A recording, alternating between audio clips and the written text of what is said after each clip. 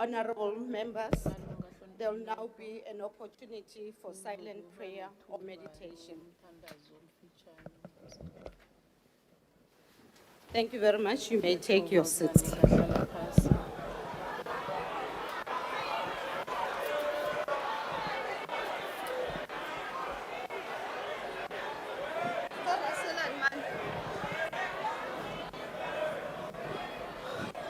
Order, honorable members. Akubenokuthola malunga ahloniphekile. Order, honorable members. Akubenokuthola malunga ahloniphekile. Honorable members, Malunga ahloniphekile. before we continue with today's Kokuba business, siqhubeke I would like to ask the members not to ngizocela move ukuthi any ke of the tables amalunga within the dome. lokuthi nje ashintshe amatafula lapha endlini. Thank you very much, honorable members. Ngiyabonga kakhulu malunga ahloniphekile. Order, honorable Akube members. nokuthula. Soshintshana wethu.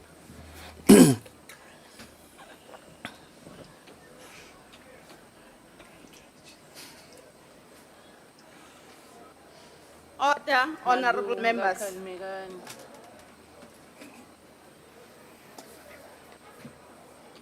The secretary will read Unobhala the ke order uzofunda of umuthi the wosuku. Debate on the President's State of the Nation Address. Inkulumo ke ka mongameli lapho ke ayibhekise khona Honorable esizweni. members, I have received a Malunga copy of ahloniphekile the ke President's ngithole address delivered at the joint sitting umbiko on ka 12 mongameli February 2026. lapha ke ngomhla ka 12 The January speech has been 26. printed in the Le minutes nkulumo of ka the joint mongameli sitting. ke I now call ibhalwe upon phansi Honorable kulokuhlanganyela kwendlu. Chief Sengibiza of the kwesesiswebhu ke Party, weqembu Honorable elikhulu Ntuli. umhlonishwe kuNtuli.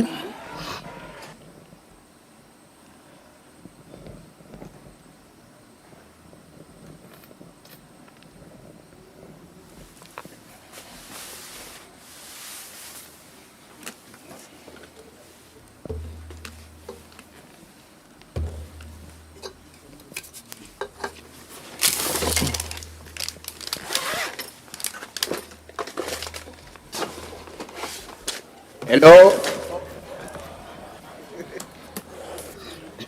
No, Honorable Chief Whip, may we request honorable members, the Bengicela ukuthi sound ke is too strong. Please laba try ke not to speak closer to your mic. Thank you very much. khulumayo bakhulumela empopweni.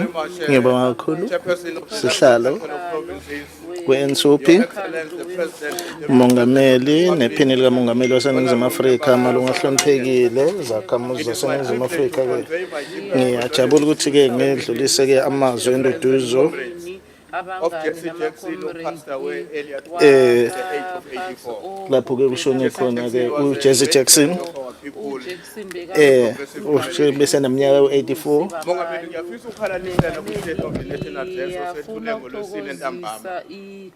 Ngiyafisa ukuthi inkulumo yakho inikeze abantu baseNingizimu Afrika ithemba, yabakhombisa indlela la ufuna siye khona. Ngithi-ke uma ngikhalalisela, ngiyafisa ukwengeza ekuthenini kwimibono oyibekile nengivumelana nayo. Lento yokuthi mhlambe asuhlonze lolu daba lwamanzi, indaba yamanzi esibhekene nayo mhlawumbe ake sihlonze sifake kulolu hlelo esigcwele ukulibiza ngokuthi national ngaphakathi ukuze kusilekelele lokuthi inhlaka ezahlukahlukene zikahulumeni ngokubambisana sizinhlangano zikahulumende sikhambisane ngaphambi ukuthi sivimbe imithetho ethile kube nesisombululo esizosihelebha ukuthi indaba le irarululeke msinya. Ngithokozele na ukhuluma ngokuqakatheka kokuthi kufanele umnyango wezolimo ukhambisane namandla imfuyo yabalimi bakithi imfuyo yabalimi ngiyafisa ukuthi ekugomweni bethu kwemfuyo yabantu bakithi etshejweni kwelimi bengaqinisekiswa ukuthi kuqinisekiswe ukuthi khulukhulu abalimi abasakhasako nalabo abathathela phasi khulukhulu ezindaweni ezisemakhosini nendaweni ezisemakhaya kube ngibo abazophakanyiswa ngombana kujwayelekile ukuthi uhlelo linje kufika endaweni zemakhaya akufiki ngesikhathi kufanele kufike ngaso. Ngiyafisa nokuthi ehlelwenelo siqinisekise ukuthi imfuyo nayitshejwako itshejwe, kube khona imigomo-ke engavumeli ukuthi imfuyo yehle inyokuthinge kwezinye indawo, ngombana lokhu kukodwa kubangela ukuthi singatshejwa. Ikakhulukazi emfuyweni yabantu bakithi. Ngiyafisa Mongameli ukuthi ngishayele ihlombe isinqumo sakho. Ngiyakhumbula ngo2021 ukuthi wawumemezelile ukuthi kuzoqashwa abantu abalekelela abantu abalimayo, labo babizwa ngokuthi ama-extension officers. Baqashwa ngonyaka ka2021 kodwa kwabe isikhashana esingesingakanani ngenxa yezimo zokuthi isabelo mali sasingakuvumeli ukuthi balekeleleke ngokwanele. Emva kokuqashwa kwabo bese siyengeza ke sifake nalabo abanye ekufanele sibafake ukuze kuphume inani lika 10,000. Mr. President, allow me to join you in celebrating a historic occasion in our country. Ngivumele ke Mongameli ukuthi ke ngibonge lokushilo lapha ke lapho sibone khona ukuthi ukuhlala kwendlu khumbula ke umama wethu izwe lethu nabantu bethu yebo babusisekile ukuthi ke babe namaqhawekazi ke abazinikele ngempilo yabo ukuthi balekeleleke abantu. Manje sibonile ukuthi ke labo bantu babezimisela ukuthi banikele ngempilo yabo ukuze izwe labo likhululeke nabantu babo. Noma ke namaqhawekazi ethu yebo nabo baphuma ke kulomphakathi leyo esiphuma kubo sonke. Manje ngiyakhumbula ukuthi ke ngayo yonke indlela ke nabo bangabantu futhi ke benza izinto ezingajwayelekile, futhi ngale ndlela ke kufanele ngibahalalisele noma ngikhumbule laba ke baka 1976 njengamaqhawe. Sigubha ke nokuphumelela kwalabo kwabafundi matriculation kulonyaka 2025. Yebo sikhumbula namaqhawe ethu ke ekufanele ngaso sonke isikhathi siwa khumbula. Mamsomlomo ke mina umbono wami ukuthi ke uma sigubha noma sikhumbula laba ngifuna ukusho ngicaphune inkondlo ebhalwe eHBR uthi kuzoba khona isikhathi ukuthi lapho ke abakhethiwe human beings who have nevertheless shown themselves to be capable of doing extraordinary things. In this context, I must also salute and pay tribute to the 1976 generation whose heroic deeds has made it possible for our country to celebrate the highest matric pass rate in the year 2025. All of these are our heroes and heroines whose sacrifice and enduring commitment to the liberation of our people must forever be honored and celebrated. Madam Speaker, I'm of the view that in paying tribute to the outstanding work done by this generation, I would like to make reference and quote a poem by H.D. Carberry, whose poem reads as follows. There shall come a time when these children in the ranks who litter the streets, who know the crushing mastery of poverty and the cases of debt and slovenliness, shall walk with heads erect, proud owners of their new world, masters of themselves, admitting no inequality, feeling no inferiority, and only a great humanity and wonder. For the destiny shall be theirs. Together we must make it happen. Unquote. Madam Speaker, there's no doubt that in my mind, the vision of the 1956 generation was also shared by the conviction and the determination by all generations that came afterborn. There shall come a time when we too can act in ways in which our children who still litter in the street due to unemployment, crushing poverty, can in no distant future walk with their heads erect, as was done by the generation who came before us. And together we can make it happen. We equally stand at a profound milestone in the life of our republic. This is a year that marks 30 years since the birth certificate, our Constitution of the Republic of South Africa, was signed into law. 3 decades ago, we made a solemn commitment to move beyond the past defined by a culture of authority and arbitral power to a culture of justification. where every exercise of state power is rationally tested against the supreme law of the land.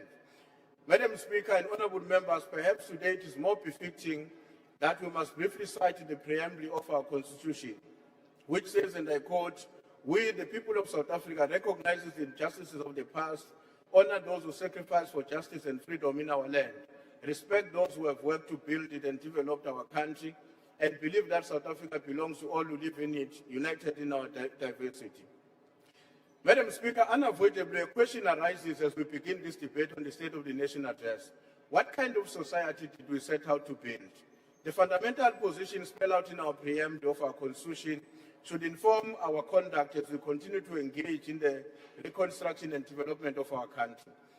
Madam Speaker, in the landmark judgment of the State versus Makwanyane in our Constitutional Court, handed down by Justice Arthur Chatskalsin, defined this vision as a historic bridge between a past of a deeply divided society characterized by strife, conflict, untold suffering and injustice, and a future founded on the recognition of human rights, democracy, peaceful coexistence, and development opportunities for all South Africans, irrespective of color, race, class, belief, or sex. However, Madam Speaker, we must be honest to ourselves that for the people, that for many, that bridge still remains incomplete. However, the interventions presented by the President during his State of the Nation Address point towards a direction to resolve these historical and historic contradictions that continue to define the face of our nation. In his book titled The Promise, Damon Galgat offers a searing metaphor of our current moment. In this novel, it depicts a nation's history through a single neglected vow, a promise of a house for a domestic worker named Salome that remains unfulfilled for decades as his family also disintegrates. Like the Swart family in the same book, we face the danger of moral evasion and ethical paralysis. We risk turning our constitutional promise into a deferred justice that eventually loses its power to heal. It is a tragedy of our time that national identity is fraying. The proportion of citizens who identify primarily as South Africans rather than by their ethnic group has declined. We are retreating into ethnic and racial distrust, with many of our people believing that government discriminates against their own specific group. This is a shouting economy where loud exclusionary voices down and such messages of reconciliation. Through the Criminal Justice System Initiative and the whistleblower promoting of the bill, you are cutting out the moral rod exposed at the Parliamentary Commission of Ad hoc Committee and the Commission of Inquiry. To address the unfulfilled promises of our socio-economic conditions, we welcome the President's continued commitment to investing in public infrastructure. Madam Speaker, the author I referred to in this novel warns us that a diminished family results from a breached promise. We choose a different path as South Africans. We choose the altruistic and humanitarian philosophy. And on the state versus Makwanyane case I referred to, the state serves as a moral role model, valuing every life as citizen. Let us continue to building the bridge. Let's ensure that 30 years from now, the promise is no longer a story that might have been, but a testament to what Thank we you, have Honorable achieved. Chief Whip. Thank Your you very time much, is up. Madam Speaker. Thank you.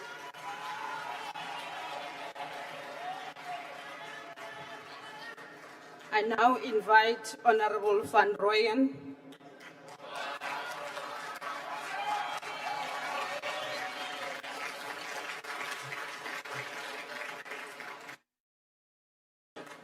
Thank you. Honorable Speaker, or Honorable House Chairperson,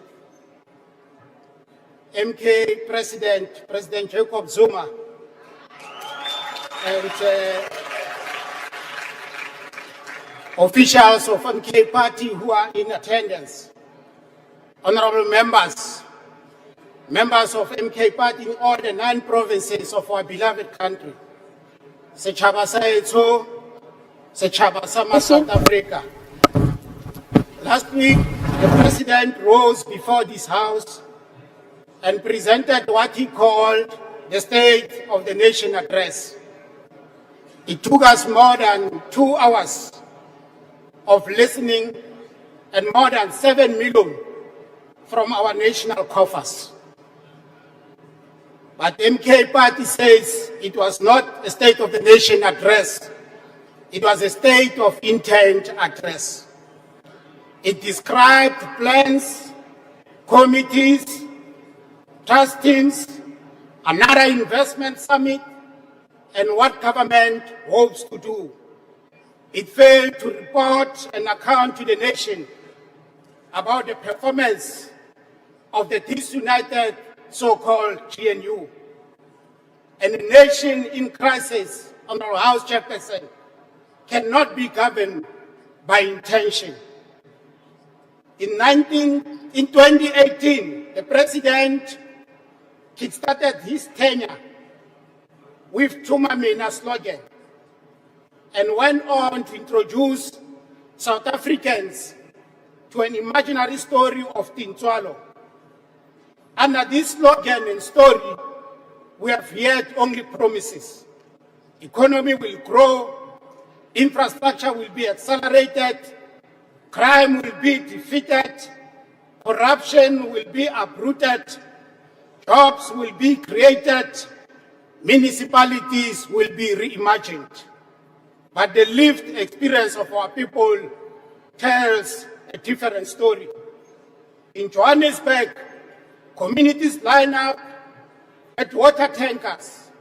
In Africa, most industrialized city.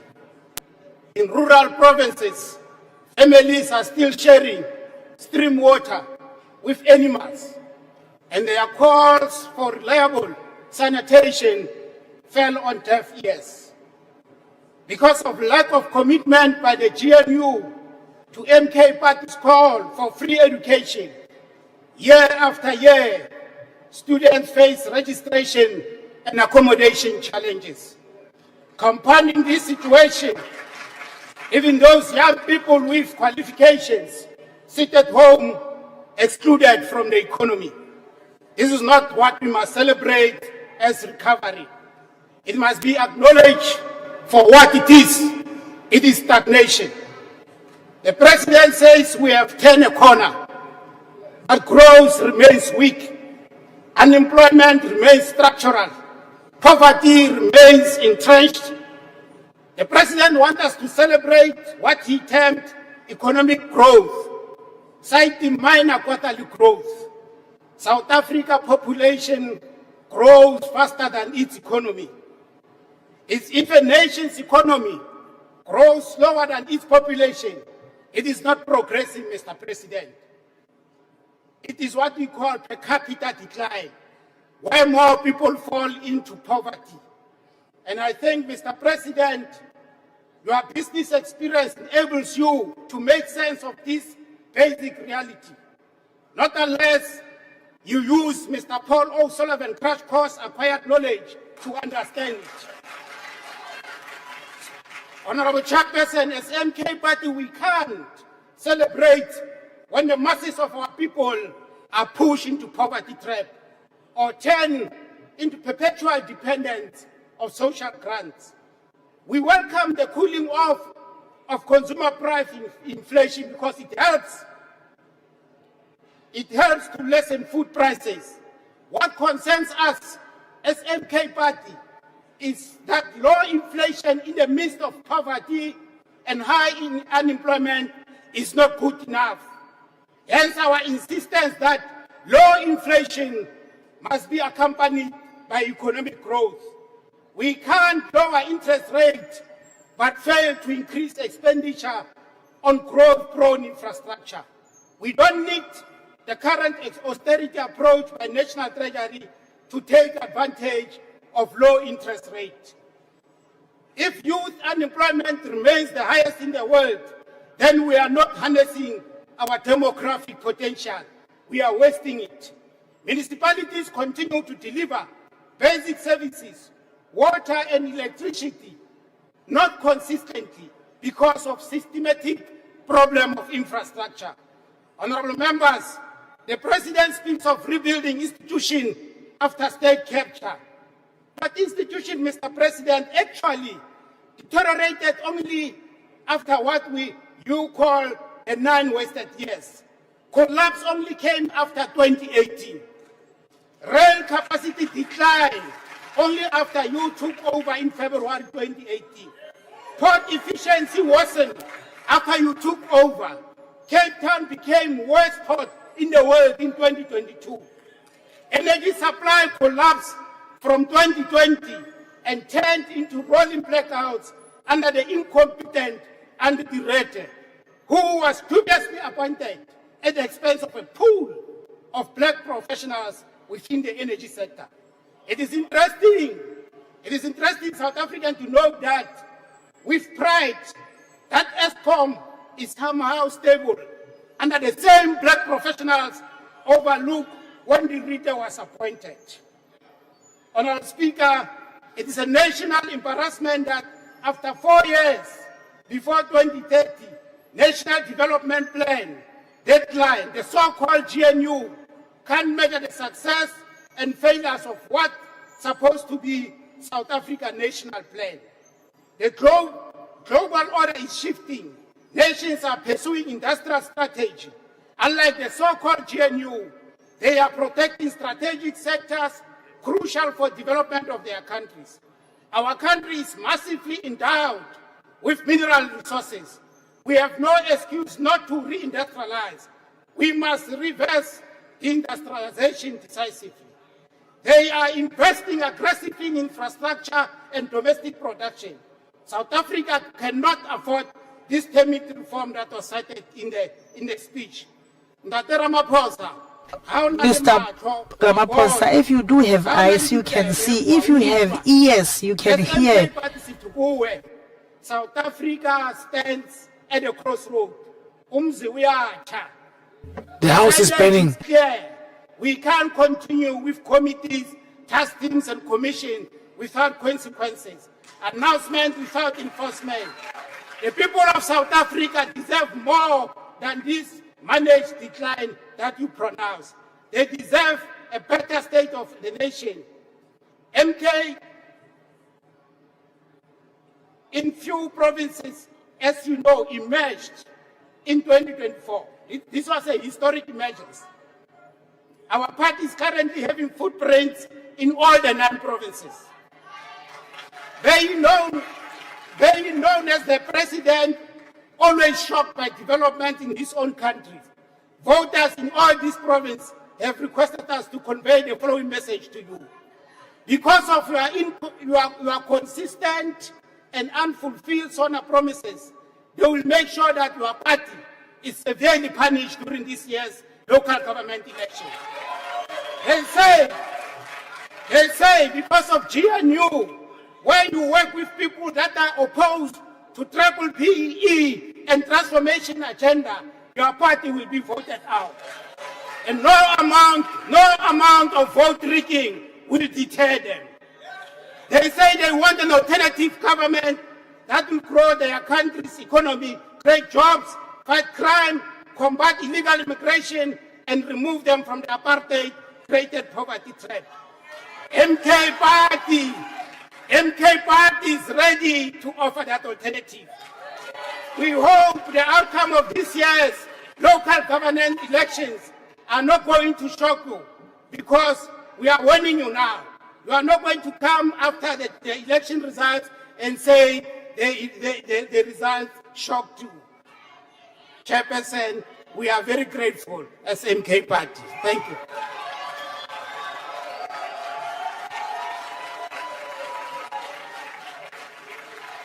Thank you, Honorable Van Rooyen.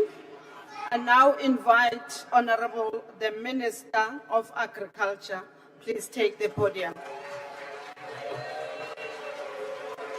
Chairperson, honourable members, Mr. President, today as I rise to respond to the President's State of the Nation address, I do so with a sense of measured optimism, but also renewed determination. The President's speech reflected a country that has begun to turn the corner after years of stagnation, crisis, and lost hope. Under the GNU, we have achieved real, tangible progress.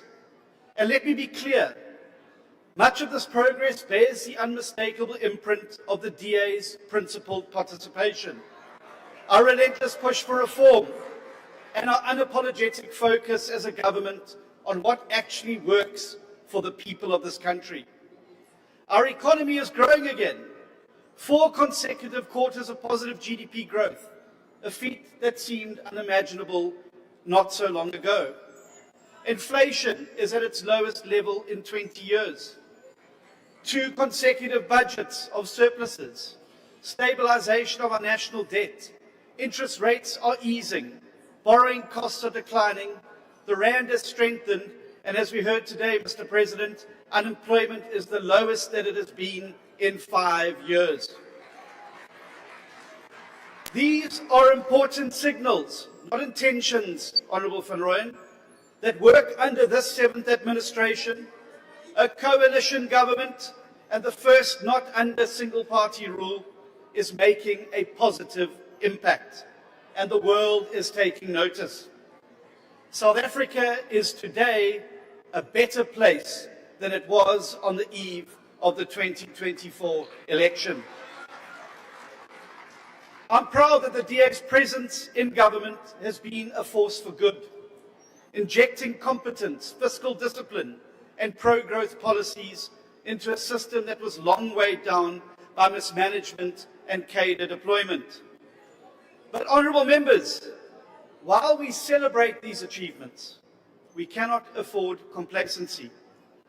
At projected growth rates of around 1.5%, it falls far short of the 3% or more needed to lift millions out of poverty and to create the millions of jobs our people so desperately need.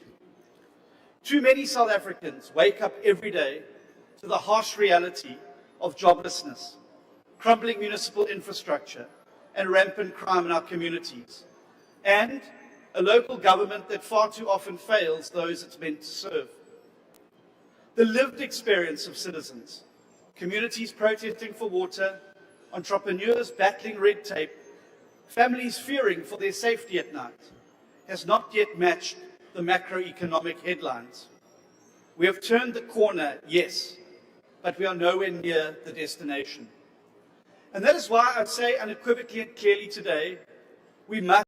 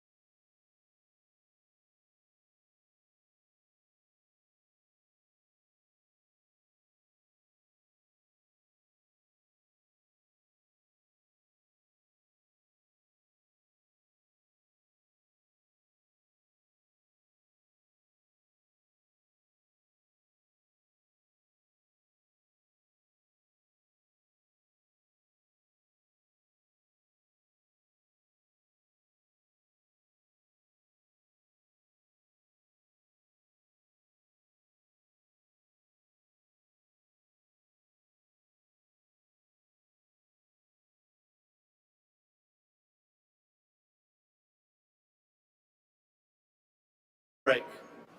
Securing a sustainable, reliable supply of vaccines has been a major priority.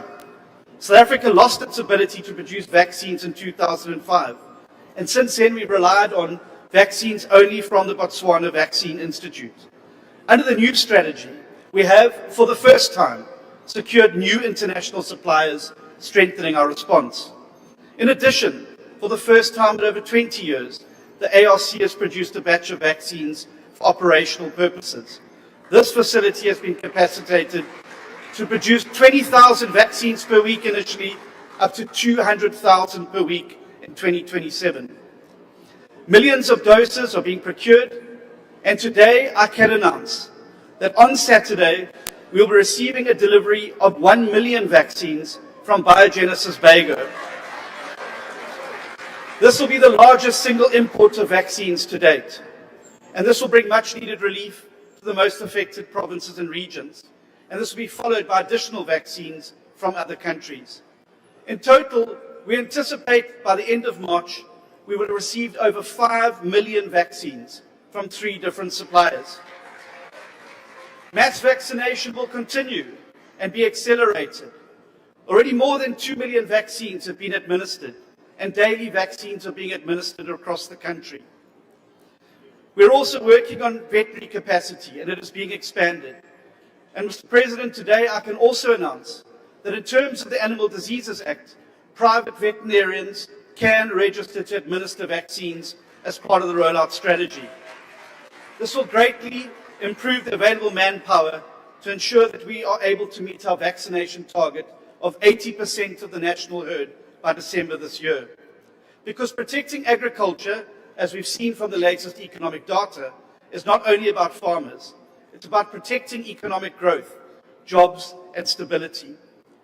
Speaker, the DA remains fully committed to this coalition because it is delivering where single-party rule failed. But let me be clear, commitment does not mean blind loyalty, and we will continue to fight for foster bolder change and ensuring that every cent of public money works for the people and not for politicians.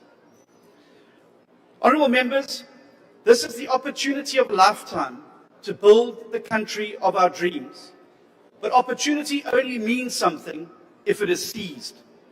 Our children will never forgive us if we fail to capitalize on this moment by driving faster and deeper reform that confronts the things that hold our country back head on. To every South African listening today, the progress we have made is real, but the work ahead is urgent. And we will lead that change, championing freedom, fairness, opportunity and excellence. Together in this government of national unity and beyond, we can build a South Africa that rises faster. But the time for cautious steps is over. Honourable The time to Minister. sprint Your towards time is prosperity up. is now.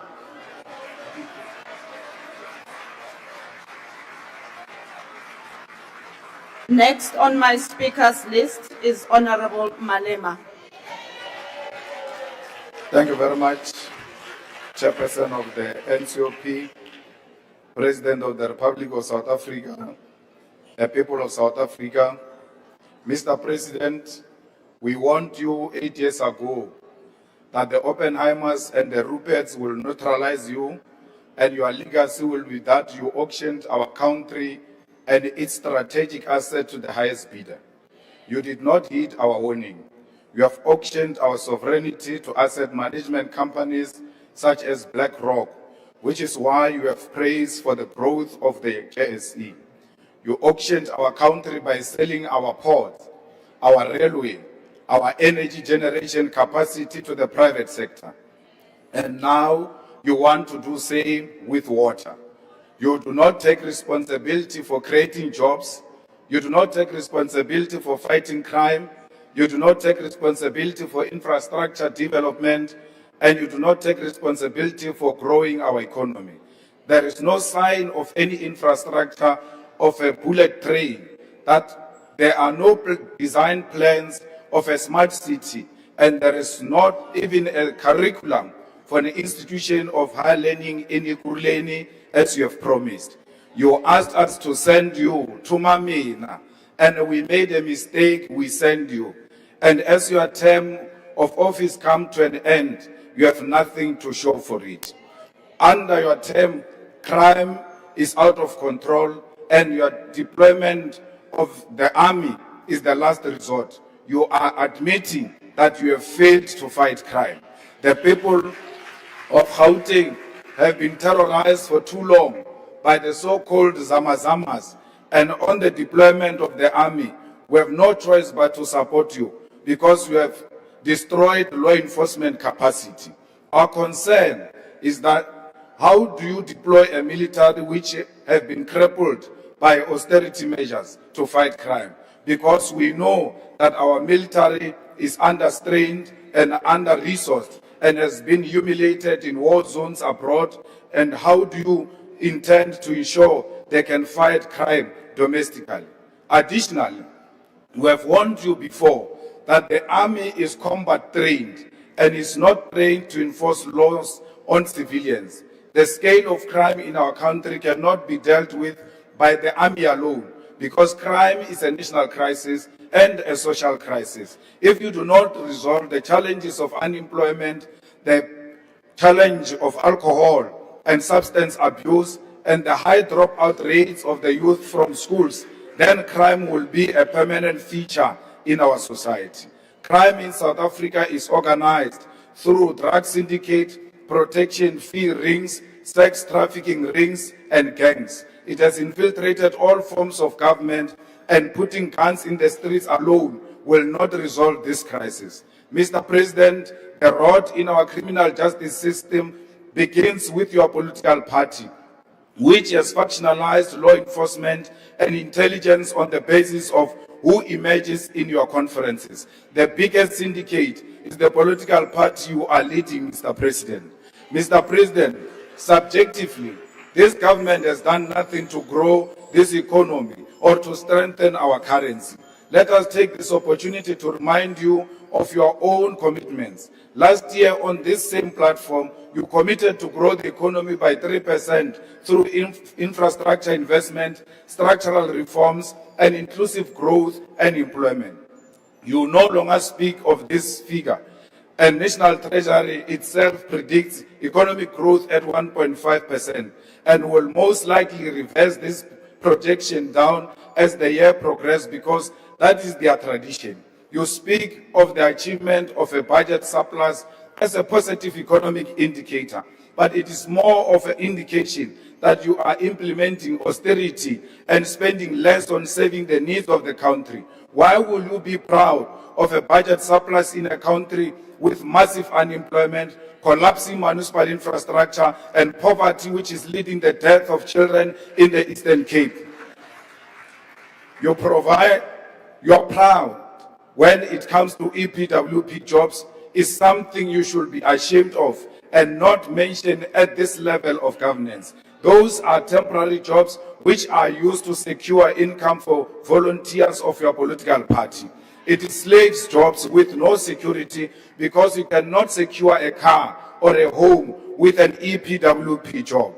Mr. President, the electricity crisis in South Africa is far from over. The mistake you are making on declaring an end to the electricity crisis is the same mistake you have made with the water crisis for decades in this country. Now that the people of Sandest no longer experience electricity outage, you no longer view it as a crisis, forgetting the people of Soweto, Mdantsane, Seshego, and Ditsobot. You have given load shedding a new name, and that new name is load reduction. On top of that, you have lost control of the pricing regime of electricity, and NERSA is pronouncing an increase in the cost of electricity every few months.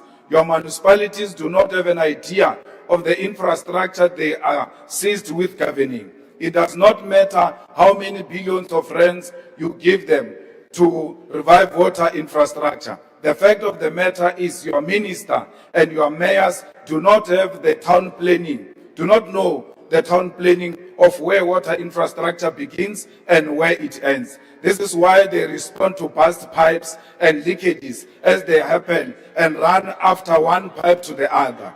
In Ikuruleni, we have an MMC of water of the EFF, Tembi Msani, and sanitation, who is managing a water infrastructure there and has been declared as a water champion.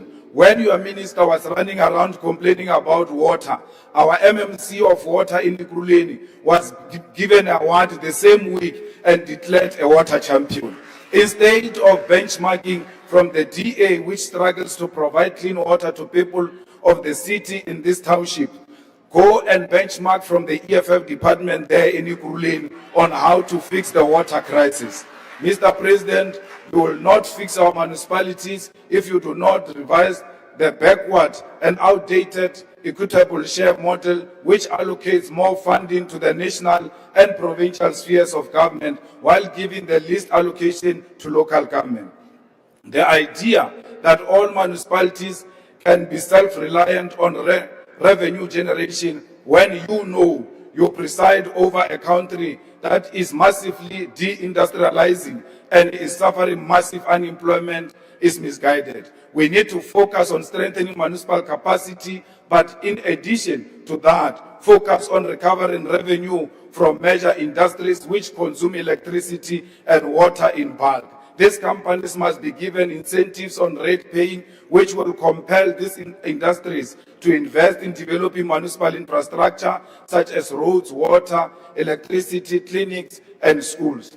Mr. President, we want to say to you, we fully support you on your posture when it comes to international relations. Your support for Palestine, the people of Western Sahara, South Sudan, and the people of Cuba.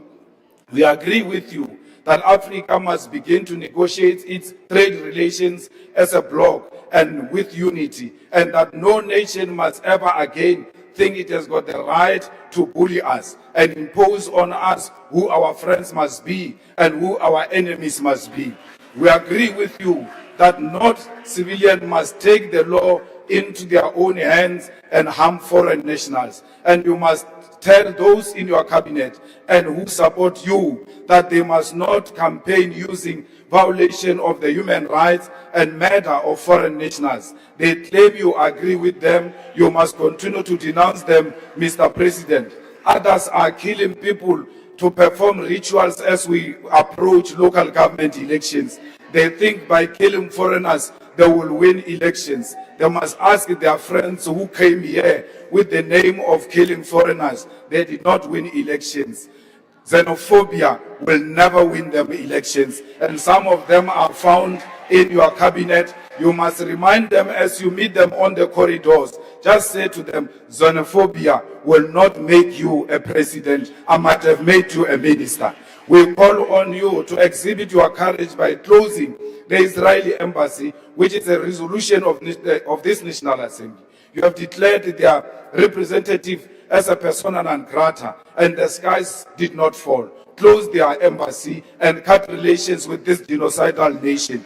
The USA has sent a rampant racist as its diplomat in this country, and we must exercise our right to refuse cooperation with the individual whose sole intention is to dictate to us what our foreign policy must be. Mr. President, your Pala scandal has rendered you ineffective in dealing with corruption and incompetence in your party and in your cabinet. When Dr. Zweli Mkhize was found to be involved in digital vibe scandal, you did not have the courage to remove him. He resigned. Today, Zweli Mkhize is the chairperson of the Portfolio Committee on Cooperative Governance and Traditional Affairs. When Honorable David Matrobo was identified as being a key part of the corruption in the State Security Agency by the Zondo Commission, you did not remove him. Instead, he's the Deputy Minister of Water and Sanitation. When Senzo Mtunu was exposed last year for having formed part of the infiltration of the South African Police Service and disbanding of the political killings team, PKTT, on New Year's Eve, you did not remove him. You have retained Senzo Mtunu at the taxpayer's expense and called him your political burden to bear. Today, the people of this country do not have water. Instead of consequence management against Honorable Pemni Majudina, who does not have a clue what she's doing. You create another task team for water, which is chaired by you, because you do not have the courage to remove her. If you have the courage to remove her now, so that you demonstrate that you've got the courage. You've got the Premier.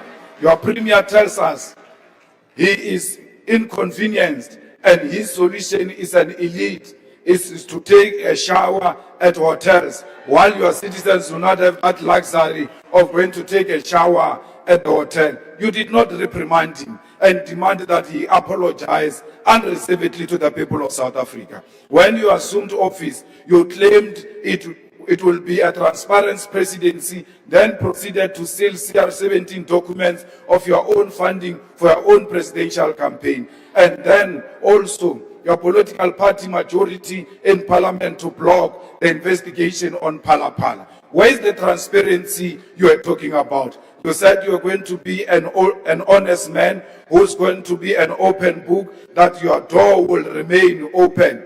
And today, your door remain closed. You even put butler doors to make sure no one accesses you and the documents that are attributed to corruption. Let me reassure you, Mr. President, as long as the EFF is still alive and in this parliament, Phala Phala will never die. Thank you very much. Thank you very much, Honorable Malema. Speaker. The next speaker on my list is the Honorable Minister in the Presidency. Speaker. Speaker. Order, honorable members. Speaker, is not a point of order, it's a point of procedure. I just want to put it to the House that President Jacob Zuma is in the House together with Deputy Honorable President. member, I can't see who's speaking. I didn't give you permission to do that. Can you please follow the rules of the House? What are you rising on, honorable member?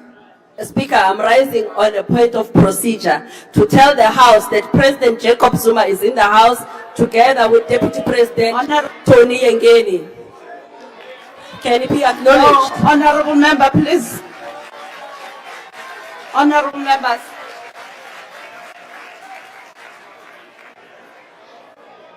Honorable member, there's no provision for me to agree with what you are saying. Please, let's proceed with the House, sitting of the House. Over to you, Minister.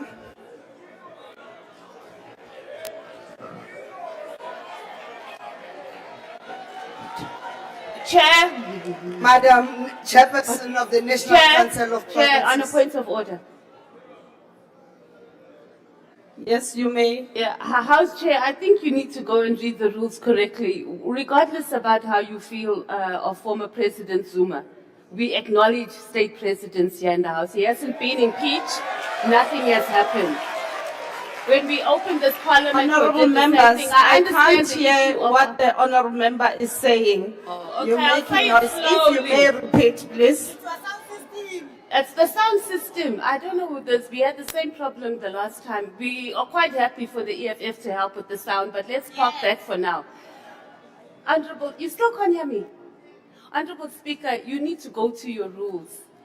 Not Speaker, Honorable House Chair.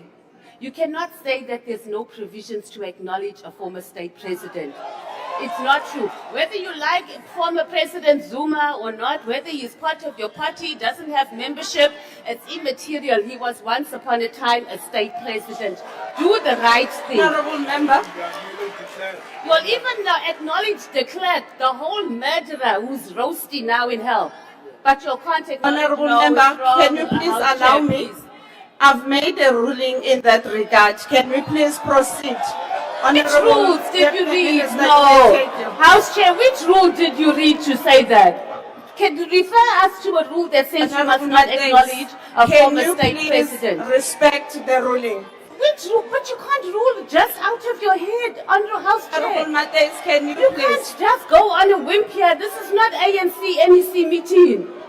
We are in Parliament. There's our rules here and there's procedures. You have acknowledged a murderer. Point of order. And you're not doing it. It's wrong. Blah, blah, blah.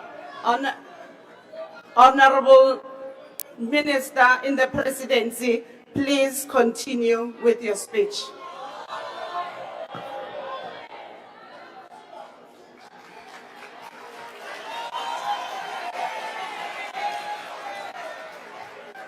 Madam Speaker and the Chairperson of National Council of Provinces, His Excellency President Cyril Ramaphosa and Deputy President Mashatile, honorable members.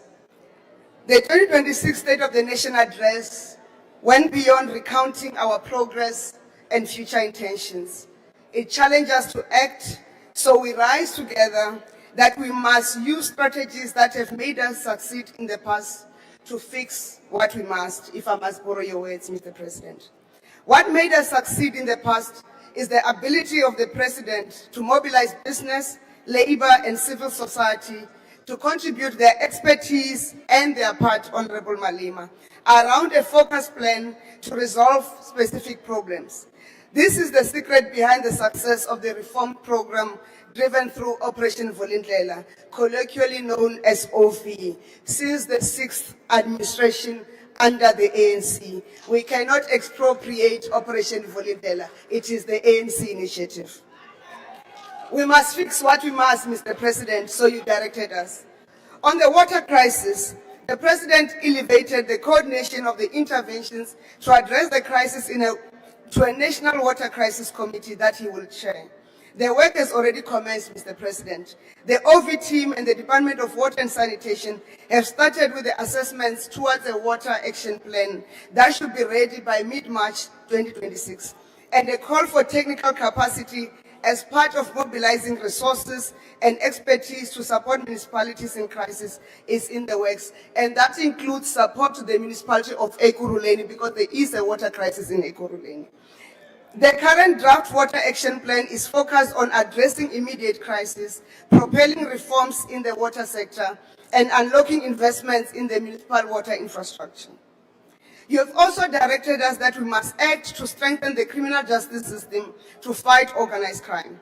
And to do that, Mr. President, you have directed that the State Security Agency re-vet members of the senior management structures of the SAPS and vet members of the Metro Police departments. We have commenced with work in this regard. To ensure progress, the SSA has indicated that they are going to prioritize the re-vetting of police officers and management implicated at the Madlanga Commission, and in the Metro departments, they will start at the Ekurhuleni Metro Police Department. Engagements with SAPS on the re-vetting process have commenced to ensure full cooperation of affected members, and the re-vetting will also include officers due for promotion to the SAPS SMS structures.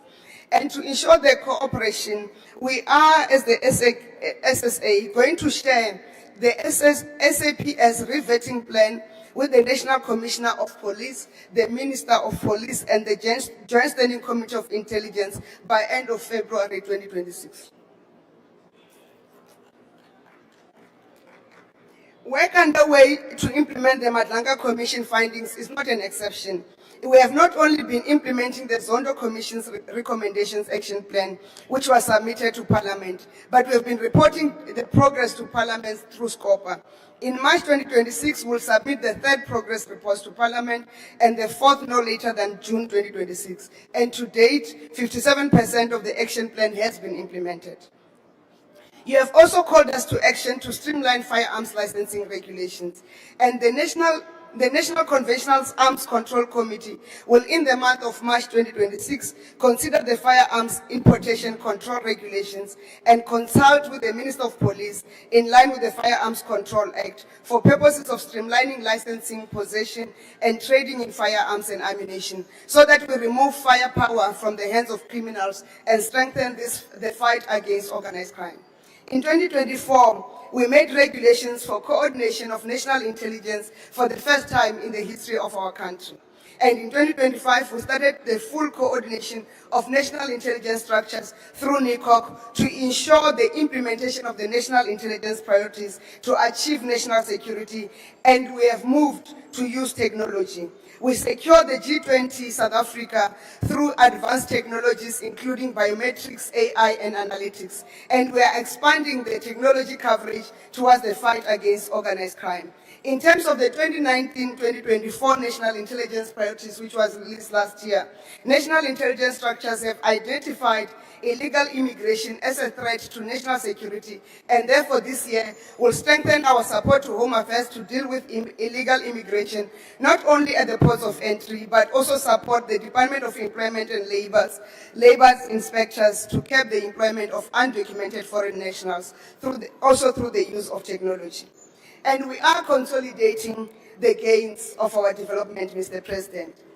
But Honorable Malema will argue we have nothing to show for it. Maybe we need Economics 101, because I also saw Mr. Van Rooyen arguing the same. This morning, Statistics South Africa released the 4th quarterly labor force survey. Our economy has wind in the sails, Mr. President. Employment increased by 44,000 in the 4th quarter of 2025. The number of unemployed persons, listen to this, decreased by 172,000 to 7.8 million during the same quarter. Official unemployment rate decreased by 0.5 percentage point from 31.9% in the 3rd quarter of 2025 to 31.4% in the 4th quarter of 2025. We are not yet there, but we are solidly on the way. The budget surplus, again on Economics 101, helps us to pay down existing debt. It lowers the debt, our debt servicing cost. Therefore, meaning we release the money to be available to fund infrastructure and also social programs that are important for the livelihoods of our people. And it also increases economic confidence. We are making progress in the turnaround of Transnet. Though you wish to say we have privatized, we have not privatized. We need to know our strength and say who can partner with us. There's nothing wrong with government partnering with South Africans to deliver for the best interests of South Africa. Minister Chrissy will elaborate on the details of the improvements in performance at Transnet. Again, you said there are no plans for the passenger rail, but you are in parliament, you are not in government. Those plans are plans that are in the executive, separation of power. But the passenger rail, again, is gaining momentum. We are taking on more commuters, reducing the cost of commute between home and work and from home to others using our own isitimela Sabantu. Again, Minister Chrissy will provide that. Mr. President, we commit to perform and deliver on the timelines you have set against us, and as the presidency, coordinate the work of government to make sure that we deliver and focus cabinet in that delivery. Because we are the daughters of Sophie de Bruyn, we are the granddaughters of the women of 1956 March, and in their footsteps, we are committed to serve the public purposefully and intentionally for the rise of South Africa, as you have called us to action. Rise, South Africa, rise.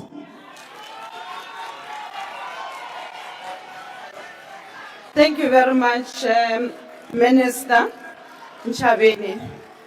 Honorable members, before I call upon the next speaker, I would like to take this opportunity and acknowledge the presence of the former President of the Republic of South Africa, Honorable Zuma. He's here with us today. Thank you very much, honorable members. You may take your seats. Order, honorable members. We are now proceeding to the next speaker. The next speaker on the list is Honorable the Minister of Cooperative Governance and Traditional Affairs. Over to you, Minister.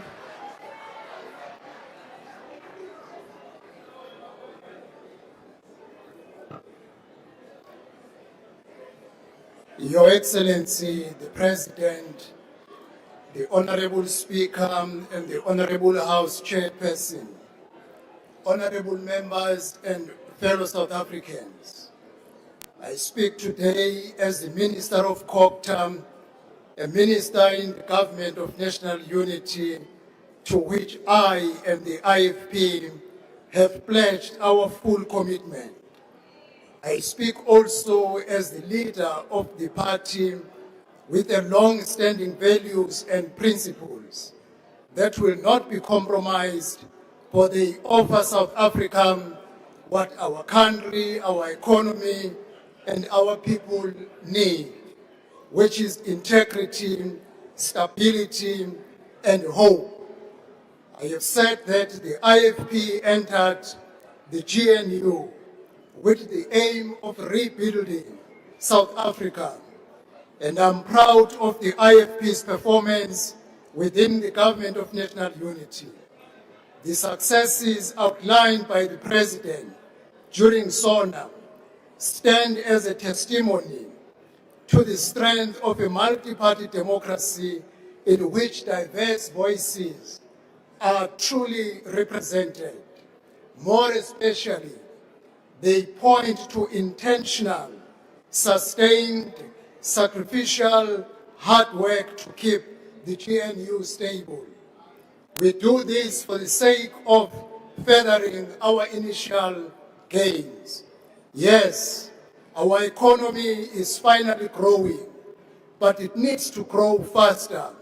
It needs to outpace the growing inequality in our society, the mounting social needs, and the bargaining unemployment that plagues us.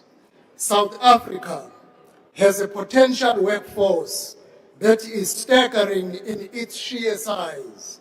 Indeed, the productive potential in our country is unique from a global perspective, but the potential to fail our people, to fail our youth, and to fail to achieve what we are capable of is a real and present danger. Honorable President, the social grant system is a crucial safety net for the vulnerable, but in fact it demands a fundamental redesign to genuinely assist those in need. Our parallel priority must be the empowerment of our citizens towards self-help and self-reliance.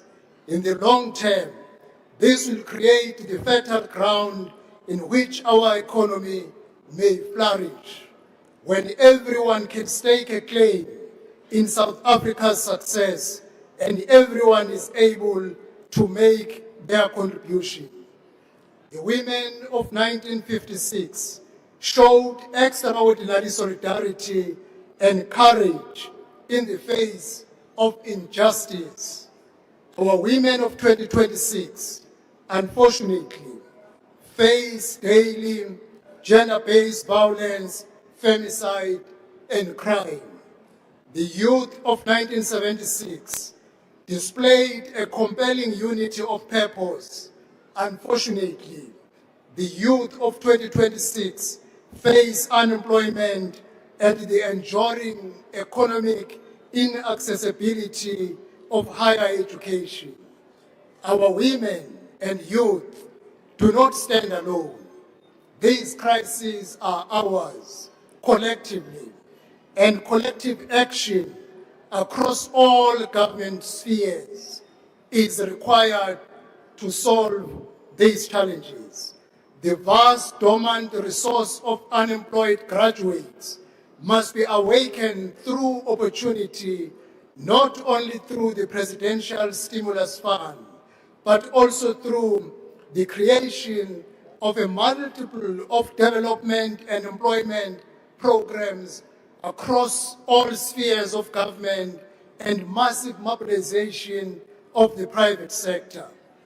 As Minister of COGTA, I must emphasize, Your Excellency, the words that you indicated during the SONA on the centrality of fixing the many dysfunctional municipalities, a task which is being tackled and will be completed by 31 March 2026 through the review of both the white paper on local government and the municipal funding model, which will be a game changer to our local governance system. Deployment of officials will have to be on the basis of competency and professionalism, not political deployment. The white paper on local government review will place municipal governance on a sound footing, facilitate efficient cooperative governance, and harness the potential within the institution of traditional and cohesion leadership, creating genuine governance partnership with traditional and cohesion leadership. Your Excellency, the white paper on local government review will yield to great and progressive change if political parties come elections of the local government will deploy competent political leadership as mayors, deputy mayors, exco, speaker and MPIC chair who will drive and become the agents of change and service delivery. The IFP commends the establishment of the National Water Crisis Committee as a temporal matter to fix a much wider range of malaise of water crisis that has accumulated over decades. An emergency solution is necessary, and we believe this committee as a temporal measure will bring a great relief. But the long-term solution is building capacity in municipalities, ensuring that the competent leadership in municipality do maintenance timelessly on an ongoing basis, build more reservoirs, and deal with the multitude of water losses as a result of the infrastructure that is failing to perform because it was never attended timelessly. Honorable President, there is another leak that we must fix, and that is the leak of economic and social resources through unchecked illegal migration. The IFP classifies the pervasive presence of undocumented foreign nationals as a threat to state security. While we support... Thank you, Honorable Minister. Your time is up. Thank you very much, Honorable Thank you very Chairperson. much.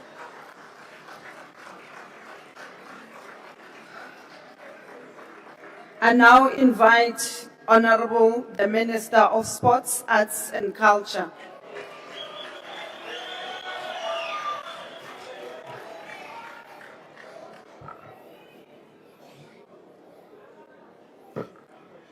Chairperson of the NOCPB. Chairperson, you see, already. These are my fans, so leave them. Let me start.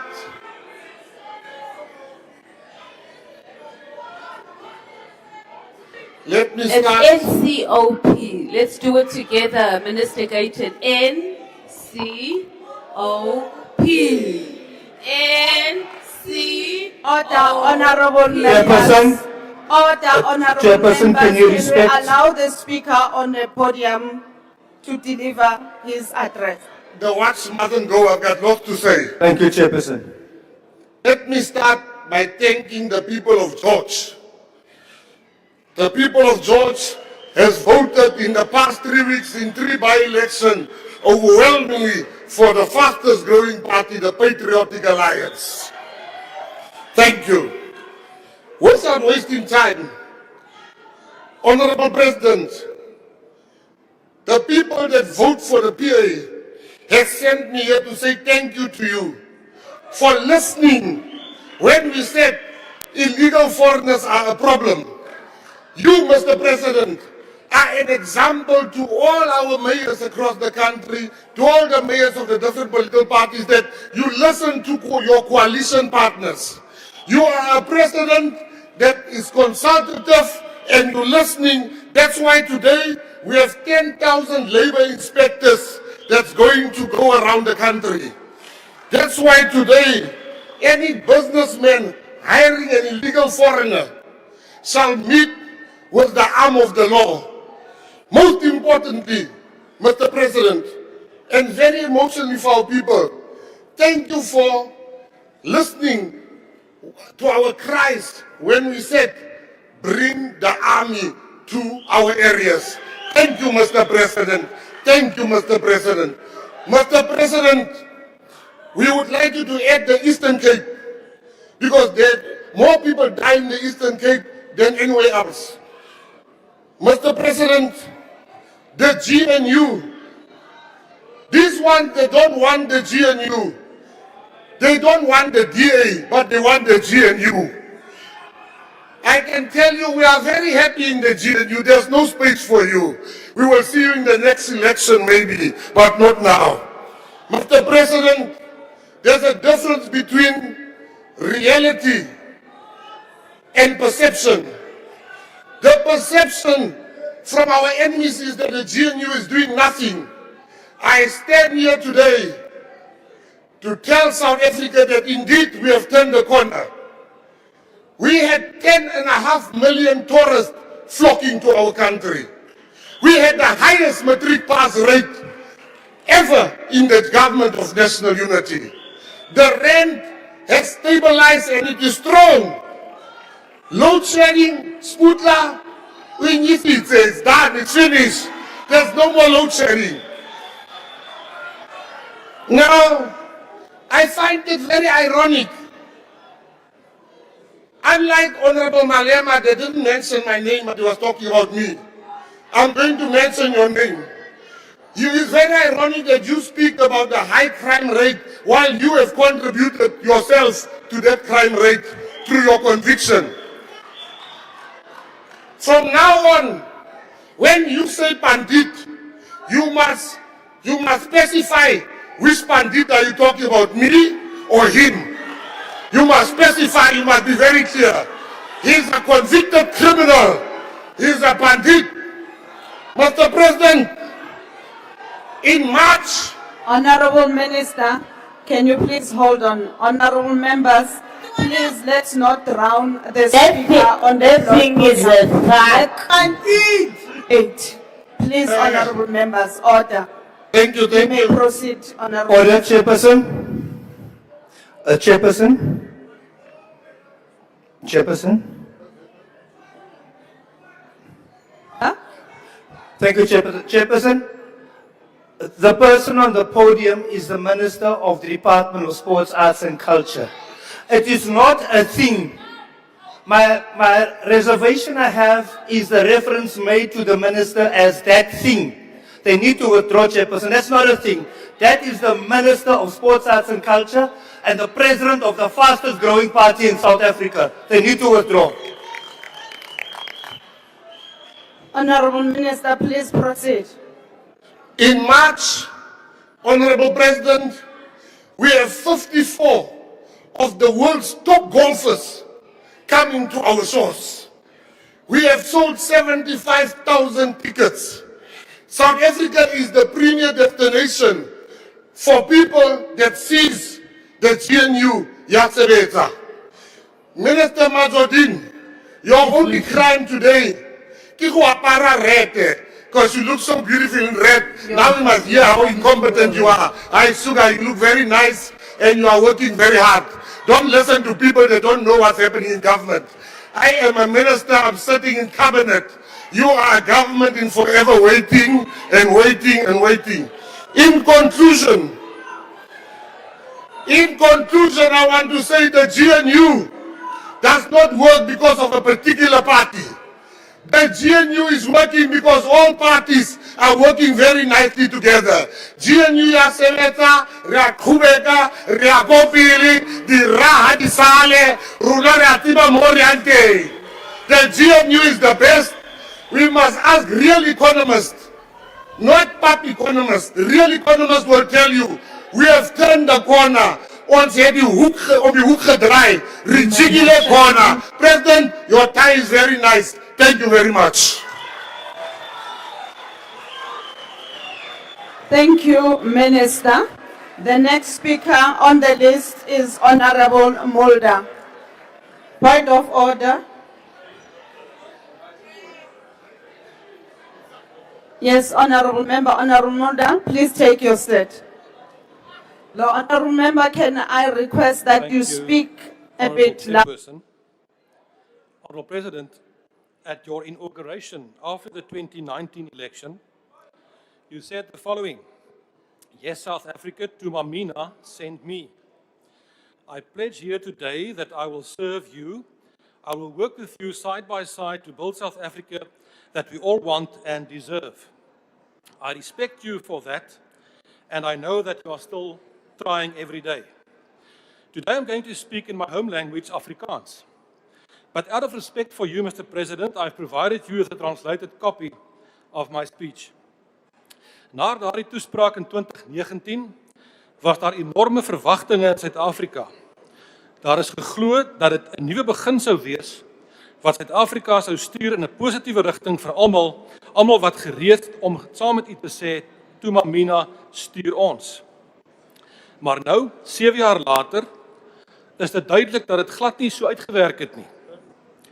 Dit was vermoeiend donderdag aand om net te luister na die lang lys van probleme wat u gelys het, om nie van al die nuwe taakspanne te praat nie. Elkeen van hierdie probleme het nie maar toevallig gebeur nie.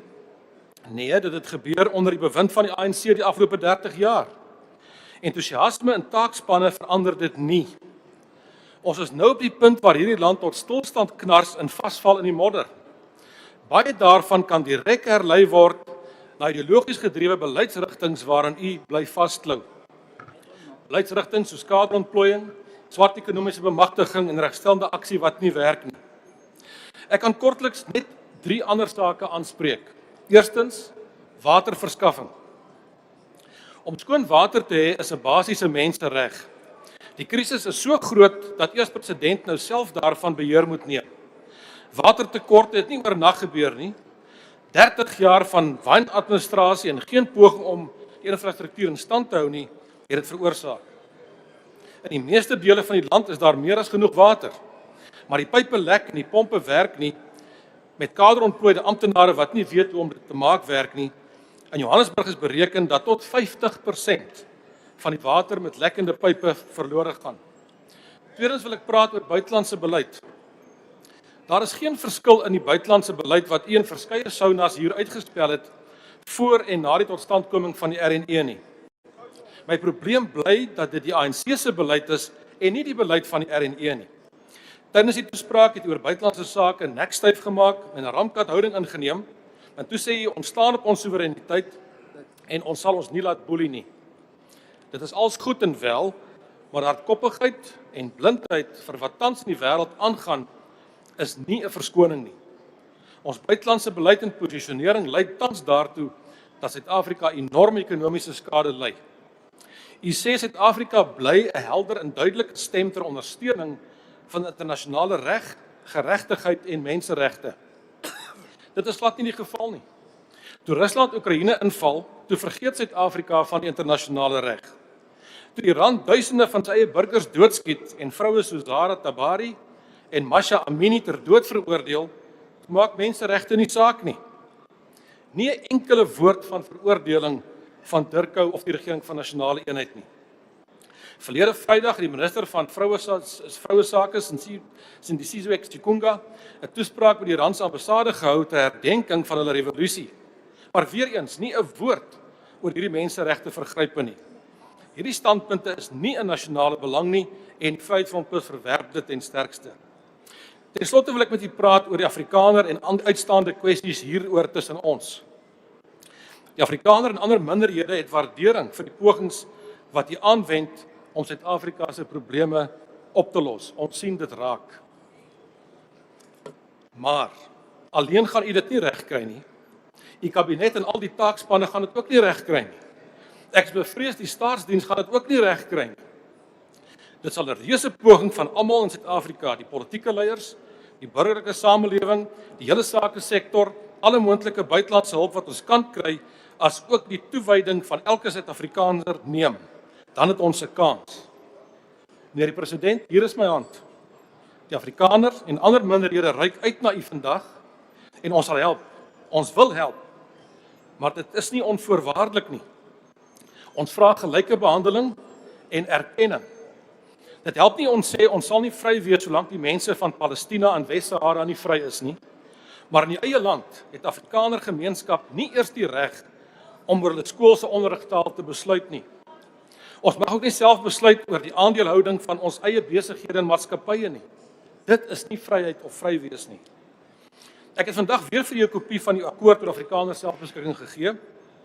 Afrikaner vryheid en selfbeskikking is uitstaande sake wat nie gaan weggaan nie. Laat ons dit hanteer. In die verlede het die VF ooreenkomste nagekom, gaan kyk ons geskiedenis, maar die ANC het nie. Dit lei tot woede en frustrasie. 2 voorbeelde. Die VF+ het ons deel van die ooreenkoms in die Noord-Kaap na die verkiesing nagekom. Die ANC het dit blaatant verbreek. Dit maak mens kwaad en is 'n ernstige vertrouensbreuk. Ooreenkomste wat aangegaan is rondom die Bellewet, onteiening sonder vergoeding, is ook verbreek. Dan trek Afrikaners hulle hand terug. Laat ons mekaar in die oë kyk in hierdie sake, laat ons hierdie sake hanteer. Ons is gereed om dit te doen, meneer die president. Baie dankie. Mulder.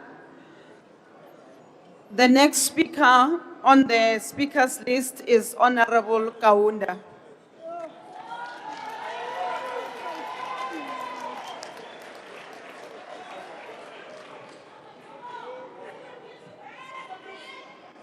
Thank you, Honorable Chairperson of the NCOP, Honorable Speaker, Your Excellency, President Cyril Ramaphosa, Deputy President, members, honorable members, traditional leaders in our midst, ladies and gentlemen, fellow South Africans.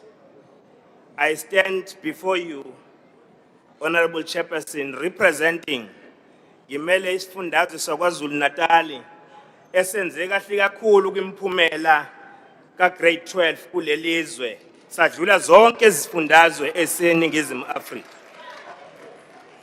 Kodwa isifundazwe esakhiwe indawo eziningi zasemakhaya. It gives me great pleasure to participate in the 2026 SONA debate delivered during the significant month of February, a month that marks the release of former President Nelson Mandela and other political prisoners. This is also the month where we celebrate the birth and commemorating the passing of our founding president of the African National Congress, Dr. John Langalibele Dube Umafuguzela Onjengelanga. Although he departed this earth many decades ago, we continue to draw inspiration from his philosophy and ideals rooted in education, economic self-reliance, and interracial harmony. It is therefore no coincidence that in pursuit of this vision, he established Ohlange Institute that promoted agriculture, industrial training, alongside academic learning. We must continue to draw lessons from his legacy as we confront the challenges of our time. You'll agree with me, Honorable Chairperson, that one of the pressing issues we face is water security and the decline of core services in our municipalities. Yet we stand today with renewed purpose and decisive action, which is being taken by the President to reverse this tragedy. Sikwethulela isigqoko Mongameli ngenkulumo yakho enohlonze futhi ekhombisile ukuthi iveze inkinga izwe eyibhekene nathi iphinde iveze futhi impumelelo nebanga esesilihambile lokuguqula impilo zabantu bakithi zibe ngcono. Phakathi kufaka uguquko esibonayo kwezomnotho okuzodala amathuba omsebenzi kuphinde kuhlehlise kuqhelise ububha kumphakathi wakithi osaphila esimweni esinzima. We welcome the establishment of the National Water Crisis Committee, chaired by the President. This is not merely another structure. It is a clear demonstration of national resolve. By placing this committee under his direct leadership, the President sends a powerful message that water challenges demands agency, coordination, and unwavering oversight. This is leadership that rises to meet the moment. We further express our appreciation for the 156 billion investment committed to water and sanitation infrastructure Singakhuluma ngesifundazwe sakithi kuzokwakhiwa idamu elikhulu lapha eStephen Dlamini Dam, kwakhiwe iLower and Upper Mkomazi okuzoletha ukuthi ixazululo zeinkinga ezibhekene nabantu bakithi masikhuluma ngamanzi kakhulukazi imiphakathi eyakhele indawo zakithi ezisemakhaya nasemalokishini nasemadolobheni. This commitment comes at a critical time as communities across the country faces severe water scarcity, aging infrastructure, and repeated service disruptions. This injection of resources is not only timely, it is essential to restoring dignity and protecting the fundamental right to water for every South African household. Honourable members, we must be honest about the challenges before us. The declining performance of water, electricity, and solid waste services in our municipalities undermines constitutional rights, restricts economic opportunity, and limits job creation. Our 8 metropolitan municipalities, where this challenge is severe, account for more than 2/3 of South Africa's economic activity. Their decline is not merely a municipal concern, it is a national risk. That is why the performance-based grant introduced by National Treasury is a game changer. It shifts us from the funding failure to rewarding performance. It incentivizes metros to reverse the deteriorating in electricity, water, wastewater, and solid waste services. It demands a new governance, culture built on accountability, capability, transparency, and measurable improvements. Honourable Chair, these reforms require that trading services be managed with professionalism and discipline, either a dedicated business unit utilities. These models are tried, tested, and proven locally and internationally to deliver efficient and reliable services. At the heart of these reforms lies a strong accountability that demands a single, empowered point of management accountability and organizational structure, consolidating all necessary functions, a clear service compact between the municipality and the service entity, full financial transparency, a credible funded business and investment plan. This moment calls on us to restore trust in public institutions by ensuring services work consistently, transparently, and sustainably. This is not merely technical reforms, it is a moral obligation. Honourable Chairperson, we acknowledge leadership demonstrated by eThekwini in advancing the district development model. Through the DDM, they've been able to streamline their planning and facilitated the establishment of one-stop shop for environment impact assessment and water use licenses approvals. Through the funding from Infrastructure South Africa, eThekwini municipality has been able to unlock critical infrastructure for major catalytic projects, such as the 10 billion rands brickworks development in Avoca on the northern part of eThekwini and 15 billion rands eShongweni development in the outer west of eThekwini. These economic projects have injected economic growth and jobs and economic opportunities where they were created. It is important, Honourable Chairperson, to mention that along Entry Corridor, a bold vision is taking shape. The development of a new urban node connecting Durban and Pietermaritzburg. This corridor is becoming a spine of KwaZulu-Natal. The intention to establish a Midrand equivalent for the province, reflecting strategic foresight and anchoring logistics, industry, commercial development, and residential growth along one of the country's busiest transport routes. The Cattle Ridge dry port development is attracting significant investment and will ease pressure on the Port of Durban, improve freight efficiency, and strengthen export competitiveness. Major central upgrades to the N2 and N3 corridors, which together carry close to 300,000 vehicles daily, will further stimulate the economy of the province and create sustainable jobs and economic opportunities. This investment in infrastructure has significantly improved business confidence in eThekwini.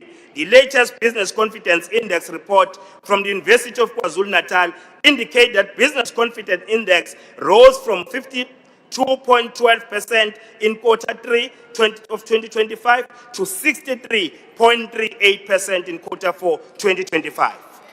A clear signal that reform and investment are restoring trust.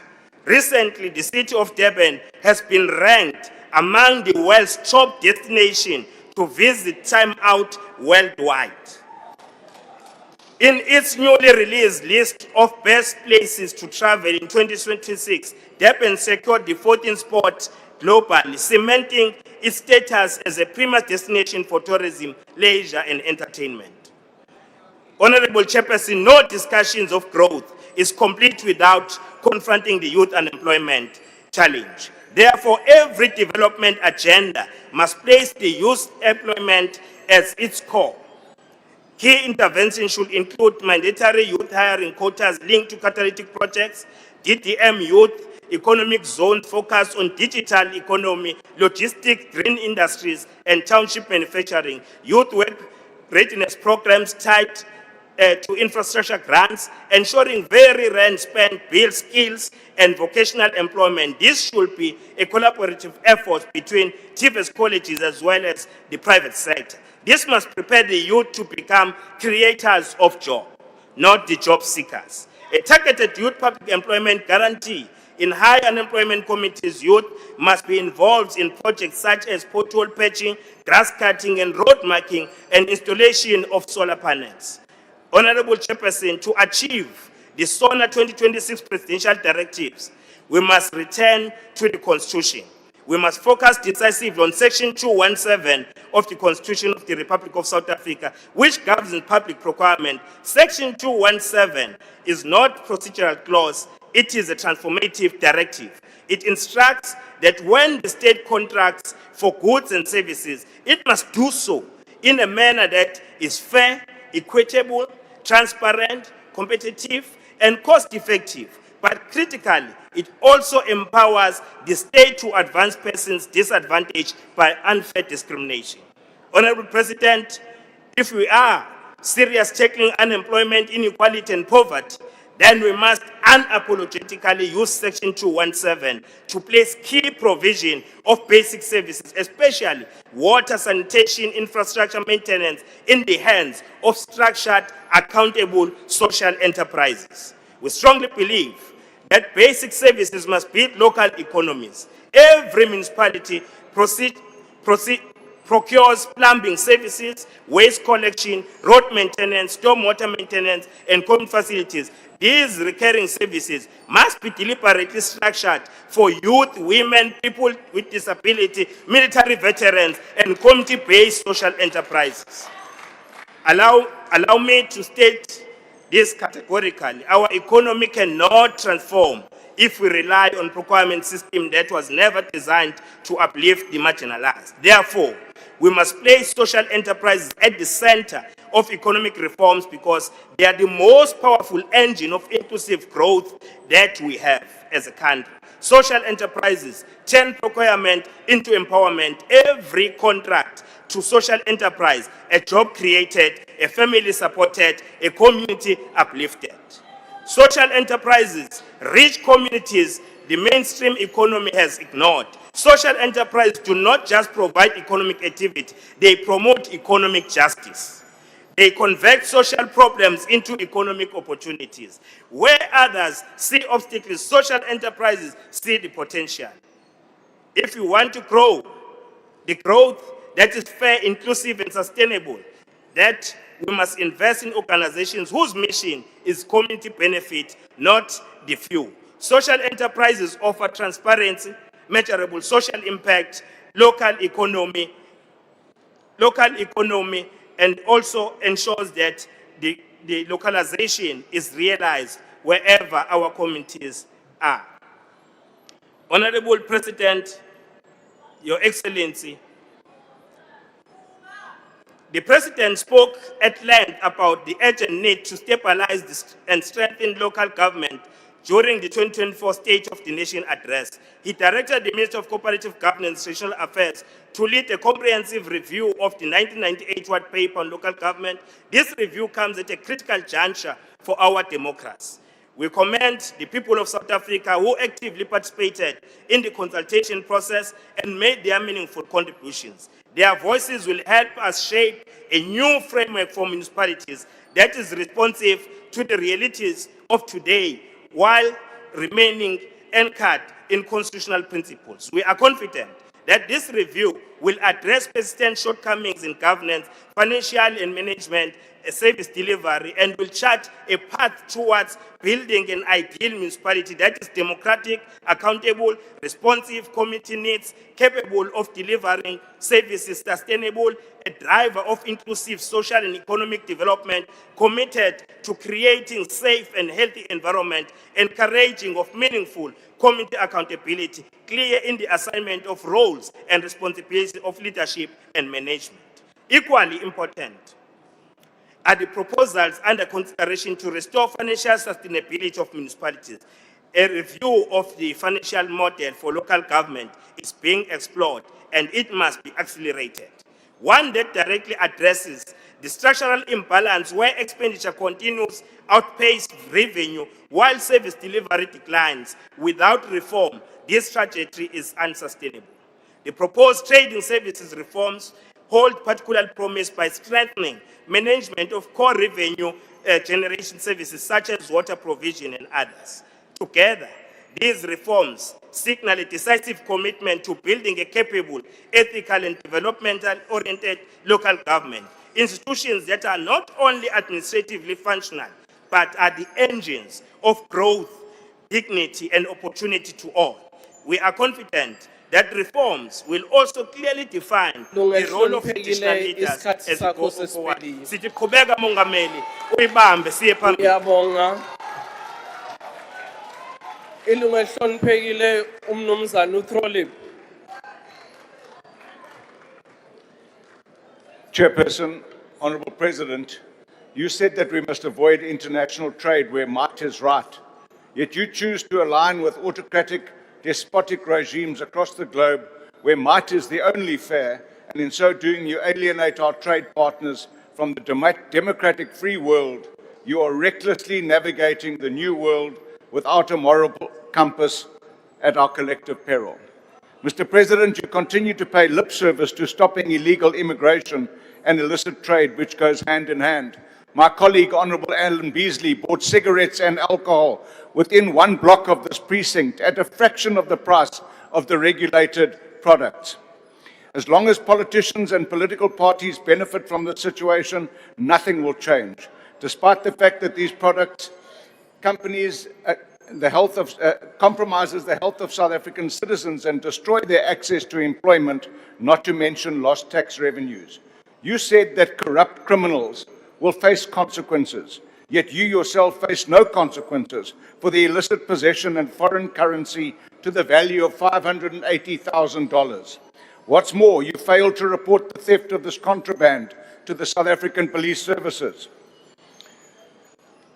The silence from your party and your GNU partners on this stinks of the worst kind of expediency. As for expediency, why are Deputy President, it's not my house, actually it is my house, Mashatile, Zweli Mkhize of Digital Vibes infamy, and Tembi Semelani of VBS notoriety not charged and prosecuted? Lifestyle audits, my foot. Even the MPA officials have refused lifestyle audits, and it's clear as to why they do that if you watch the Madlanga Commission and Ad Hoc Committee on our TV screens daily. No, Mr. President, you cannot fictionalize your legacy. It isn't shaped by spin, but by facts. You are right about your government and your bloated cabinet of ministers promoted above the Peter principle, lurching from one crisis to another. Local government is a mess, and your stopgap intervention in Johannesburg before the G20 summit was like putting a plaster on a septic wound. The pus is oozing out again, and there's no water in the taps, despite the Vaal River system overflowing. This is a reflection of what your government has come to represent. Your MEC for Health says sleeping on a hospital floor is a preference. The Gauteng Premier, Antoinette Lusufi, says he too is inconvenienced by having to shower at hotels. This reflects a callous disdain for lived reality of South Africans. At last, you have intervened in the foot and mouth disease disaster.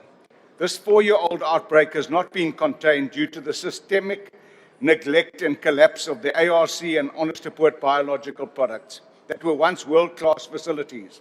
The previous administration spent R500 million to build a World Organization of Animal Health recognized good manufacturing practice vaccine production facility.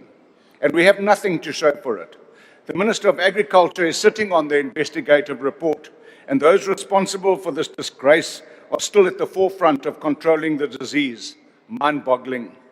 This state-controlled disease is out of control. Comprehensive vaccination is no one's inspirational decision or choice. It is a desperate last resort because the spread of the disease can no longer be contained. Take note that the Western Cape government, who've jumped the queue to get vaccines, are now also wanting to procure their own vaccines because they don't believe that the bureaucratic bungling of the responsible department and ministry will deliver them to them. If your disaster declaration is to be successful, it's not to ensure the control of animal movement and further destroy economic livelihoods in the sector. Your sole focus should be the urgent acquisition and delivery of enough affordable and effective vaccines, something that the department can't seem to do, and to facilitate the emergency vaccination of contaminated and uncontaminated herds. Vaccination of clean herds mitigates against devastating production loss and livestock mortality. Farmers and their cattle are literally dying for vaccines. Mongameli, boyisagele, imfuyo yabafuyi iyaphela, kunye nobombabo. On the 5th of February, 10 years ago, a mine shaft collapsed at Lily Mine in Mpumalanga, swallowing 3 South African miners in a container. Previously, mine rescue teams were sent to Chile. We have rescued and retrieved illegal miners, Zamazamas, dead and alive from the Stilfontein and the Buffelsfontein mine, at incalculable cost to the state. Yet you've left these 3 in that container. Yvonne Mnisi says, do not remember me only on anniversaries. Remember me every time you choose profit over people. Solomon Nyirende says, I was left underground, but my family lives above ground. Their pain has never been relieved. Priti Nkambule says, I went to work to earn bread for my family. I did not know I was walking into my grave. 10 years later, my children have grown, but I have not come home. Your Minister Mantashe has promised repeatedly in this parliament by saying, Sizabakupa, Nizabakupanin. Yet, the parents of these deceased and neglected miners are still stuck in despair, and for the past 8 years have camped 1,000 meters from the mine entrance, watching Zamazamas go to work at the mine, where the business rescue practitioner is stuck in a careless time warp of inaction. I, Aninanka Talo, your government has no heart. Remember, your time is up. Honorable Reverend K.R.J. Mishwe.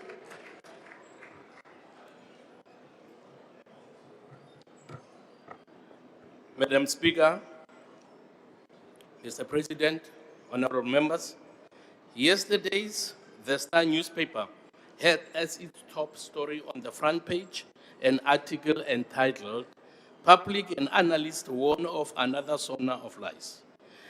It was subtitled, Critics noted that the President has a history of announcing initiatives that remain unimplemented. The article went on to say that the President's ambitious plans include economic growth, job creation, crime reduction, and service delivery. Mr. President, in short, they are saying implement your ambitious plans. While the ACDP and most South Africans are relieved that load shedding seems to have come to an end, we are nevertheless concerned that we now have water shedding. Pre-1994, many of us looked forward to the fail of apartheid, but did not foresee a new form of suffering that would be caused by poor service delivery and the destruction of our critical infrastructure. We thought that the ANC would be wise enough to retain and hire skilled engineers to maintain our water infrastructure that provided our major cities with clean water while expanding to other areas. We never imagined that people in cities such as Johannesburg, Sandton, Bedfordview, and Germiston would be drinking water that is dirty because of poorly maintained infrastructure. Speaker, in the 1980s, we had municipalities whose quality of tap water was rated above that of bottled water. Today, sadly, some of those municipalities no longer provide such quality of water. Among the Chapter 9 state institutions supporting constitutional democracy is the Commission for the Promotion and Protection of the Rights of Cultural, Religious, and Linguistic Communities. The primary objectives of this commission are A, to promote respect for the rights of cultural, religious, and linguistic communities, and B, to promote and develop peace, friendship, humanity, tolerance, and national unity among different communities.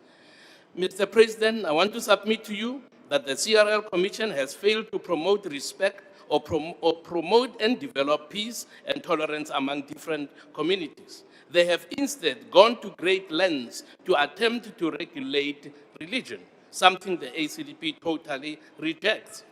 In one of the interviews given by the CRL chairperson, she said, this thing called Christianity must be regulated. Well, she still has to answer why she said this thing. This is definitely unacceptable, and we want her to retract that and to be reprimanded. She also was recorded in another instance saying that anyone who says that God spoke to them must be taken to a psychiatric ward. This, again, was very, very insulting, because some of us, the Lord spoke to us, that's why we are here, but we do not qualify to go to any psychiatric ward. This, Mr. President, is offensive, and we expect the President to do something about that. She must be reminded, as they are making attempts to get rid of the charismatics, that Jesus said he will build his church and the gates of hell shall not prevail against them. The ACDP calls for her divisive utterances that undermine constitutional values and her fitness to serve as CRL Commission chairperson to be investigated. We also call for an investigation into the process followed. Thank you, Honorable Member. Your time is up. Thank you. Honorable the Minister of Home Affairs.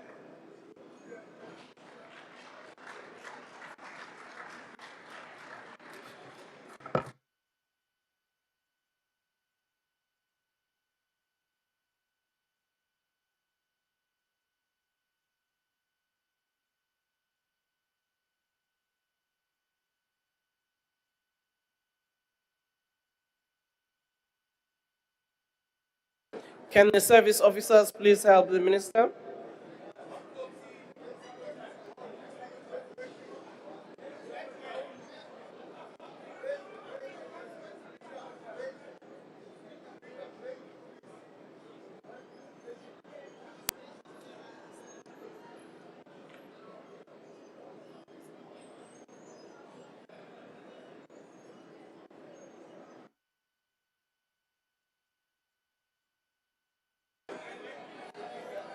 IT, can you please sort it out?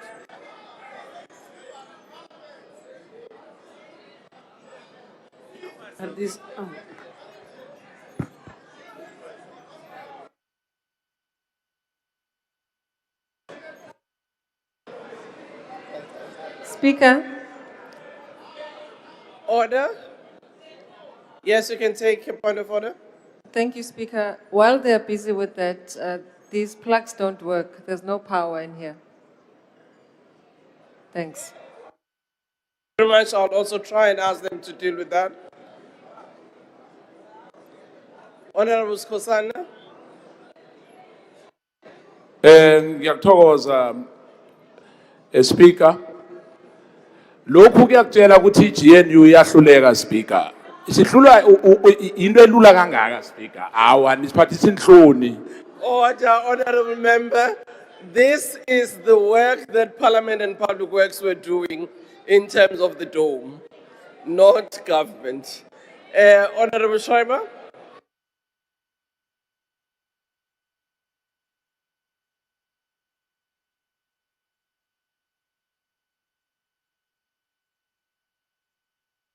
Agazi next. You can proceed.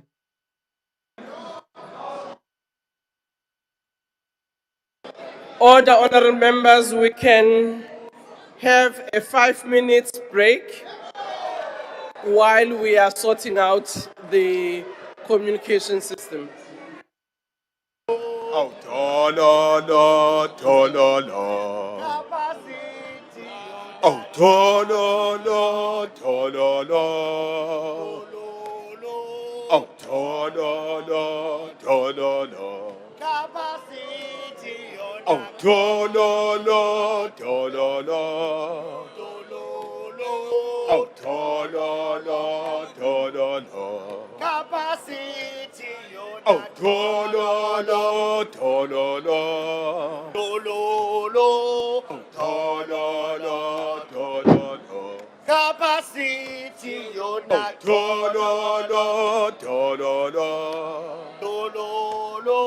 Oh, tololo, tololo. Ushinu mandashe yena. Tololo, tololo. Tololo, tololo, tololo. Capacity, yona. Oh, tololo, tololo. Tololo, tololo, tololo. Ngakujoyina bese uyathula. Awukwazi.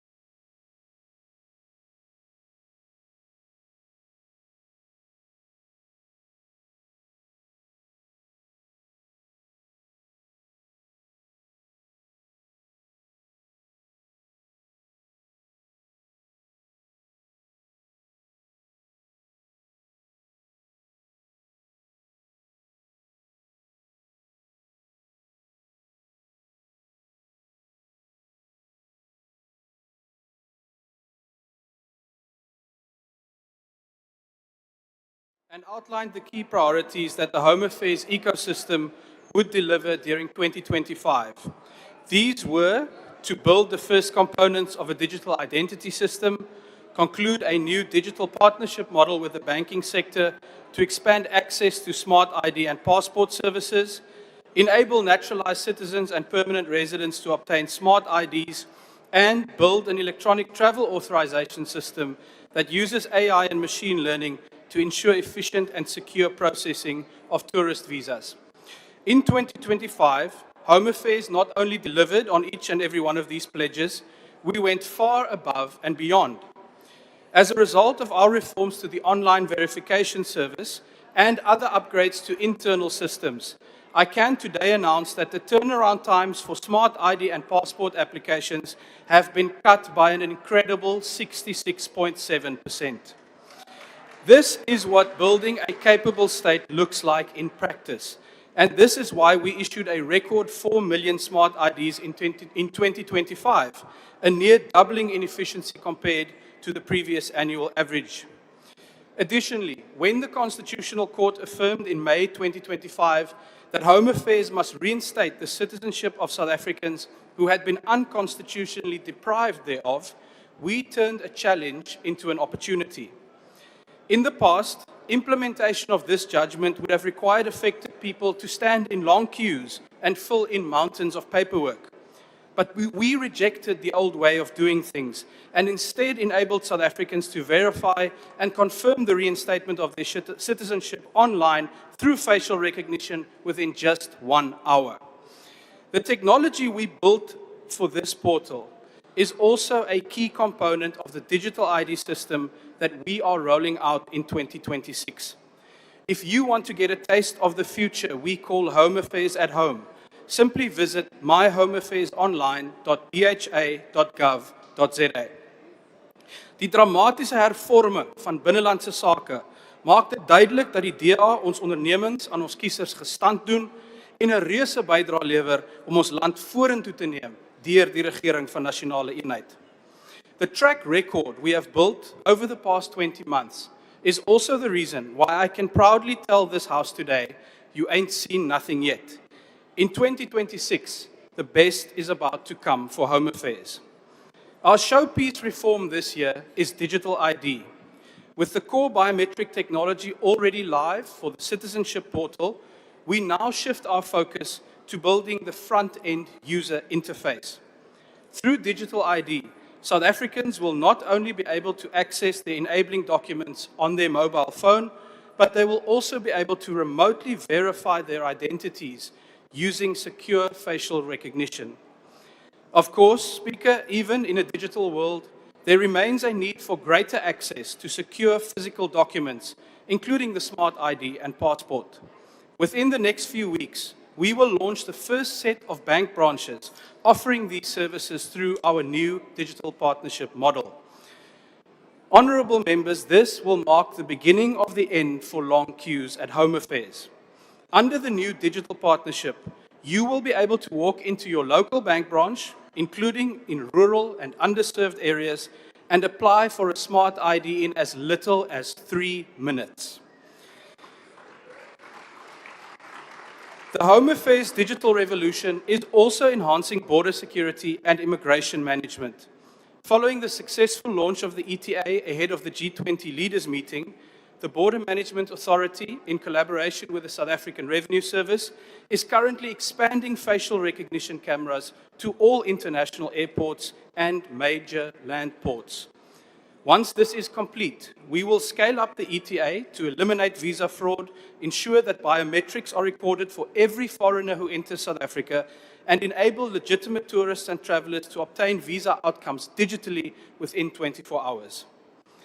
At the same time, the preparatory work for the public-private partnership to physically rebuild the 6 busiest land ports of entry is nearing completion, with an announcement to follow shortly.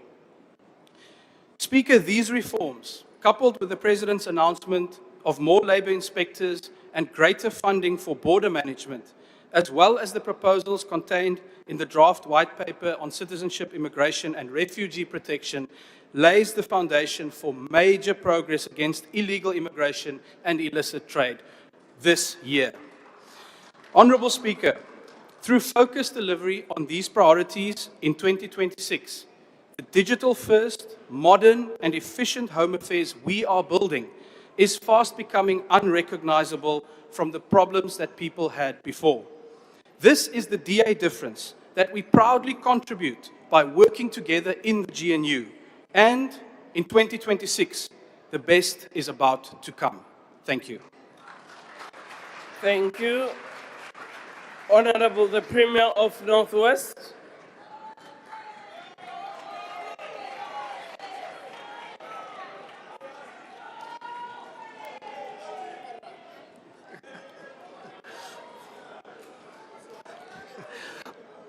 Honorable Speaker of the National Assembly, the Chairperson of the NCOP, Your Excellency President Cyril Ramaphosa, Your Excellency Deputy President Paul Mashatile, honorable members and South Africans. Honorable Speaker, the year 2026 marks the 50th anniversary of June 16 Student Uprising. As we mark this important milestone, we do so cognizant of the sacrifices made by students and the youth leaders of this generation. Their enduring resilience in the face of adversity continues to inspire us to be of great service to our nation and her people. They are part of a political infrastructure which inflamed a trajectory which led to the country's democratic breakthrough in 1994, culminating in the adoption of the Constitution in 1996. It is their sweat and blood which nourished the creation of a non-racial, non-sexist, democratic and prosperous state. Honorable Speaker, we have gathered here today to yet again commit to our ongoing efforts of building a capable state. One that is characterized by the will of the people and is able to prioritize their needs and find solutions to their challenges. Honorable members, many of our people still bear the burden of past injustices. The promises of our heart-fought democracy remain etched in their hearts and minds. Therefore, our participation in this debate is not merely about catchphrases and how eloquent we sound to say public opinion. As a province, we are hard at work to turn the tide against a litany of socio-economic challenges afflicting our developmental trajectory. The upward trajectory in audit outcome speaks to the systems we have put in place to ensure that we put emphasis on ethical leadership. And as such, 8 out of 10 departments received clean audit and unqualified outcomes in the last audit cycle. This stability has trickled down to the departments such as health, as it continues to lead the PAC in the drug-resistant TB management in the country with a success rate of between 84% and 86%. These efforts have also been bolstered by the allocation of additional 200 million rand for the employment of nurses, doctors, specialists, as well as procurement of new ambulances. Furthermore, the NSC result of 2025, which currently sits at 88.9, the fourth highest in the country after affluent provinces, is consistent with our efforts of infrastructure development in our distressed communities.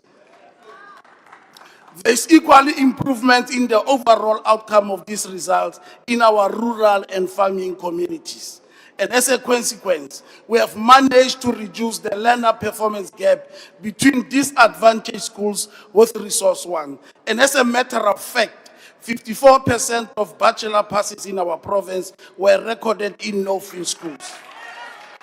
Honorable members, we are at heart like fixing local government. We are working hand in hand with the national government, and we have brought stability to the local municipality of Ditsobotla following the introduction of the National Cabinet representatives. We have descended into the Matlosane local municipality with a view to strengthen existing intervention measures to improve the situation. On a very positive note, the Ramotsi-Rimwila local municipality this Friday will be signing a memorandum of cooperation with Infrastructure South Africa under the auspices of Adopt a Municipality initiative. This will see the municipality benefiting from various infrastructure projects that are aimed at expediting provision of services to the residents. This municipality has ticked all the right boxes in the form of improved audit outcomes as well as honoring payments to third parties. We have recently, as a province, convened what is called local government KOGTA under the theme, every municipality must work. This is part of the ongoing commitment by the provincial government to ensure that all municipalities are functional, responsive, and accountable to the people they serve. Honorable members, there are encouraging signs of recovery after the province recorded 42,000 new jobs in the third quarter of 25-26. In the fourth quarter, it registered 36,000 additional jobs. This is a reduction of unemployment by 3.1%. Our efforts, members, of creating additional 12,000 jobs are gaining traction as we seek to implement the Bojala Special Economic Zone, which will be anchored on investment commitment amounting to 12 billion rand. We envision the SEZ license in the next financial year.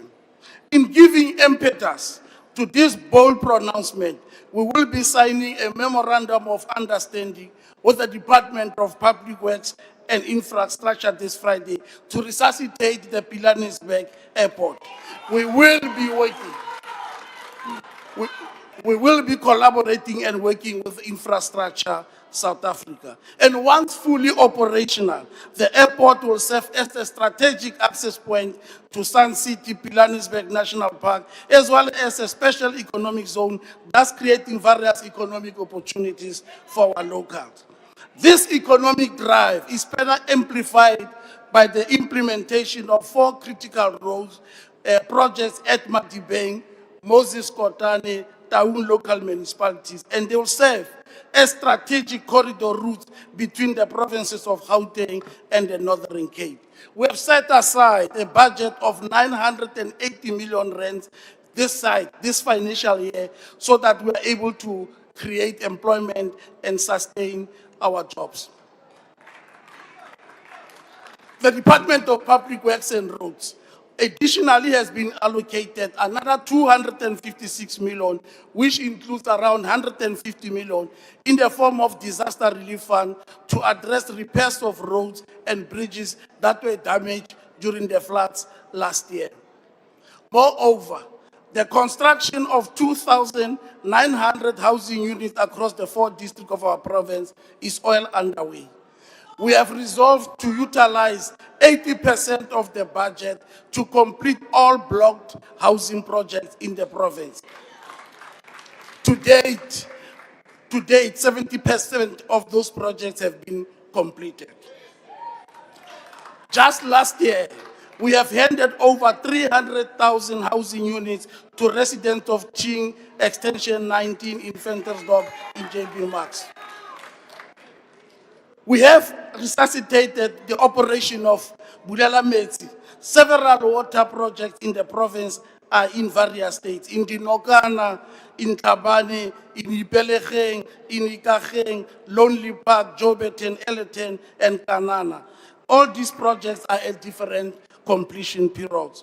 Honorable members, plans are already in motion for the commercialization of rural and communal farms at Springbok in the Zobota local municipality. Over 100 farmers across 23 villages will benefit from this 40 million rand initiative in the Ngaka district. The Provincial Disaster Management Center has been activated to assist farmers and help them to arrest the spread of the foot and mouth disease in the province.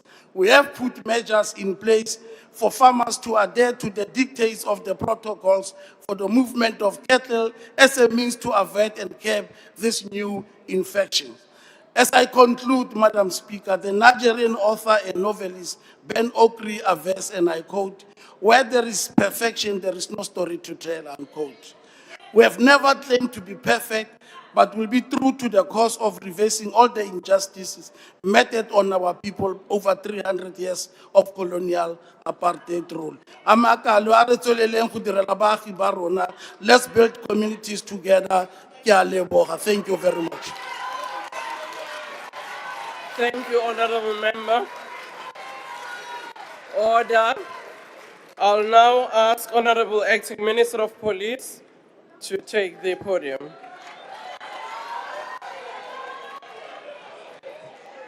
Along way. Madam Speaker, Chairperson of the National Council of Provinces, His Excellency President Cyril Ramaphosa, His Excellency Deputy President Mashatile, Ministers and Deputy Ministers, Honorable Members of all parties.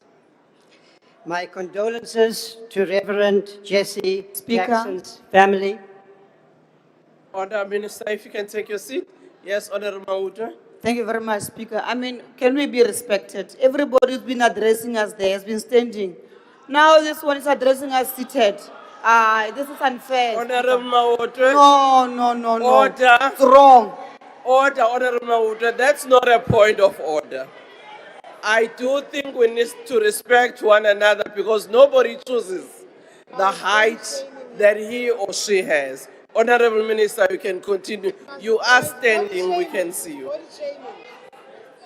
Thank you, Honorable Speaker. Those comments really don't offend me, Honorable Member.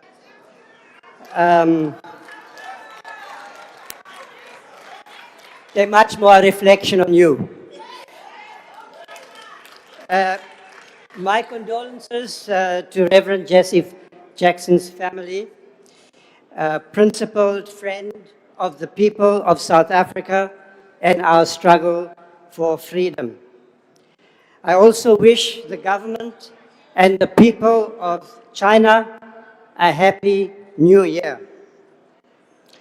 With respect to the fight against corruption, violent crime, and organized crime, including gang violence and illegal mining, the President's SONA address on the 12th of February was, in my opinion, the most significant in the last decade. The President's speech recognized that the well-being and security of our people must be the core priority on which inclusive economic growth and the proper functioning of our democratic institutions is dependent. He set out a clear vision for the coming decades, as well as detailed action plans that must be implemented if we are to achieve our objectives.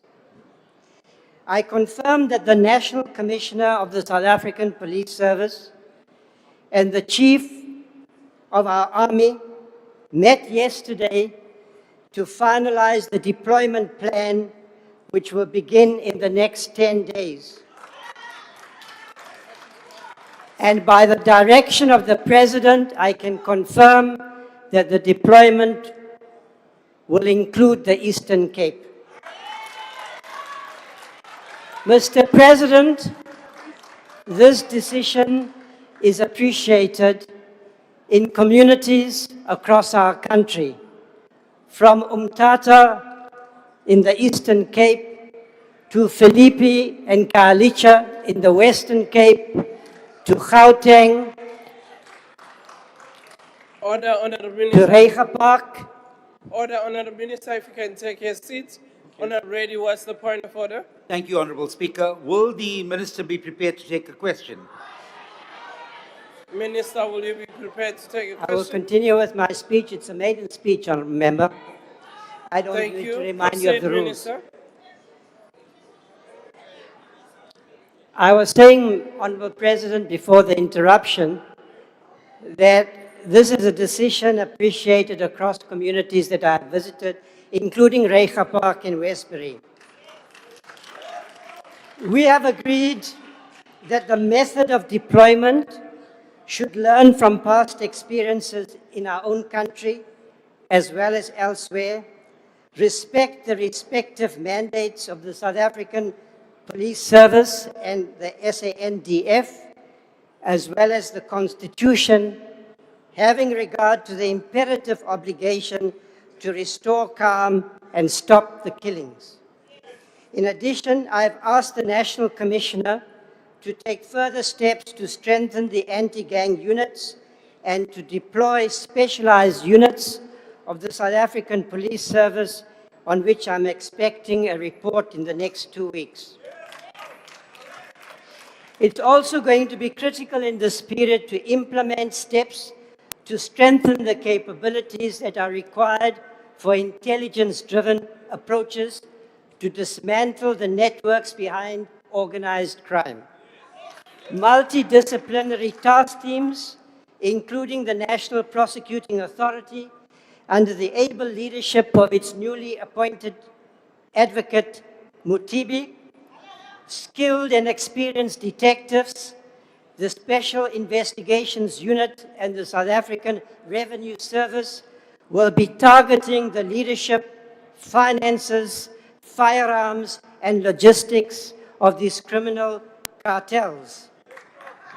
I will be setting up a multi-stakeholder organized crime advisory council, which will be overseeing the implementation of this comprehensive and integrated strategy to combat organized crime. It will rely on open source information and analysis to support the monitoring and oversight responsibility of the ministry. We also have to implement an all-government approach to the fight against crime, including organized crime, as provided for in the Integrated Crime and Violence Prevention Strategy. This is a critical intervention because crime also has socio-economic roots. The social cluster departments of government, including provincial and local government, have a critical role to play to improve safety and security of our people across the country.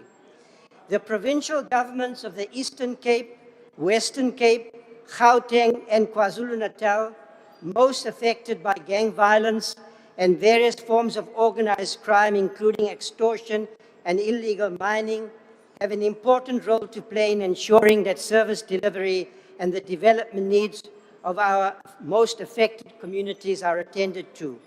We cannot fight gang violence and criminality by relying on law enforcement alone. Young people in these communities need opportunity and the prospect of a meaningful and dignified future. In this regard, I'm in full agreement with the Cape Crisis Coalition that has emerged in response to the gang violence in the Western Cape, an organization with which I'm in constant contact. The levels of gender-based violence, rape, and femicide in our country is unconscionable.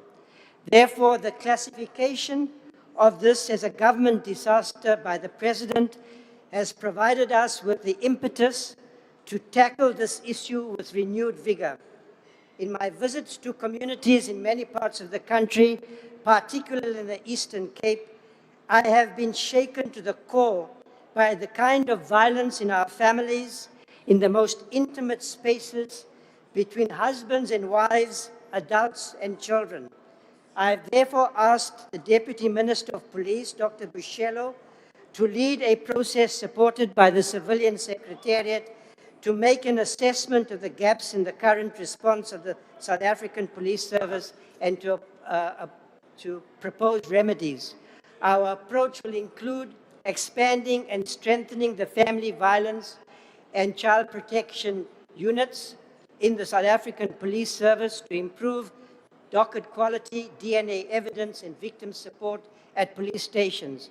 It will also require working with the Departments of Social Development, Health and Justice to ensure the provision of shelters, psychosocial support, and survivor-centered services. Fighting crime and improving safety also requires an all-of-society approach.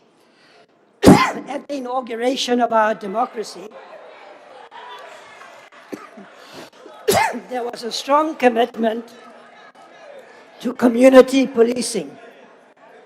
It appears to me that this project has lost some direction and impetus, and that a renewed effort has to be made to involve communities across the country through community policing forums, patroller programs, and neighborhood watches. We do not have to impose a one-size-fits-all approach. Let me say, however, that I'm particularly interested in the role that an expanded, incentivized patroller program can play in supporting communities in the fight against crime.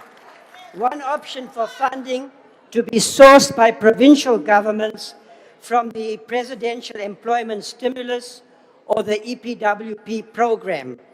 I see this program also as having social benefits because there has the potential to provide additional income support to families in Honourable distress. Minister, your time is up. Thank you. Honourable Deputy Minister of Defence. Thank you, Honourable Speaker.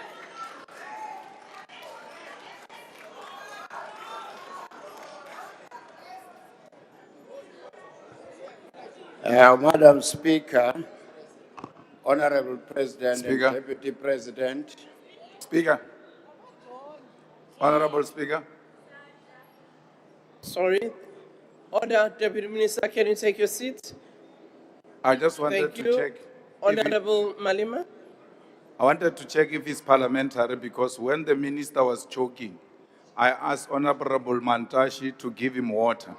He said we must give him wine. Order, Honourable Member.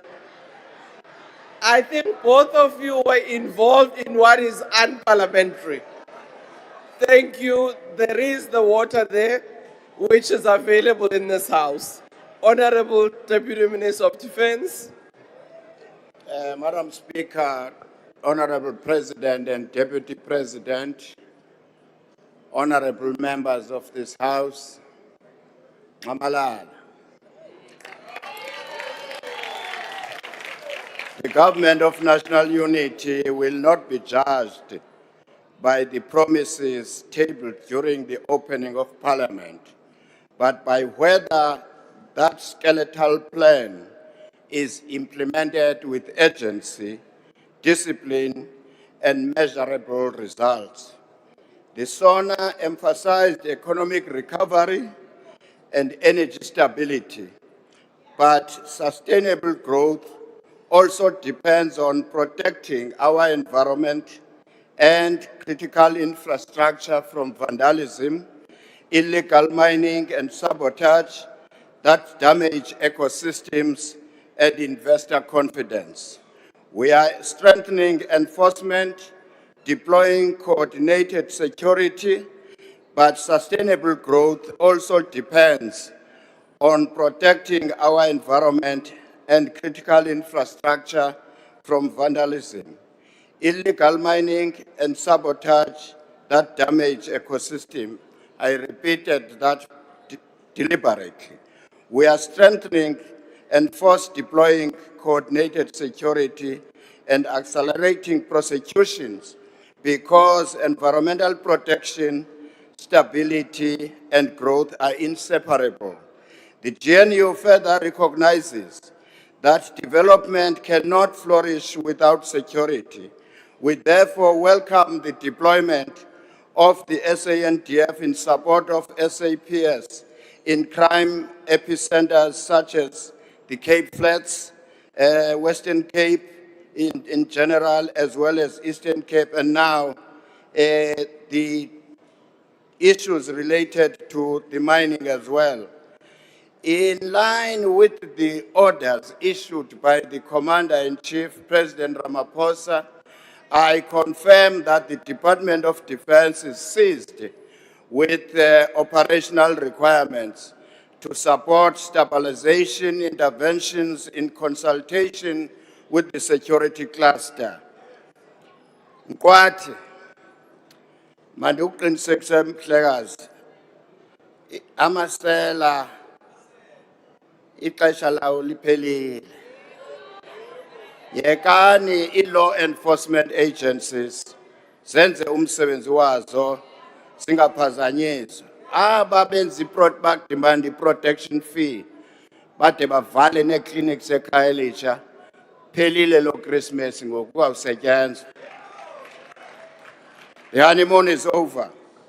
Corruption and maladministration have not merely touched the state, they have engulfed it, reaching even into our law enforcement agencies.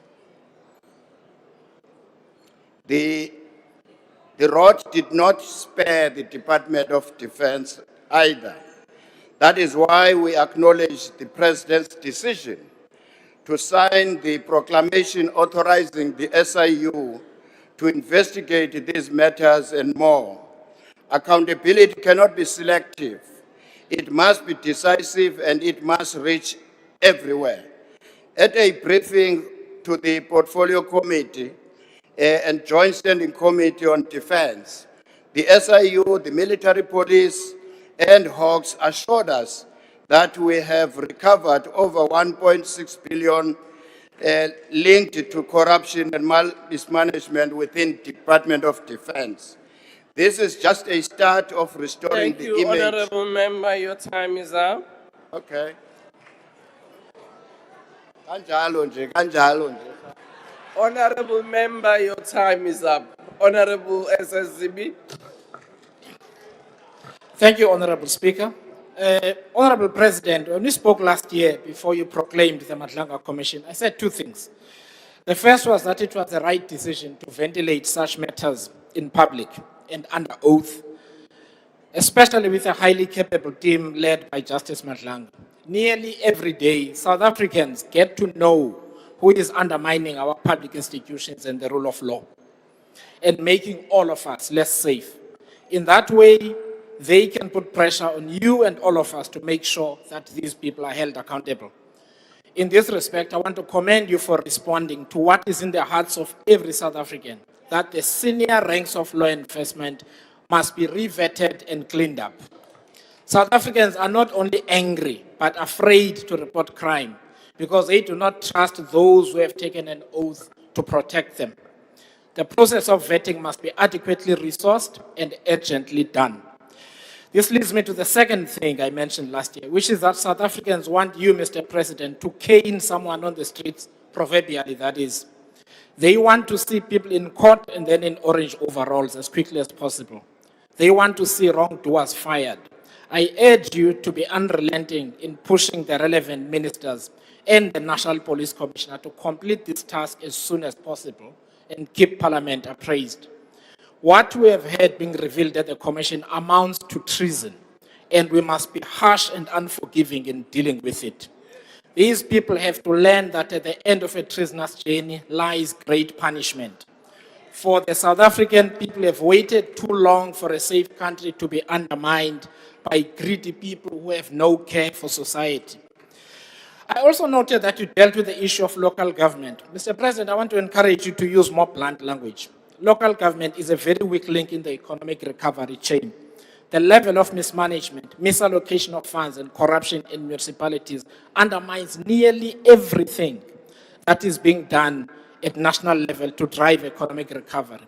Key underperforming municipalities must be placed under administration. Why? Because every business that employs people is in a municipality, and the failure to deliver basic services continues to strangle investment. Lord knows how many investors are thinking twice about investing either in the city of Johannesburg and other cities where there are water problems. Of course, this man-made crisis needed decisive action a long time ago. And given how little time we have to avert a bigger crisis, a more decisive intervention is needed. Lastly, effective deployment of the budget needs us to take hard political choices and decisions. Only about 4% of the health budget goes to capital expenditure and about 3% to education. This formula is unsustainable, yet resources are limited. That means we must pick our battles and prioritize. Therefore, the composition of expenditure is the next frontier of the things we must tackle. And I challenge my fellow honorable members in Parliament to push the Finance Minister in that direction. To govern is to choose. We must choose where to direct our limited resources. We must choose between what is urgent now and what must wait until later. Because if we lack the courage to prioritize, we guarantee that nothing of substance will get done. And thank you, Honorable Speaker. Thank you, Honorable Member. Honorable Mamabula.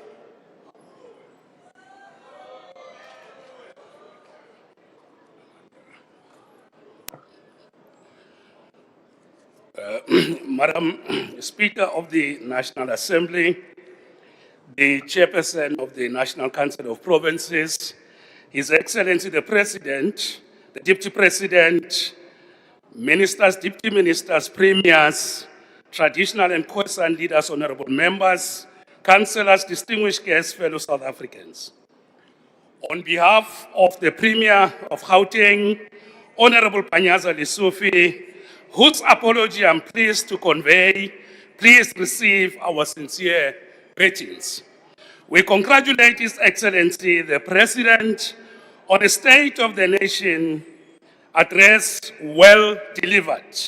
We believe that the address was delivered so well that it reverberates and echoes in the hearts and minds of the people of our country.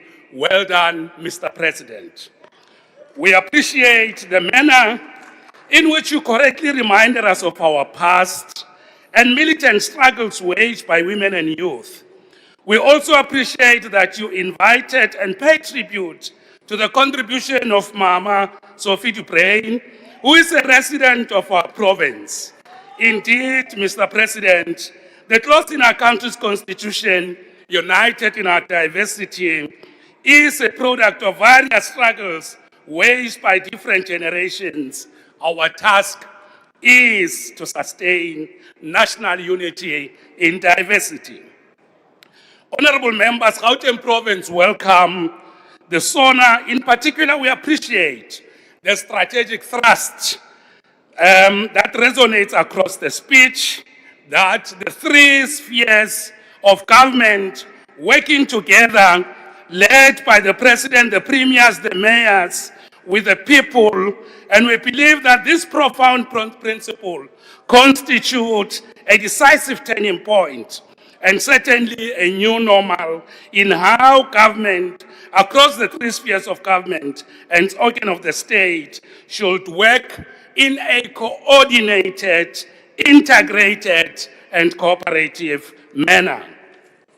Honorable members of Gauteng Province, we hold a strong view that the President has put before us, namely the three spheres of government working together, and that this should be seen or treated not as isolated fragments, as one intervention here or one there, but this should be understood as inaugurating a unity of purpose for the renewal of intergovernmental relations to deliver a better life for all, to grow the economy and to improve the quality of life of our people. We say this because the persisting and stubborn legacy of colonialism of a special type was a nationally coordinated project. National oppression and exploitation of people across the length and breadth of our country. Honorable Mamabula, if you can take a seat. Honorable Reddy, what's the point of order? Thank you, Honorable Speaker. I just want to know if it's parliamentary for a full minister to take his biltong, eat in front of us, and then tell the country there's no poverty. Is that allowed in the House? Thank you. Order, Honorable Reddy.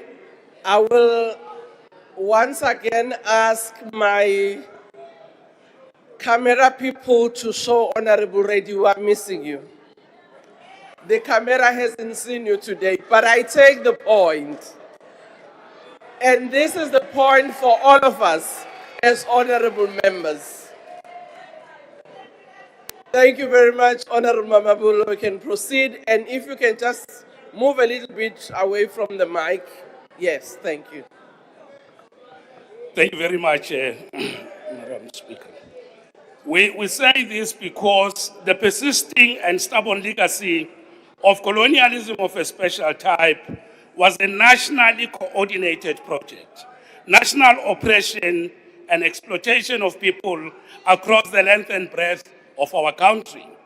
That is why it continues to reproduce poverty, inequality, and unemployment. We cannot address this legacy through fragmentation, blame shifting, pointing fingers, and working past one another. We need national unity of purpose. This is how, as a province, we understand what the President has put before us. It is precisely through working together as national, provincial, and local government that Gauteng successfully hosted the G20 World Leaders Summit last year. Honorable members, as Karl Marx taught us, philosophers interpret the world differently. However, the point is to change it. Honorable members are definitely within their right to interpret the SONA as differently as they wish. However, we do not have the luxury of diverse interpretations only. We need unity of purpose as outlined by the President to work together to change the lives of the people. Honorable Speaker,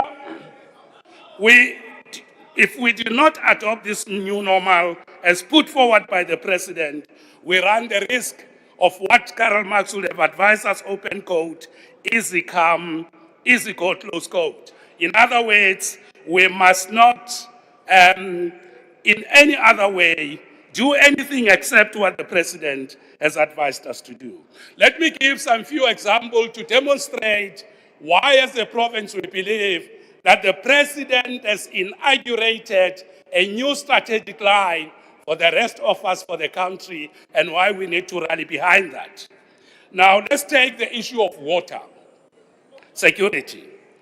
We want to say, President, we welcome the establishment of the National Water Crisis Committee, which will be chaired by the President.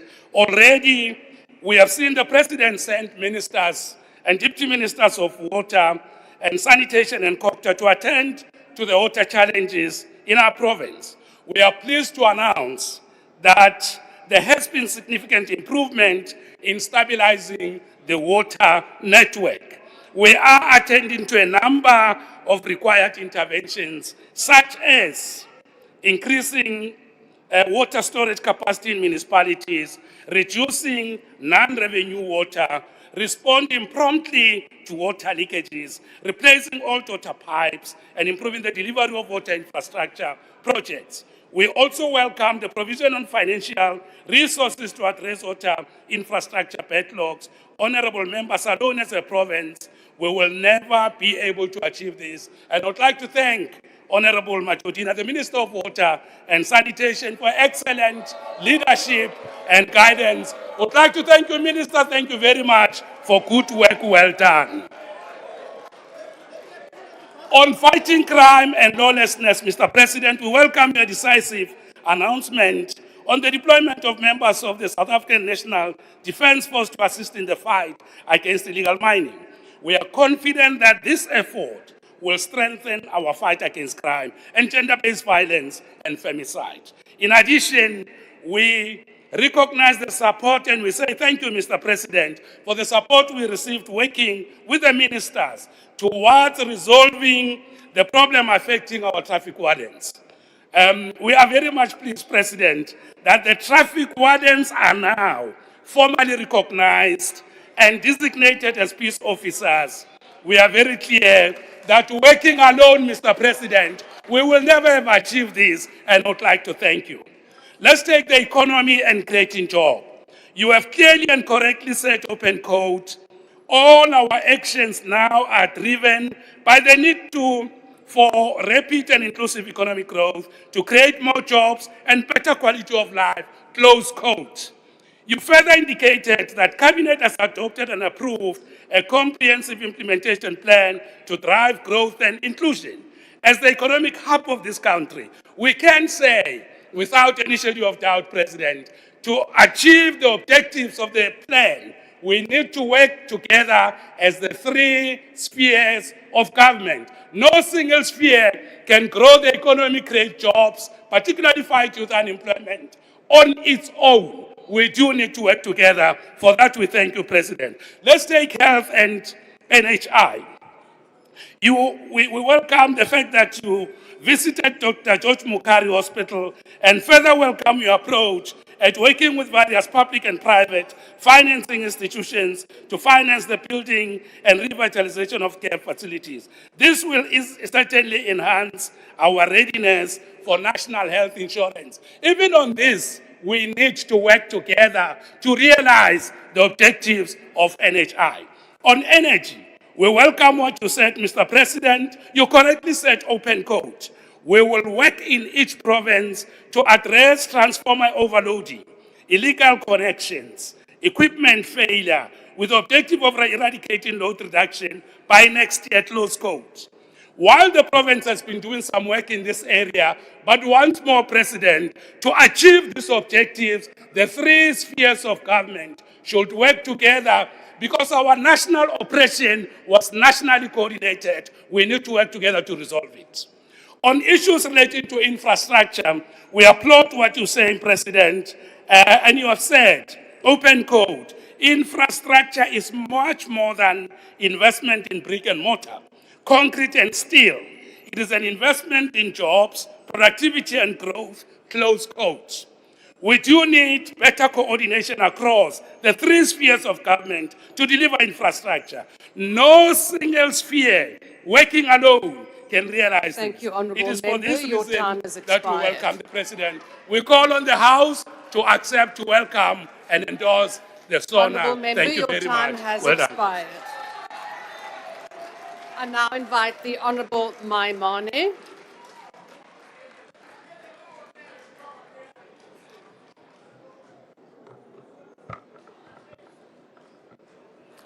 Fellow South Africans, Bagaitsu Dumelang. Mr. President and Deputy President, on Thursday last week you delivered a state of two nations.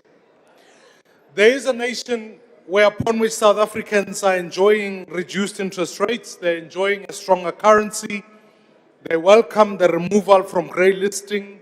For them, the lights stay on. And ultimately, for others, they enjoy blue light brigades and police for safety. In all fairness, Mr. President, there are more police in this precinct today than there are in Nyanga and Kukuletu, where I was last week. Except, Mr. President, there is another South Africa that we need to talk about. It's the one the Statistician General puts at 50% below the upper poverty line. This is where the 12.4 million South Africans are unemployed. This is where they're not feeling relief from the words from last week, Thursday. They waited patiently, Mr. President, to hear you speak about the completion of the establishment of the National Water Resource Infrastructure Agency. It has not been done. You spoke about the woman who marched, but I bet you every woman in South Africa waited to hear about the 16 sexual offences courts which were set to be established in this financial year. They've heard nothing. So, Mr. President, I want to commit to you.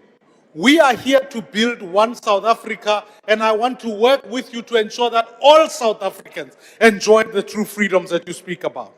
So when we speak about your speech, we must divide it into three areas: the good, the bad, and the ugly. Here's the good, Mr. President. I celebrate that we are off the grey listing list. I celebrate the fact that this has been ratified by the EU. I celebrate that Africa is the pathway. This is a good thing. On the bad, Mr. President, you spoke about many promises of things to come. Yet in truth, none of them were costed. Here are some costs that you need to count. The SAPs will cost us 435 million rands if we are to increase them. A single unrest team is 950 million rand. A commission of inquiry is another 1 billion rands. If you're looking at an army deployment for 6 months, that's 147 million rands. So, Mr. President, if you want to send the army to the Cape Flats, 64 million rands. If you want to deploy illegal mining, it's 140 million rands. If you want to expand COVID grants, that's 35 billion rands. So, Pilamali, Mr. President, where's the money coming from? On the ugly bits, Mr. President, it may be unpopular to say so, honorable members, but we can send the army as a short-term measure. It will not reduce the 64 murders that take place every single day in this country. So, honorable members, here's what we need to do. If we're serious about the work that we've got to do, Mr. President, I want to ask you, when you respond on Thursday, maybe let's appoint a new ambassador to the US. Secondly, Mr. President, whilst I congratulate the class that just finished matric, but we cannot have them pass at 30%. Let's improve our skilling culture so that more of our young people can pass. If we're serious, Mr. President, let's cut the security that goes to deputy ministers and put them to the Minister of Police so that we have more police in the townships. Mr. President, please promise the people of this country that you will not tax them more to fund your promises. If you commit to those things, I will be the first one to support your plan and ensure that corrupt politicians end up in jail and we build one South Africa that works for all. Thank you very much. I now invite the Honourable Zungula.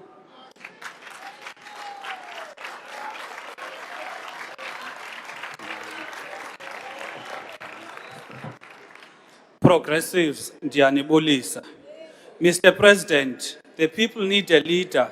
They can confidently say, the President hears our cries and is on our side.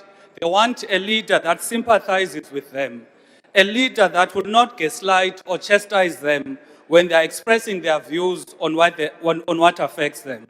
You believe in the private sector to address our problems. Hence, last week, you mentioned private-public partnerships more than 8 times. When citizens turn to their own activism because the state is clearly failing them, the answer is not to label them vigilantes, but to fix the problem that gave rise to it. We have had 8 years as president of this country.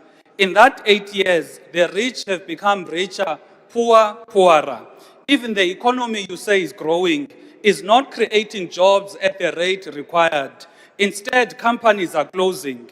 When over 1 million young people apply for 5,000 SAPS vacancies, it is a crisis that should be declared a national disaster. The reality is over 40 million people in the country are living below 3,000 rands a month, yet the food basket price, it is 5,300. In your 8 years as president, black people have been displaced from the entry-level sectors of the economy and jobs. Black people have resorted to taking their own lives to escape their daily suffering. It is black children that are dying in pit toilets from eating snacks from spazas and have to walk over 20 kilometers just to get to school. Black people in Randfontein are refugees in their own country, fleeing illegal miners that are enabled by porous borders and weak immigration controls. Black students do not have accommodation in CPUT and NMMU, and the state unleashes the police and private security on them. Black businesses receive a tiny share of government spending, are made to pay bribes for their invoices to be paid, and to receive funding from the PIC. If they don't pay bribes, they are blacklisted. A black nation of Amahlubi is still not recognized, yet historically, they are one of the oldest nations in the country. Inkosi are sidelined in the land their forefathers fought for. It was Ngonyama Langalibalele, Chief Auchumato, Inkosi Jongumsobomvu Maqoma, who were amongst the first political prisoners in Robben Island for resisting colonization. Yet the institution of monarchs is undermined by the current government. It is a travesty of justice for a party that was formed by Amakosi, treats Amakosi like second-class citizens. We have to ask this, Mr. President. Why is it so difficult for you as the ANC to advance the interests of black people? We are the majority and native to this land, yet black people are the ones who suffer the most in this country. What hurts people the most is that it is a black government that has failed them, even with basic services such as water, electricity, and safety. So last week, Mr. President, when you are saying we are strong as a country, you are definitely not referring to black people, rather to your white private sector. As the ANC, you hate black people. Hence, you chose to govern with parties that are against BEE and affirmative action. Parties that openly practice apartheid in Cape Town and are pushing for Cape independence. Fellow South Africans, we must rescue the country from the failures of this GNU, yobumenemene, namanyoronyoro, namaweku in these coming elections. We must vote them out. Mr. President, Ipalapala, you are still going to account for Palapala. Thank you. The Honourable Premier of the Eastern Cape.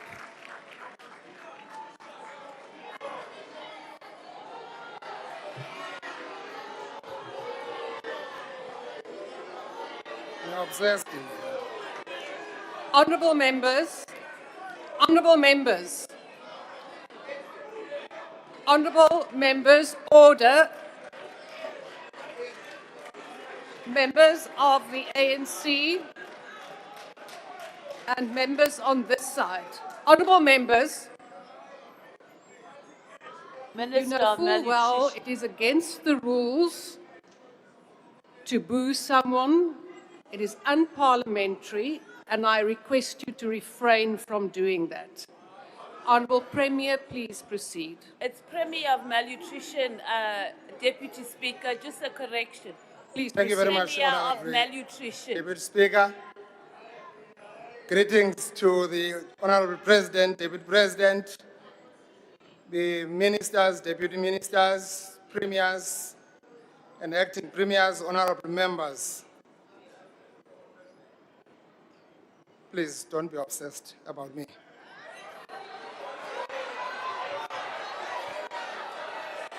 As public representatives entrusted with the historic responsibility of advancing a better life for all, we do not gather in this august house merely to debate policy, but also to reflect on whether our collective actions are improving the lived realities of the people of South Africa. From the rural hinterlands, small towns and industrial corridors of the Eastern Cape comes a clear message. When we invest in people, infrastructure and security, development becomes visible, hope becomes tangible. We are rolling out, Honourable President, the massive work in our province of building the state-of-the-art schools and healthcare centers in our rural areas. We are connecting our people to service centers by revitalizing their village towns through our multi-million investment on small town revitalization program. We are steadily restoring dignity of our people as enshrined in the Bill of Rights. It is on this basis, Honourable Deputy Speaker, that we support the State of the Nation's Address as a program of action to deepen opportunity, restore confidence, and advance the promise of our democracy. Honourable members, we welcome the President's announcement that the South African National Defence Force will be deployed in almost in all areas where they are needed most. We want to see that, Mr. President, in our northern areas. We want to see that, Mr. President, phaya emampondomiseni sinengxaki phaya stock theft, abantu abasixakileyo umhla nezolo nakwabhaca ngokunjalo abantu bephondo mongameli bafuna ubona amapolisa aphindaphindiweyo. Sinomsebenzi omhle kakhulu owenziwa yi-NIU nayi-RTT, bakhona abakhalayo. Ndiyakuxelela eMthatha kuyahanjwa, Mr. President, kakuhle ngoku because of that intervention, thanks to the Minister of Police. Iyakubonakalisa ke President into yoba umsebenzi omhle uyenziwa phaa kwelaa phondo elikhokelwa yi-African National Congress ngaphandle kokubambisana, and anikazi uyifumana i-Eastern Cape nibehave ngolu hlobo nini. Security support is also essential to protect critical Honourable infrastructure Premier, investment Honourable from Premier, extension. Honourable Premier, please take your seat. Honourable Member who has now raised your hand, could you please indicate to the point of order that you are rising on? Can a member take a question on his master's degree and the SIU progress? Honourable, no, that is not how it works. Honourable Premier, do you want to take a question? No, not at all, not now. When I'm done, Honorable Deputy The Speaker. Premier does not want to, so please proceed. Yeah, Papa Angelo. That's not parliamentary. Withdraw, please. Honourable Withdraw, Premier. Withdraw. Honourable Speaker, thank you very We're not much. in the Eastern Cape. Our rural district. The Speaker is right. Honourable Premier. Honourable Please, Premier, don't be obsessed with me, please. Honourable Premier, please take your seat. The Premier is correct. Honourable members, and I'm including the Honourable Premier here. Any comments have to be made through the Speaker. Do not engage with the members directly. And the rules are for everyone. Honourable Skosana, Premier, please take your seat. There's a point of order. What precisely is your point of order? Ngiyakuthokoza mgcinisihlalo. Ngiphakamisa la ngokuthi okhulumako ngaphambili uPremier akahocise igama lokuthi uhonorable member ohloniphekileko uyaphapha. It's unparliamentary. Speaker. Speaker. Upapa nyani. Vela uyapapa. The Premier did not name anybody. Who tell law? Whose law?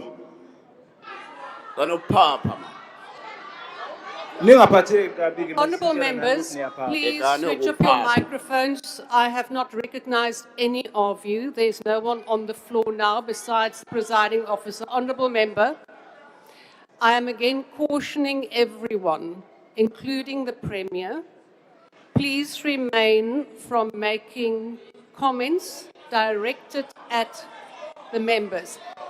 Honourable members, the Premier said that the Honourable Member is to forward. Honourable members, I will then consult the Hansard and come back with a ruling. We will now proceed. Honourable members, that is my ruling. Honourable Premier, please proceed. We're not in the Eastern Please Cape. proceed. This is not the Eastern Cape. Oibo.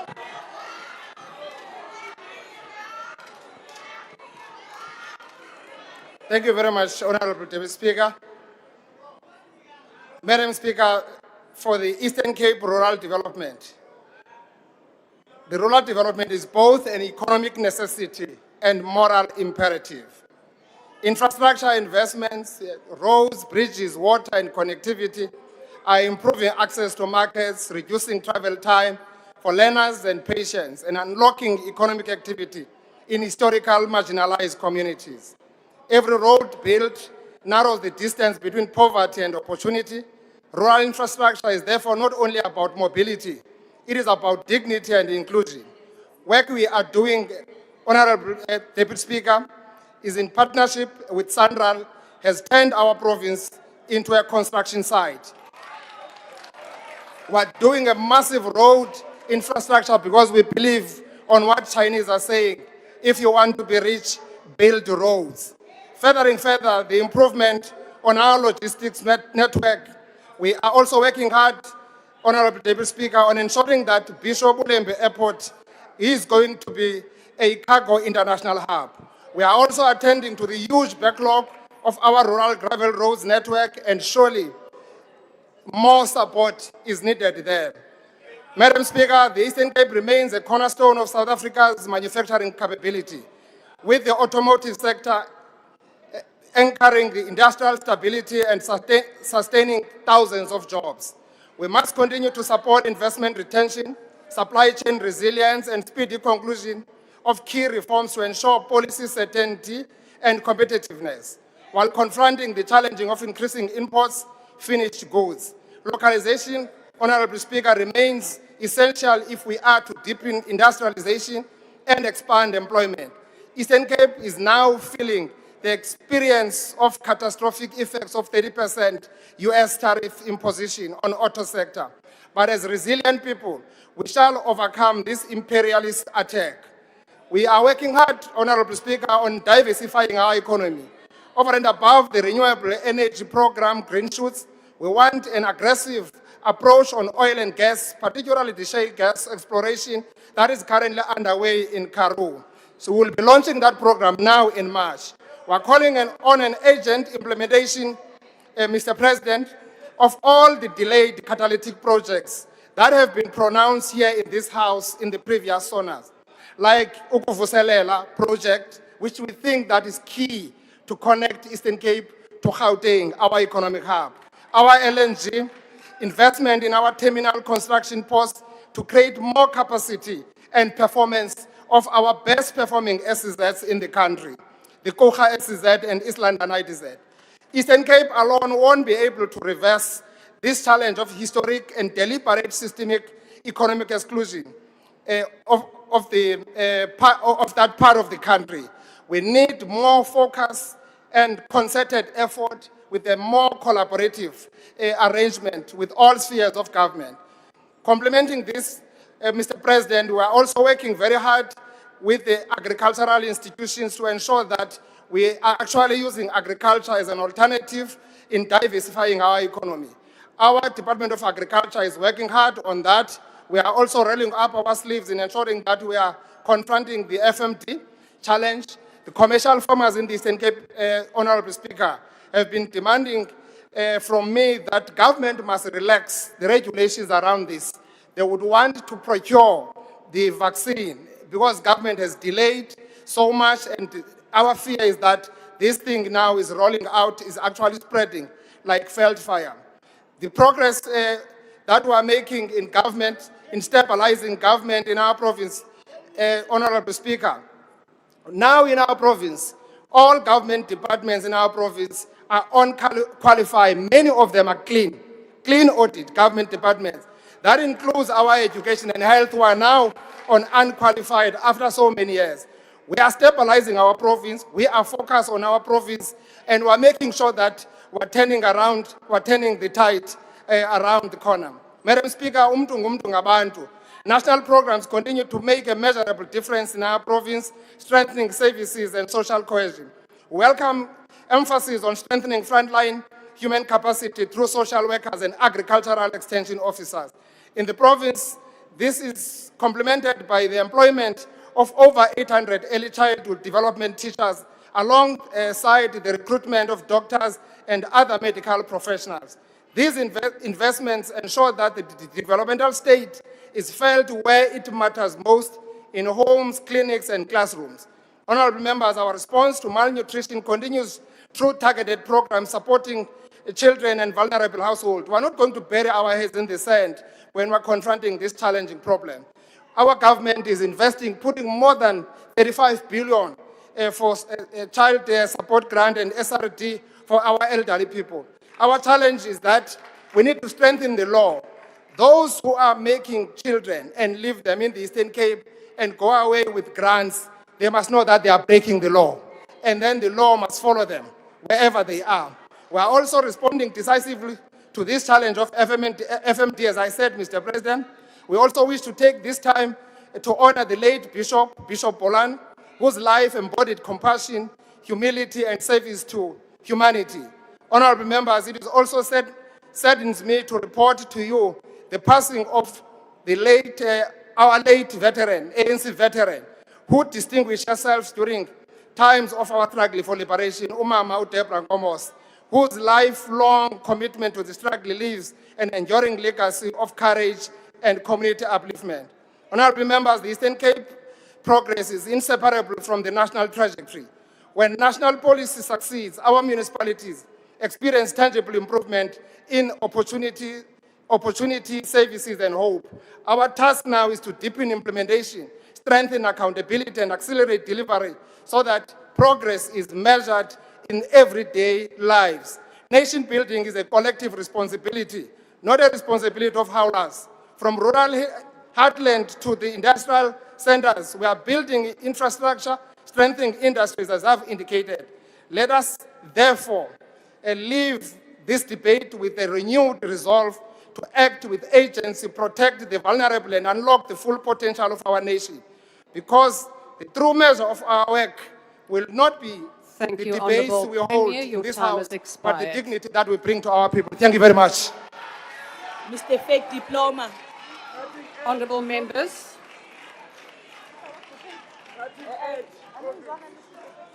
Honourable members, business will now be suspended for 15 minutes for a comfort break. Bells will be rung to alert members to the resumption of business. Business is now suspended.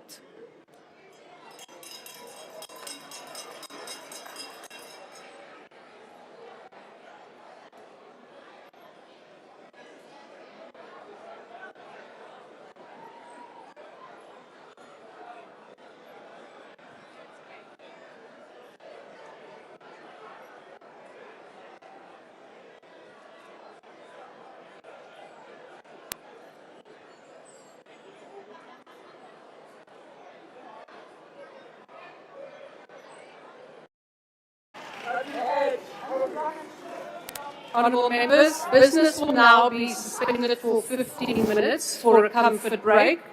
Bells will be rung to alert members to the resumption of business. Business is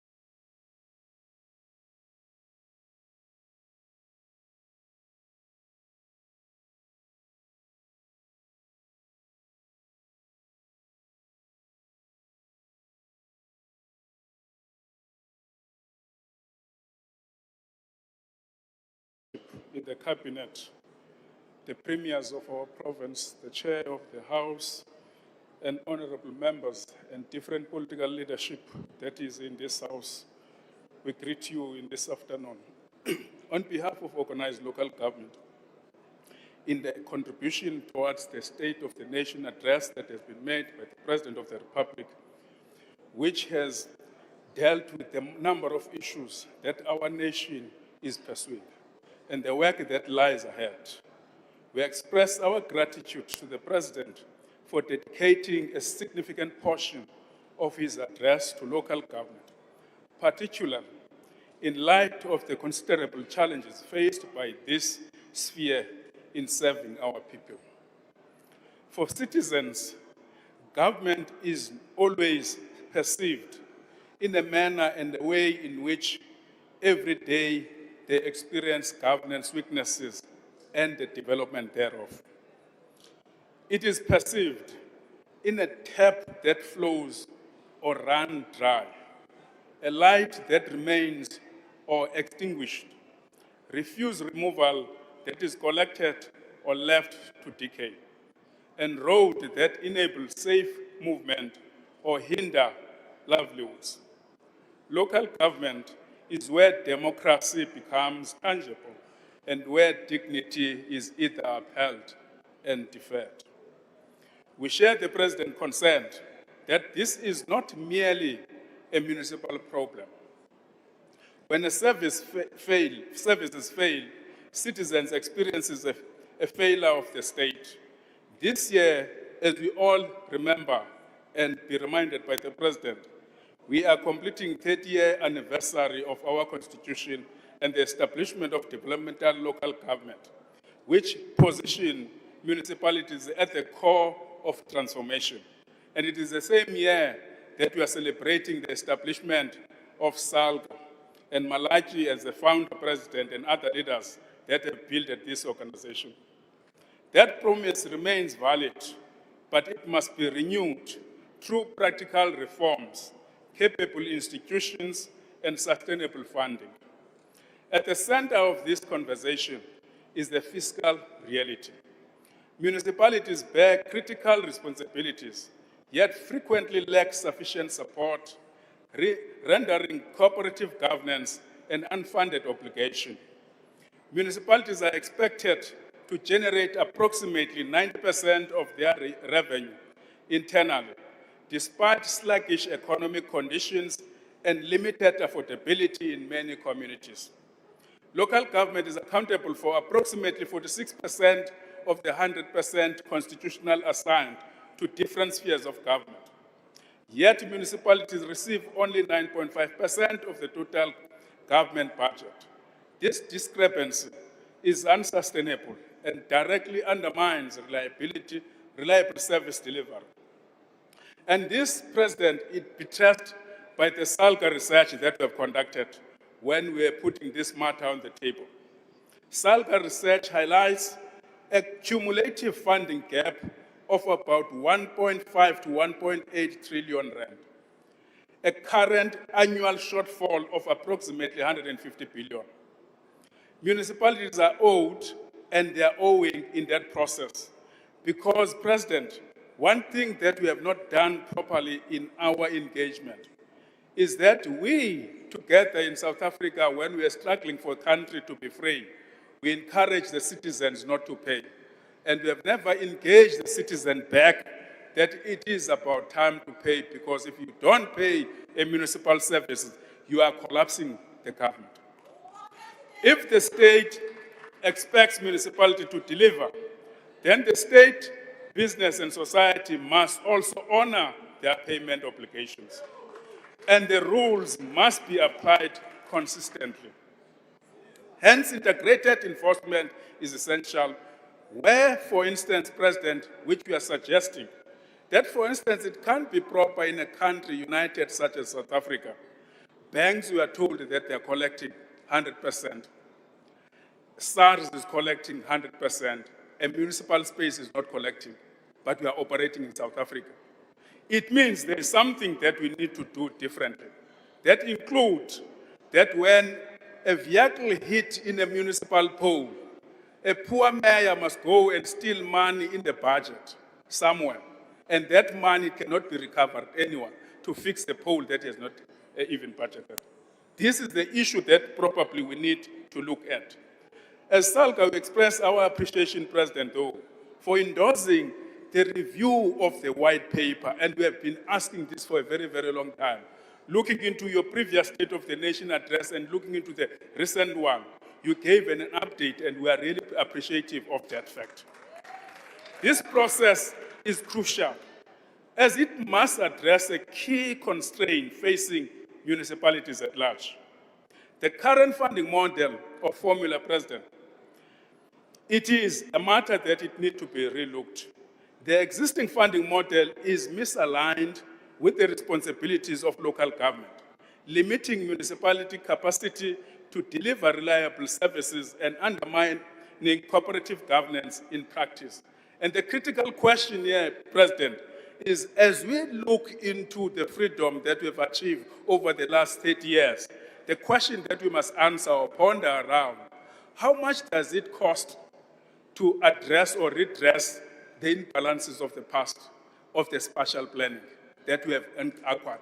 It is important for us to look at that as we look and have engagement with regarding of the funding model of municipalities. SALGA therefore advocates for comprehensive review that prevent performance regression, strengthen accountability, improves financial sustainability and revenue management, and mitigates the destabilizing effects.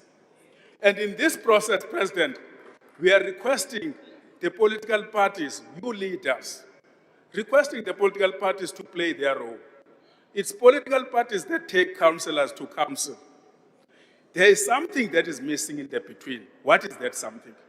And I think it's a matter that probably we need to talk about, address it as we deal with that issue, so that we avoid the governance failures. SALGA welcomes the President's prioritization of water as a national issue and the establishment of the National Water Crisis Committee. Let us explain why we are appreciating this, which in the State of the Nation, you said, we are going to chair. We support the coordinated deployment of experts and resources because water security is inseparable from public health, local economies, and social stability. Importantly, this approach, President, gives practical meaning and effect to Section 154 of the Constitution, that the national and provincial government must support local government. And in this way, we are driving that support directed, committed into addressing the challenges, which obligates national and provincial government to do that, to manage their affairs, municipalities, in exercising their powers and perform their functions. Municipalities are struggling, President, to manage water and electricity costs that are rising above the consumer price index, compounded by aging infrastructure, increasing bulk tariff services, backlogs, climate shocks, and inconsistent support conditions that elevate the risk of systemic failures. And you can see this, President, when we did the planning of local government in South Africa, the population were standing at about 18 million. The population today is about 64 million, with an unaccounted people that have visited the country. They are using the infrastructure. And the infrastructure, therefore, is bound to collapse because it consumes more than what it was planned for. While maintenance is crucial, the growing disparity between municipal tariffs and bulk charges is leading to unfunded shortfalls that council cannot sustain indefinitely. Financial pressures can swiftly escalate into a community crisis. For instance, President, the metro of Ekurhuleni around Gauteng adjusted the electricity tariffs, including fixed charges, in response to public backlash as the public were pushing back that. While the city of Cape Town, where we are, they've tried the same. Following the introduction Thank you, of Honourable the new Member. tariffs. Your time has expired. The next speaker is the Honourable Litchfield Chabalala.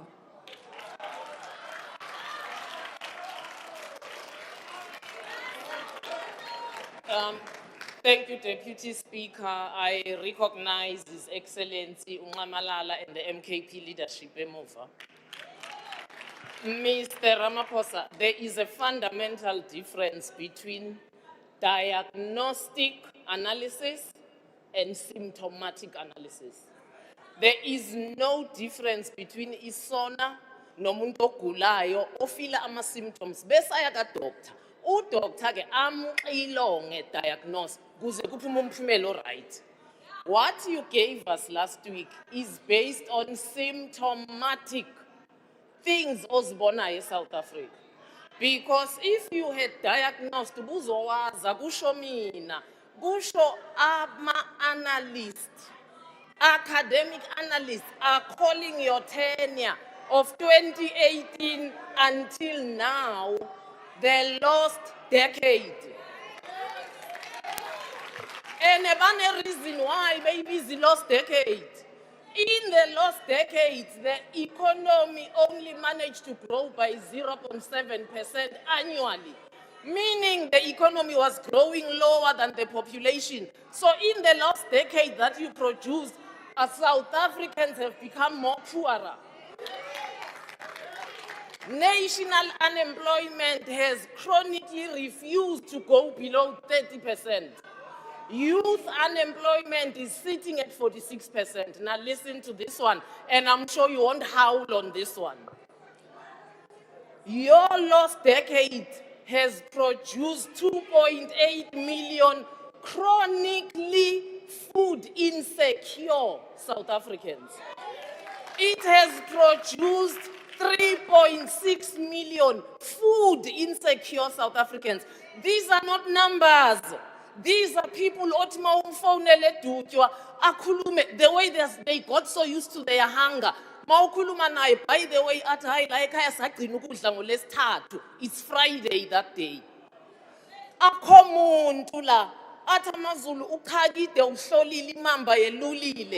There's no leadership. That's why the people over leader. That's why he can stand and tell the nation that that is why your Minister of Arts, Culture and Sport, how many tourists have come to South Africa? How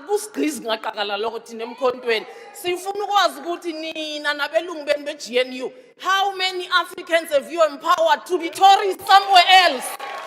Bangagi, Lat Eswatini. How many formerly marginalized people can visit Eswatini? That is why your Minister of Defense angakutshela ukuthi uzodeploy iphi defense force.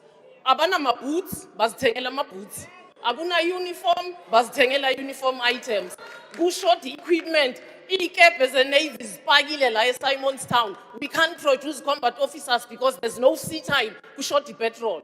When usitshela la based on symptoms lost decade, abayibonile ama-analyst. Uthi when uzodeploy defense force. Yabona nje wena ngelinye ngesizulu mele nje sibheke emehlweni sithi uhlulekile ufeyilile hamba tsamaya hamba manje ngoba uyabona le local government election ezayo niyothwala izandla enhloko ngifuna ukubona kuyoqhuma nhlamvu ezinye ziyawufeketha siyonikhipha samagundwane le 26 million elambile nale 46 million unemployed youth ayifuni nokunibona siyayiqoqa ke thina siletha la uyabona mawufuna ukubona ukuthi ayikho leadership under your tenure. It is described as the worst performing economy ogo. There is deindustrialization in key sectors of manufacturing.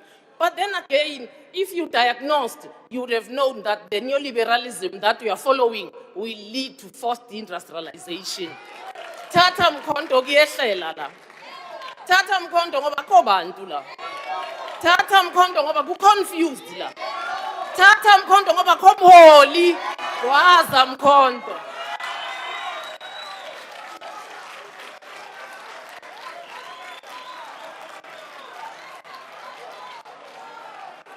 The Honourable Sharif.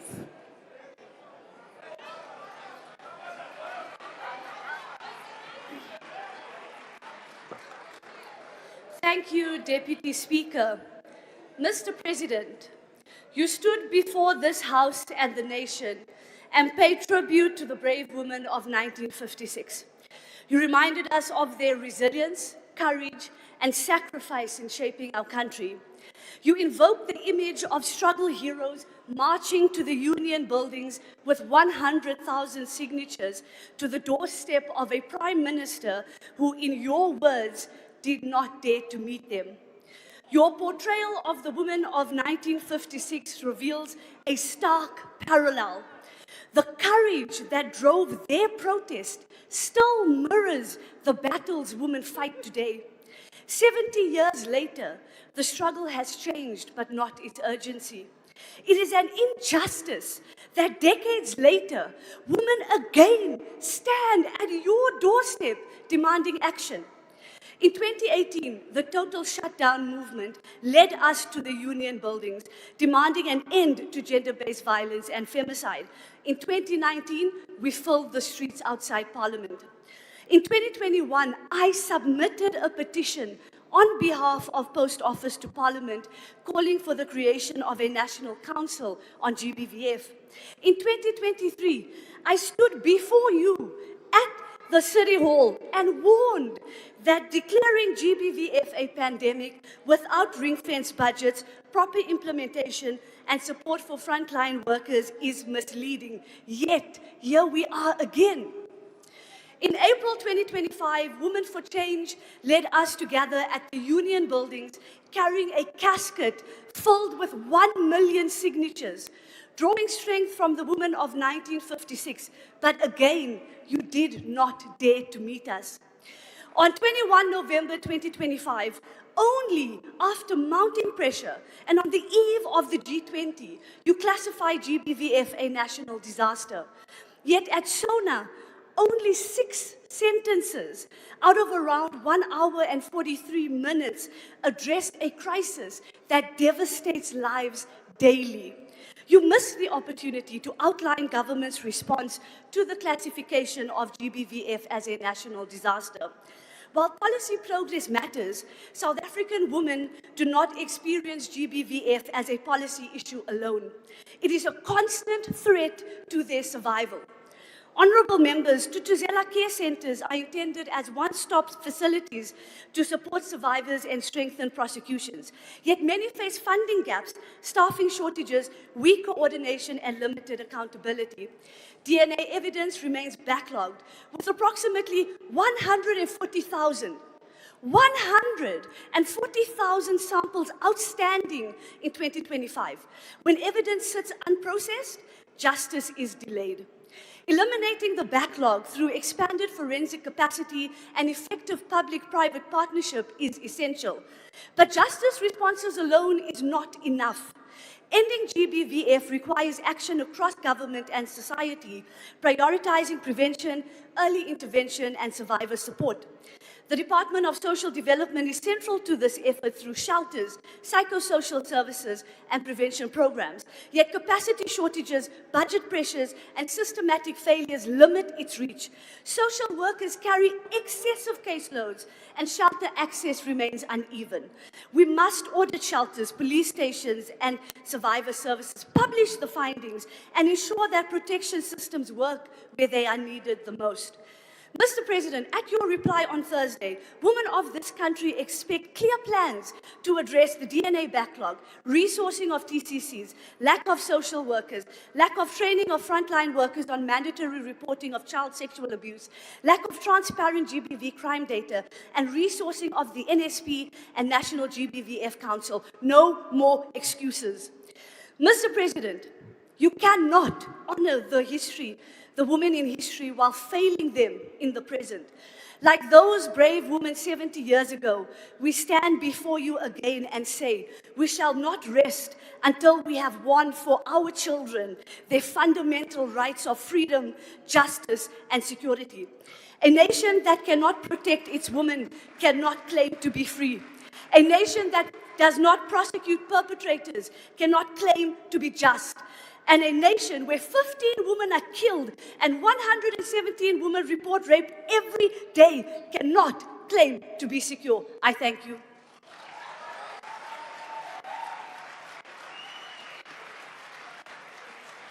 Minister of Trade, Industry and Competition.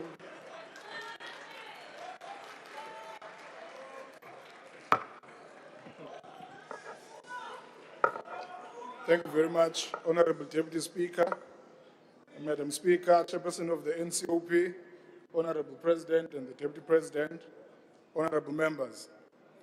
We participate in this debate on the President's 2026 State of the Nation Address at a moment when our primary task is clear. It is to accelerate growth, rebuild our country's productive capacity, and create jobs at scale. The President has called for faster and more inclusive growth driven by higher investment, increased infrastructure expenditure, trade expansion, and a broadly capable developmental state. Naturally, industrial policy is central to this program.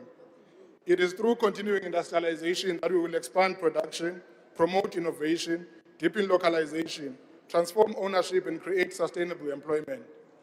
This is the core of the ANC's economic program and the 10-point plan to reignite growth and employment. Honorable Speaker, the debate on economic growth must be anchored on the objective realities of our economy, not impressions. The President's 2026 State of the Nation Address spoke about an improving but not perfect economic environment. That improvement is not a coincidence. It is visible in the data and is being driven by deliberate structural interventions to stabilize the macroeconomy, restore credibility, and defend productive capacity. South Africa has now recorded a fourth consecutive quarter of economic expansion. The latest growth forecast projects South Africa's economy to grow at between 1.3 and 1.6% in the near term, with growth expected to strengthen as improvements in energy, logistics, increased infrastructure expenditure, and new investments take effect. This is the sign of an economy that is regaining momentum beneath global headwinds. Inflation has also eased materially. The South African Reserve Bank revised its forecast for headline inflation to 3.3% for 2025 and 3.5% for 2026, and noted progress in inflation expectations towards the 3% goal. The shift to a 3% point target with a 1% tolerance band lowers inflation expectations. The lowered inflation expectations are helpful when they begin to lower the cost of borrowing, which is an instrumental condition for higher fixed investment and industrial expansion. Interest rates have begun to fall for households, and the cost of government debt is also falling. South Africa's exit from the FATF grey list on 24 October 2025 removed a material reputational and transaction cost penalty from the economy. This has helped us with the first sovereign ratings upgrade improvement in around 2 decades.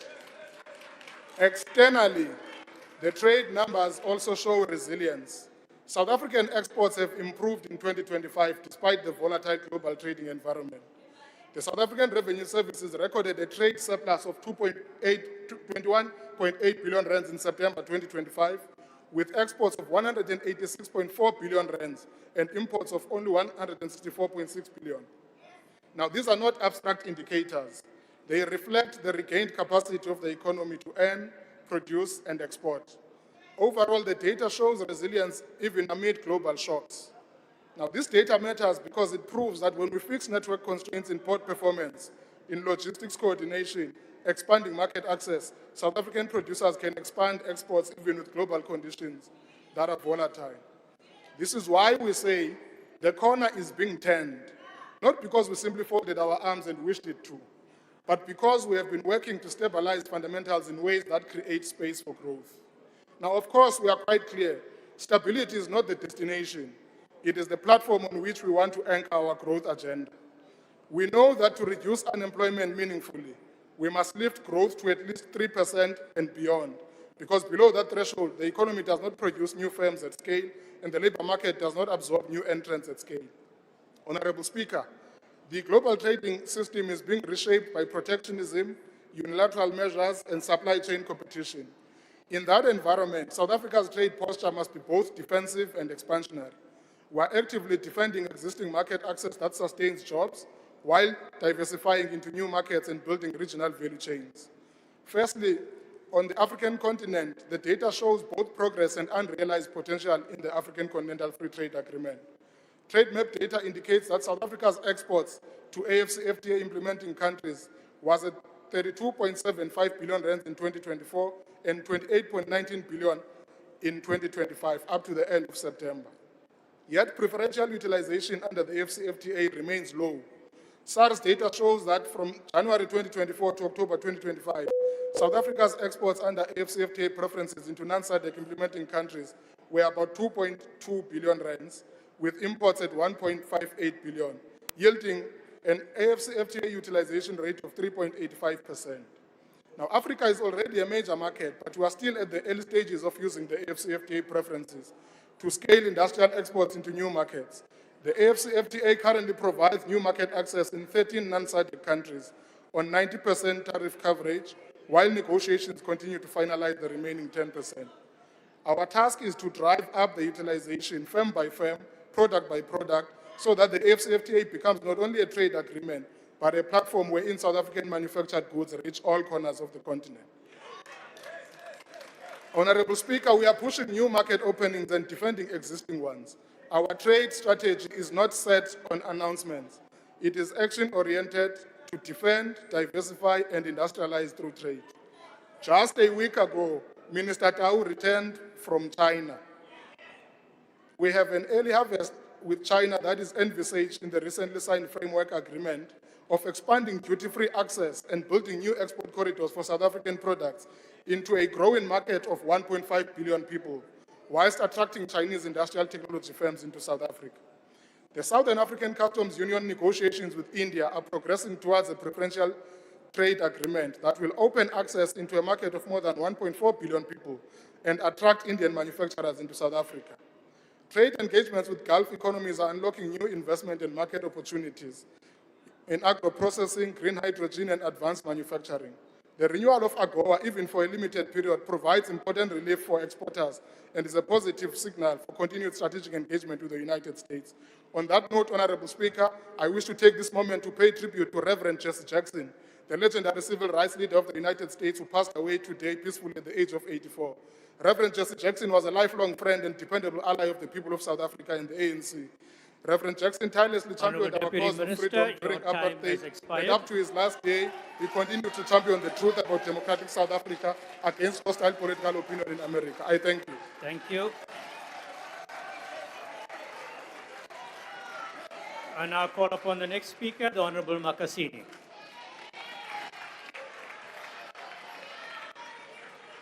Thank you, Deputy Chairperson of the NSOP. Greetings to the President, the Commander-in-Chief of the Economic Freedom Fighters, Comrade Julius Malema, commissars, fighters, and the ground forces of the dejected masses of our country. It's nice to be in the construction side of the GNU called Dome. Sihleli ententeni, lilo abantu base South Africa bafanele bayazi ithemba ngeze baphinde balibone kwabona.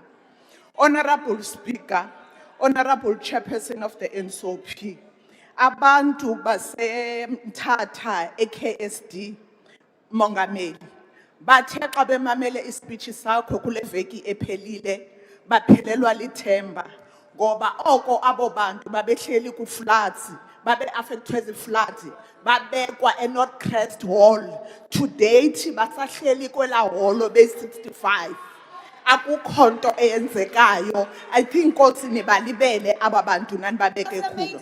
So bathi weza ngumongameli wathi uze kubo ngoba wena uhambisa ithuma mina. Bathi buyela kubo uyobapha impendulo ukuba bazawuhlala emaholweni ufikela nini. Abantu basenkomazi eMpumalanga, abantu baseChakuma eThulamela nabo bathi basalindile because nabo oko babe affected the floods ka 2025.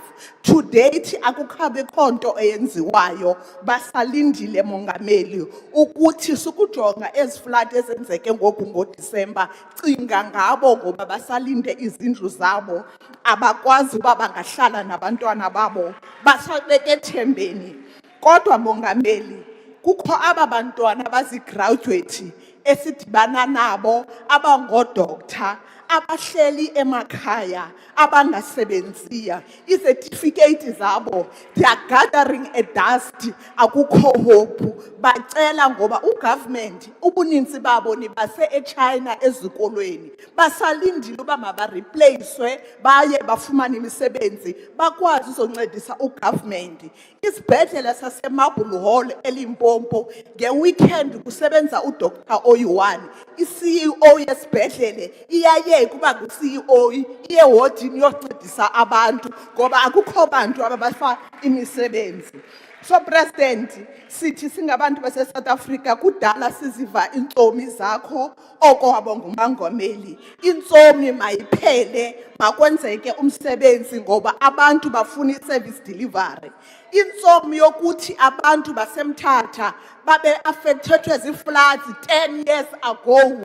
Minister Thembi Simelane basalindile uba mabakhutshwe bafumane izindlu bakhona ohlala nabantu babo. Akukho umuntu onohlala ku-temporary housing for more than 20 years to 10 years ungabenzeli. U-MEC wase-Eastern Cape ebekhala ku-portfolio committee esixelela ngabantu oko nibalibele eMthatha. It was the story, you also told us about the story at Dallas Simamele, so Government of National Unity. Apho nanisixelela i-narrative emnandi yokuthi kukho umntana obizwa uTintswalo. uTintswalo uzayifumana i-freedom. uTintswalo uzayifumana i-freedom to date. Today, oTintswalo bahleli nge-CV abasebenzi. Today, oTintswalo bahleli emakhaya balambile. Today, oTintswalo bahleli baluze hope bangena ama-rehab babulawa zi-drugs. So ukuthi uzothuma mina nilibala abantwana abaye esikolweni ba-end up beconsumer zi-drugs ukhona mangomeli kofuneka ume ngenyawo. President, you also told us the story of the billion rands that you are going to invest in the infrastructure, establishing yet another national crisis committee. Yet he never spoke about abantu abalinde amanzi, impompo zingaphumi manzi ngoku, bawafumene phi amanzi. Kakusinike iplane, uba yintoni funeka bayenze, abo bantu abafected, kakhulu phaya eGauteng, oko bene 27 days, bengena manzi. Kangumxelele umama ole 75 years, uba kafuna usela ipilisi amanzi awafumaneni.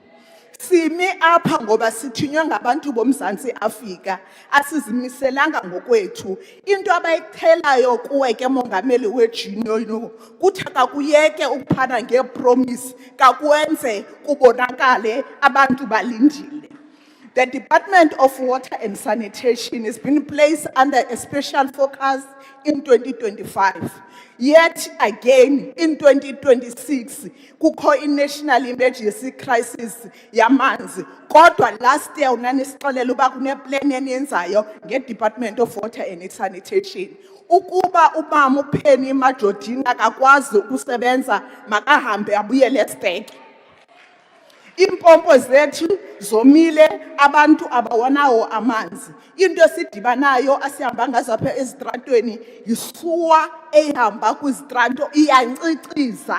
Abantwana badlala ngamanzi angcolileyo anendle. So sithi President kakufocuse ukulungisa imasipala zethu ngoba imasipala zethu you also admitted that imasipala under your stewardship they are dysfunctional. And siyavumelana nawe mongameli ukuthi imasipala zethu they are dysfunctional. Kodwa masipala lento oyenzayo mongameli yokuhlala uzisa section 139 kwimasipala uthatha abantu bebefailile uba ngo-MEC uthatha abantu bebefailile kwi-responsibilities zabo zomasipala zabo ubenze o-administrative ayisincedi loo nto. Identify abantu abacapable that will do the work. For example, kunala masipala obuzwa iDitsobotla. La masipala for the highest municipality in South Africa, okusoleke une 8 administrators since the dawn of democracy. Till today, in Ditsobotla ko service delivery yenzekayo, na namhlanje kusekho administrator. So izinto ezinjalo mongameli siyacela kakukuzijonge. You cannot wenze intervention ye section 139 ingabantu obaziyo nawe uba bafailile. Umama uMakhwini Litsuwa angandincedisa ngoba angandinqinela ngoba unomasipala ofana nalowo obizwa iMafube apho i-third parties zingabhatalwa eMafube municipality. Abantu baswekola, the third parties, they are not being paid, bade bapenshile bengafumani nemali. And the Emfuleni municipality eGauteng Mongameli nabo from 2018 okola masipala under section 139.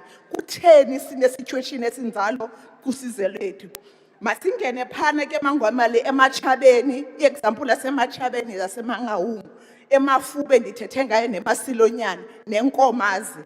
Apho nithi nizobeka isystem uba i-administrator kungabikho i-political interference. I-example, last week we went to Enkomazi municipality apho u-administrator afihle i-report ye-disaster yase-ward 11 Enkomazi engafuni ikhupha kodwa abantu ba-affectile. The disaster team exposed the administrator bathi thina siyile e-ward 11 Enkomazi sayifumana izinto ezi-283 affected with disaster. Then that report, after she rejected a report yabo, sayithunyelelwa siyikomiti i-report ye-disaster yase-ward 11 Enkomazi. It was not only ward 11 Premier of Mpumalanga, it was also ward 5 of Mpumalanga and ward 17 i-ward ezithile report bebengafuni ukuyisubmita ku-disaster. So le fake GNU yenu enithanda kakhulu bathule because kumnandi bane-table benasi abasebenzi bahleli bathule njengo-deputy minister of water esingamaziyo wenza ntoni owe-GA into yaziyo uhamba uyaphansi naphezulu uyatya qha uyahlutha utyeba isusu de silingana nobhambam. So i-municipalities zethu zinelo ngxaki ke mongameli. You also told Al-Suba uzo create a committee ezizodila nge-problems zethu. You accept ukuba you admit ukuba kune problem kumasipala zethu. Kodwa into ye-task force ayizusinceda mongameli. Appoint abantu aba-competent. Appoint abantu kwezi committees zakho aba-credible that will give the services to the people. Abantu abazawuyazi ukuba ipipe xa igqabhukileyo kuzawuthathwa iplumber ihambe iyofixa ipipe. If electricity ayisebenzi ahambe ayazi uyofaka idlophu alungise iplug so that abantu basebenze. Iikomiti ezininzi mongameli azizukusinceda nganto ngoba abantu bakuthi bawuhlala behluphekile. So maybe we are doing this because you are aware mongameli uba niyayiluza ipower come 2026.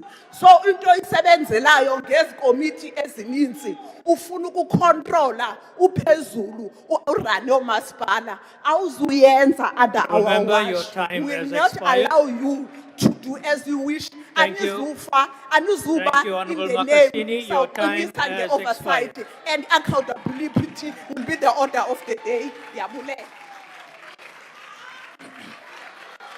And I call upon the Honorable Minister, the Premier of the Free State. Thank you.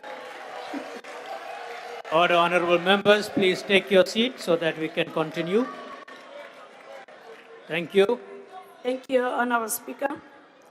Chairperson of National Council of Provinces, His Excellencies, Tate Matamela, Ramaphosa, and Tate Paul Mashatile, members of Parliament, premiers. Utinkale ndikulungise member Osis Mandisa. Into yokuqala ndivuyele nje ukurecognize upresident for the first time with umongameli. Sifana apho ke I am recognizing him. But one thing endifuna ushare nani ke, you know some of these issues that we are raising today about municipalities in the Free State. Main contributors kwezi ngxaki esinazo namhlanje bavele bacrossa the floor bakhona ngapha kwelicala. So hayi enye ingxaki uyazi kahle ukuthi bebemosha nabo beyazi ukuthi bayahamba. So nasizabakhumbuza niyabazi nabazi niba divide abanye bangapha abanye bangapha. So, ungalenzi igqina mna uthi I know, I don't know any. What I know, ukuthi bamoshile, babaleka xa bamele ba-account. We rise today, President, to express our support for the State of the Nation address delivered by President Cyril Ramaphosa, which we regard as profoundly people-centered address that spoke to the collective aspirations, dignity, and rights of our people. On behalf of the people of the province, the President, we also wish to extend our sincere gratitude to you for attending the Men's GBVF Summit held in Bloemfontein last year. This event brought together over 5,000 men from all walks of life across the province. Your attendance, Honorable President, underscored the commitment of our government to ferociously confront gender-based violence and femicide. There are moments in life of any nation when it must pause and ask itself a simple but profound question, and a quote: are we building a future worthy of our children? Close quote. It is to this question that this SONA debate is directed.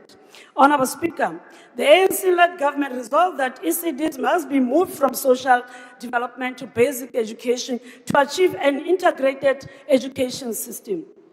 Since the migration of the ECD function from social development, the province has refurbished and provided maintenance to 62 ECD centers throughout the province, with 13 completed in the current financial year.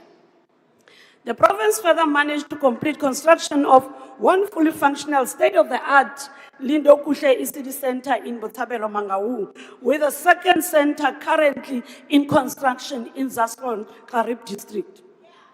Through the Barnapele mass registration drive and an awareness campaign, 222 new ECD centers were formally registered, bringing the total number of centers to 1,642 to date. This gave access to 97,540 children. Since the beginning of the 7th administration, 4 new schools have been successfully completed in the province, namely Dr. Tate Mahwe Primary School, Dr. Sello Primary, Malebogo, and Tolo. In the same breath, 7 new public ordinary schools and 3 technical secondary schools are being constructed in various towns in the province to address the shortage of school caused by rapid urbanization and population growth, as well as accommodating technical vocational stream.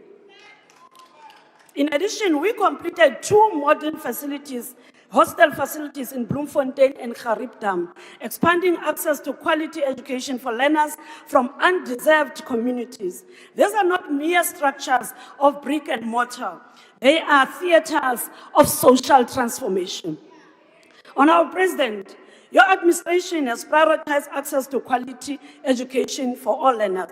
We have repurposed underutilized schools by offering multiple learning pathways leading to general education certificate, technical occupational certificate for learners with mild intellectual disability. In 2024-25 financial year, 2 schools were successfully repurposed and learners were admitted in different skills subjects, one in Mangawi and other one in Lejolipuisa. Furthermore, 3 hostels for learners with special education needs are currently at different stages of construction in Transvaal, Karib district, Leboneng in Velkom, Lejolipuisa district, and Buitumelong in Tabanchu. Siyakuba, President. In the current academic year, 2 additional schools are earmarked for repurposing in Thaba Mofokeng and Fezile Dabi. On a lighter note, to my colleague in KZN, Deputy Speaker, we'd like to inform the Department of Education in KwaZulu-Natal that they should not be comfortable. Free State will reclaim its position as a top-performing province in 2026 when the Minister announced those results of the 2026 National Certificate. Siyabuya. And you are number 1, but i-record yona esahlele nathi. Anifikanga good at 91. Honorable Speaker, a society that does not train its youth facilitates its own demise.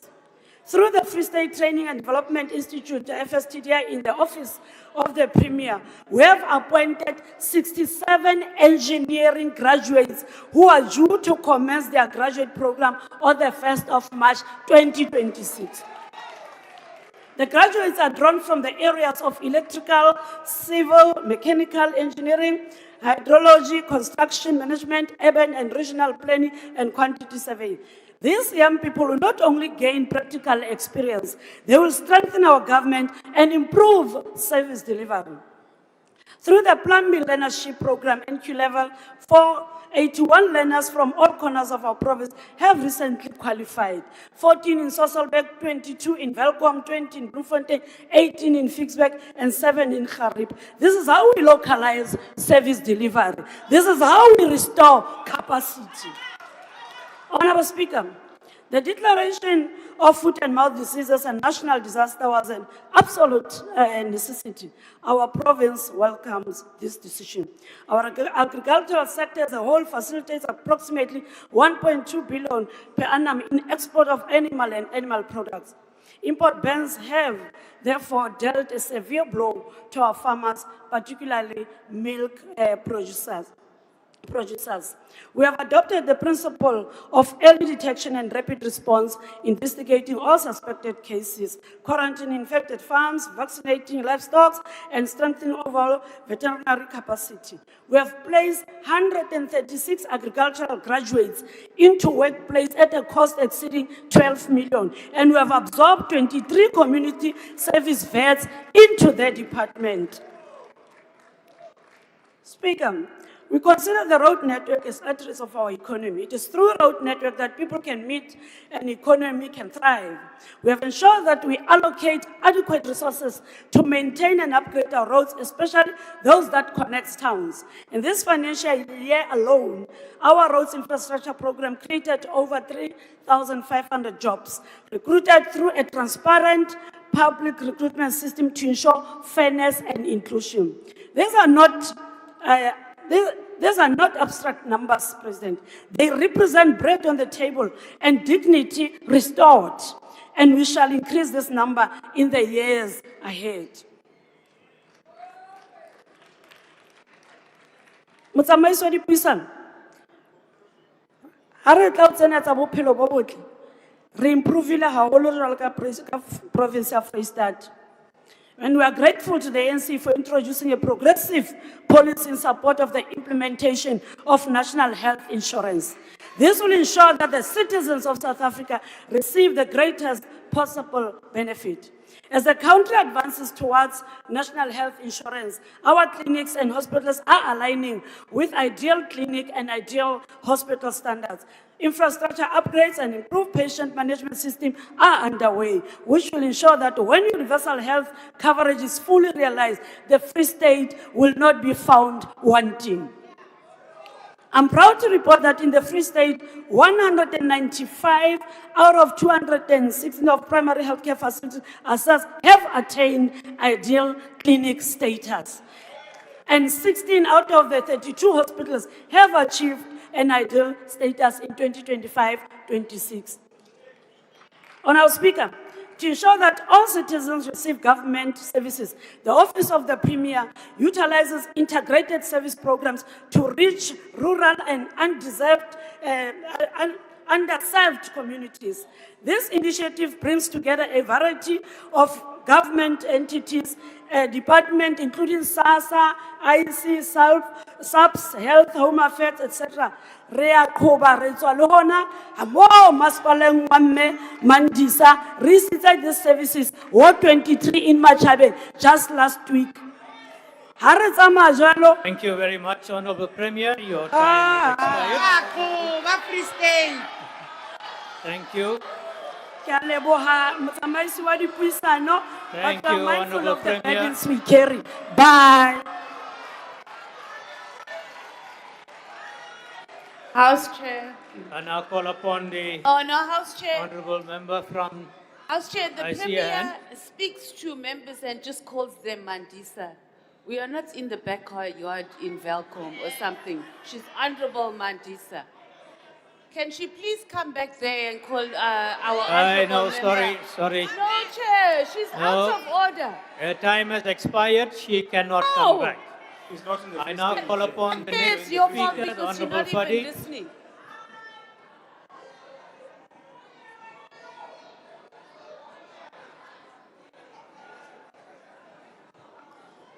Thank you, House Chair. Mr. President, Deputy President, Honorable Speaker, and all of my colleagues. Chair. Mr. President. Farid, can you take your seat, please? Yes. Chair. Honorable Fadil. Honorable Malema. The Honorable Mateis raised a very important point, because if you want to degenerate this house and we start calling each other like that, as if we are in a netball team, it's incorrect. You are chairing, you had us calling Mandisa, not Honorable Mandisa. You have a duty to put this house into order. You know, if people Thank are you. used to permanently staying in taverns and they address each other like that, we are not part of that. Thank you, Honorable Malema. Honorable Farid. Thank you, House Chair.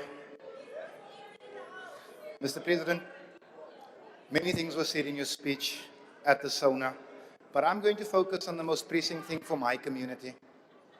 You mentioned the bullet train that you want to build, but you spoke very little about the bullets flying in our streets. We understand that for the last 30 years, the colored people have been taken for a ride by this ANC. It is the ANC that took away our quotas as fishermen and handed them to people in Joburg where there are no seas.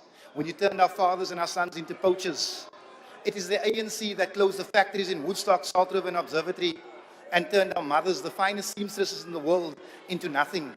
It is the ANC that allowed foreign nationals to take over the construction business in the Farid, West. can you take your seat, please? There's a point of order. Honorable member. Thank you, House Chair. House Chair, nee man, ek wil net vra, kan jy hom net so 5 minute gee, net om die taai reg te kry asseblief man. Asseblief, net No, that's not a point of order.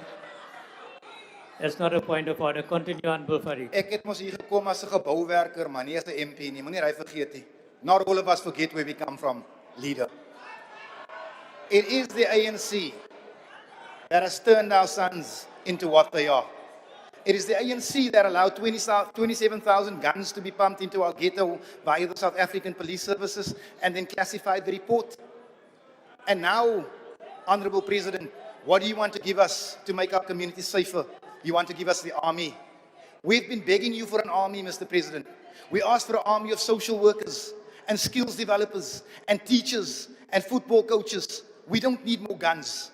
If this is all you have to offer, then it is a sad story indeed. Mr. President, my community is dying for development. Our children are dying for a lack of opportunity. Our children are not involved in the tertiary education system. But you're going to give us more guns. You're going to normalize firearms, weapons, soldiers. Our community is a community in trauma. We beg, Mr. President, we will beg no more. We have asked for fairness. You gave us skewed BEE. We've asked for jobs. You put us out the system. Come into the Cape Flats and see our foreign nationals, undocumented foreign nationals and their children occupy the school spaces while colored children sit on street corners. Mr. President, you are the reason, and this ANC is the reason why the colored community sent an animal like me to come and bat for them. Let me warn you, Mr. President. They asked me to be a pit bull. Amelie Onnes gebaita. Ask Gauteng to translate that for you. Thank you. Thank you very much, Honorable Member. I now call upon the Honorable Reddy.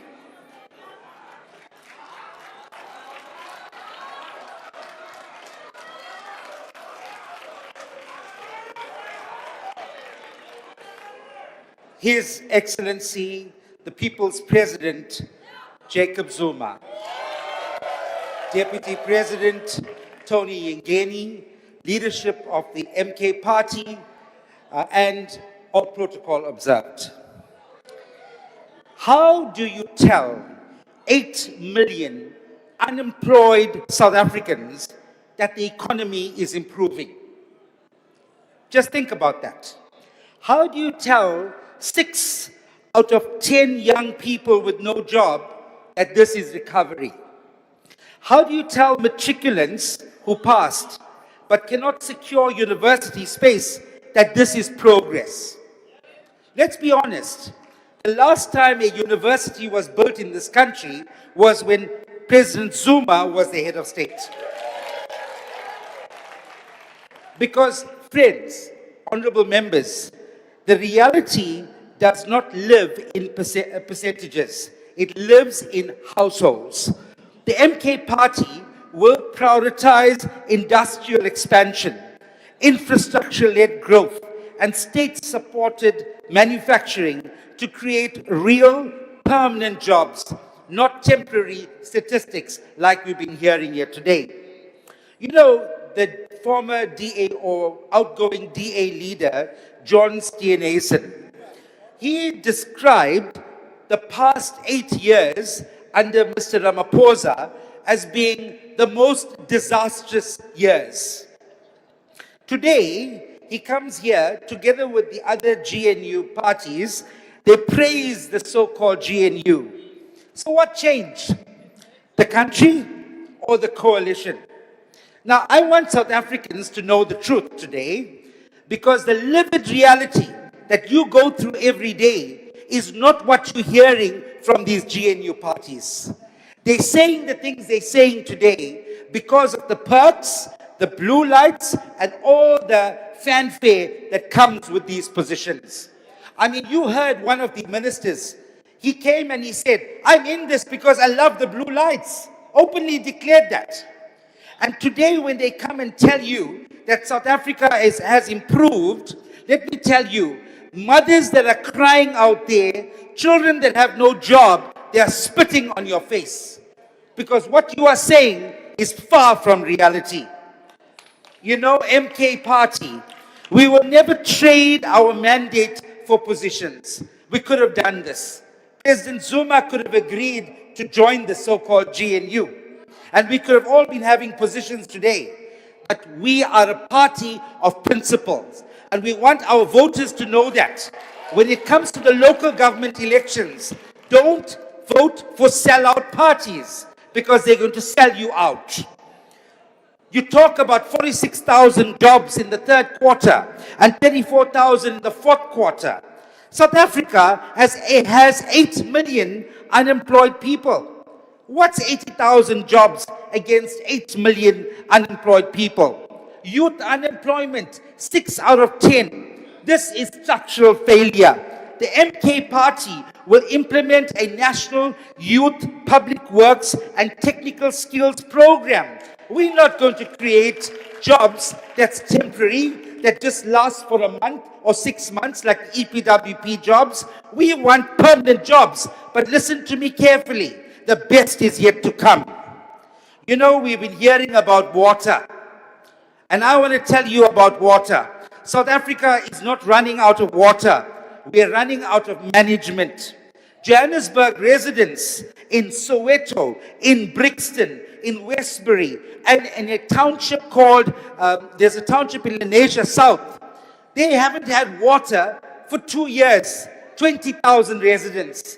And we make a big noise when people in Sandton are complaining. When the reality is that there are townships and rural areas that have not had a single drop of water in the taps for the past 2 years. And we as MK, we're on the ground. We see this every single day. In eThekwini, in Phoenix, in Chatsworth, Umlazi, prolonged disruptions. Hammanskraal, Giyani, billions were spent, and yet the projects are not complete.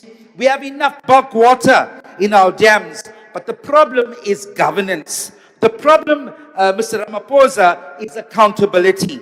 You know, more than half of planned maintenance remains incomplete. Now, this is neglect. I want to share something with you. In March, Honorary, your time has expired. Thank you.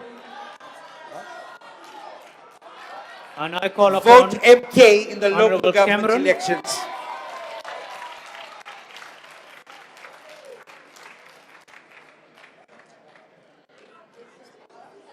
Thank you, Chair.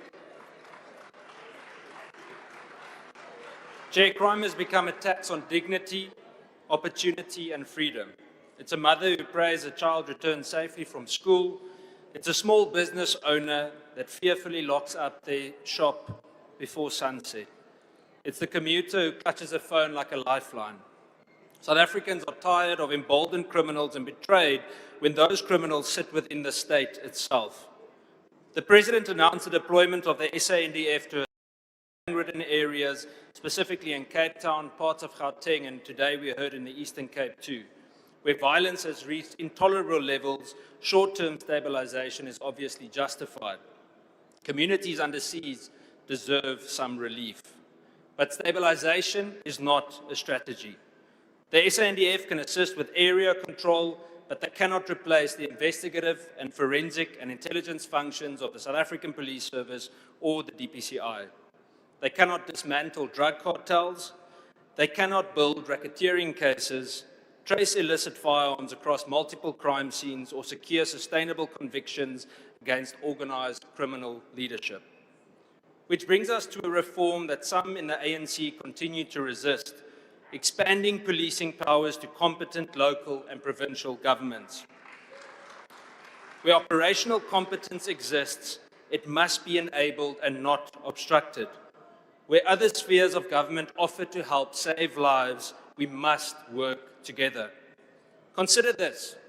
Enhanced forensic and ballistic capabilities within the City of Cape Town Metro Police, particularly in gang-related shootings, could be a total game changer.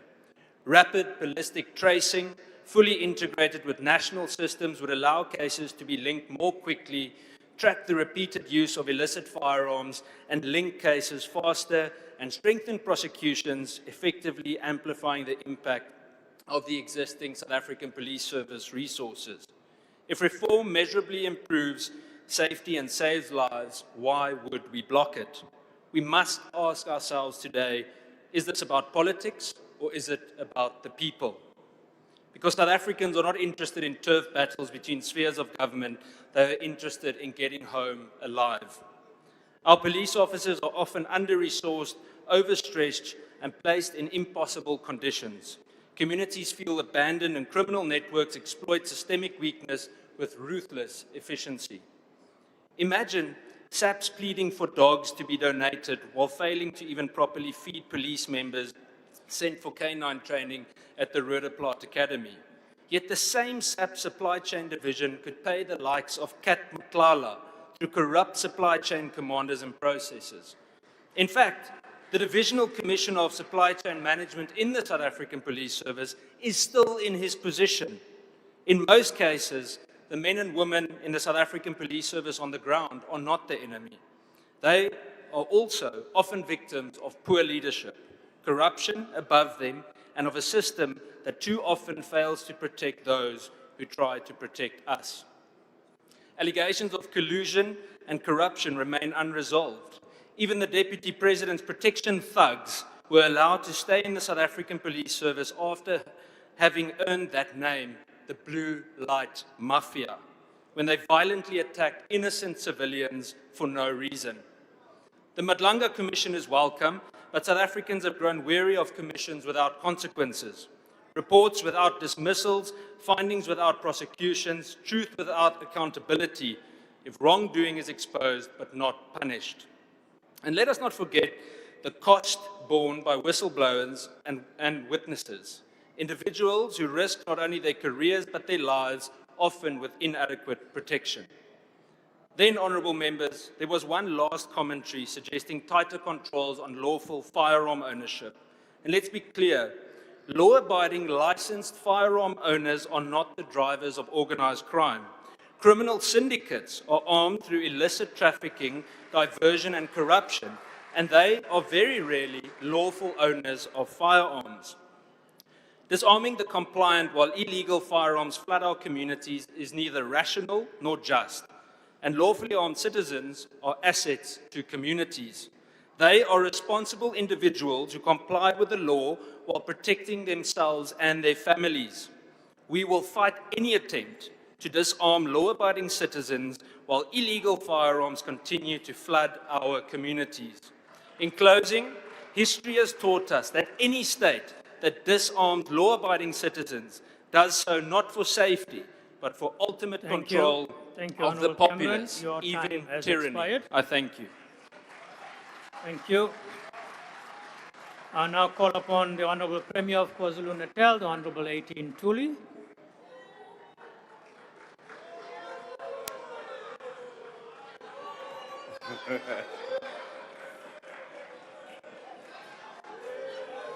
Thank you, honorable members. Let's allow the honorable Premier to speak. Thank you, Deputy Chair of NCOP, the Speaker of the National Assembly, the President of the Republic of South Africa, the Deputy President, honorable members, fellow South Africans. I rise on behalf of the people of KwaZulu-Natal to contribute to this important debate of the 2026 State of the Nation Address. Indeed, South Africa is turning the corner. Indeed, we have witnessed the stabilization of our energy supply, renewed economic momentum, unlocking of infrastructure investment, and a gradual return of investor confidence. The Government of National Unity has demonstrated that cooperation, when anchored in constitutional values and national interest, is both powerful and persuasive in confronting the socio-economic challenges facing our country. The performance of 90.6% by the KwaZulu-Natal 2025 class of matric is one more evidence of the positive direction for South Africa. KwaZulu-Natal welcomes this new chapter. We understand that political cohesion is not an abstract ideal. It is a practical instrument for service delivery, economic reform, and the implementation of a government medium-term development plan. But turning a corner is meaningful only if we now move forward with agency, discipline, and unity of purpose. For KwaZulu-Natal, the message of the State of the Nation Address is clear. Implementation is now the defining task of leadership. We must lead from the front. We must deliver and deliver effectively. KwaZulu-Natal is not merely another province. It is a strategic economic pillar of South Africa. We are the country's logistics gateway, home to the busiest port of the African continent. We are a manufacturing hub serving regional markets, a province endowed with a fertile agricultural land, globally competitive tourism assets, and a youthful population eager to participate in the economy. Ingakho nje njengohulumeni waKwaZulu-Natal emalini engango-100 million esayibekela uThusani abasha ngihambele abanye abahlomulayo omunye abathengelwe imoto yokusabalalisa umkhiqizo wabo nezinto zokusebenza ibhizinisi, abanye abathengelwe inkomo ezo-52 kanye nogandaganda nama-implements babiyelwa 3 kilometers weplazi ngoba KwaZulu-Natal were prioritizing abantu abasha enhlelweni zokuthuthukisa abantu. These youth have delivered job opportunities for the others.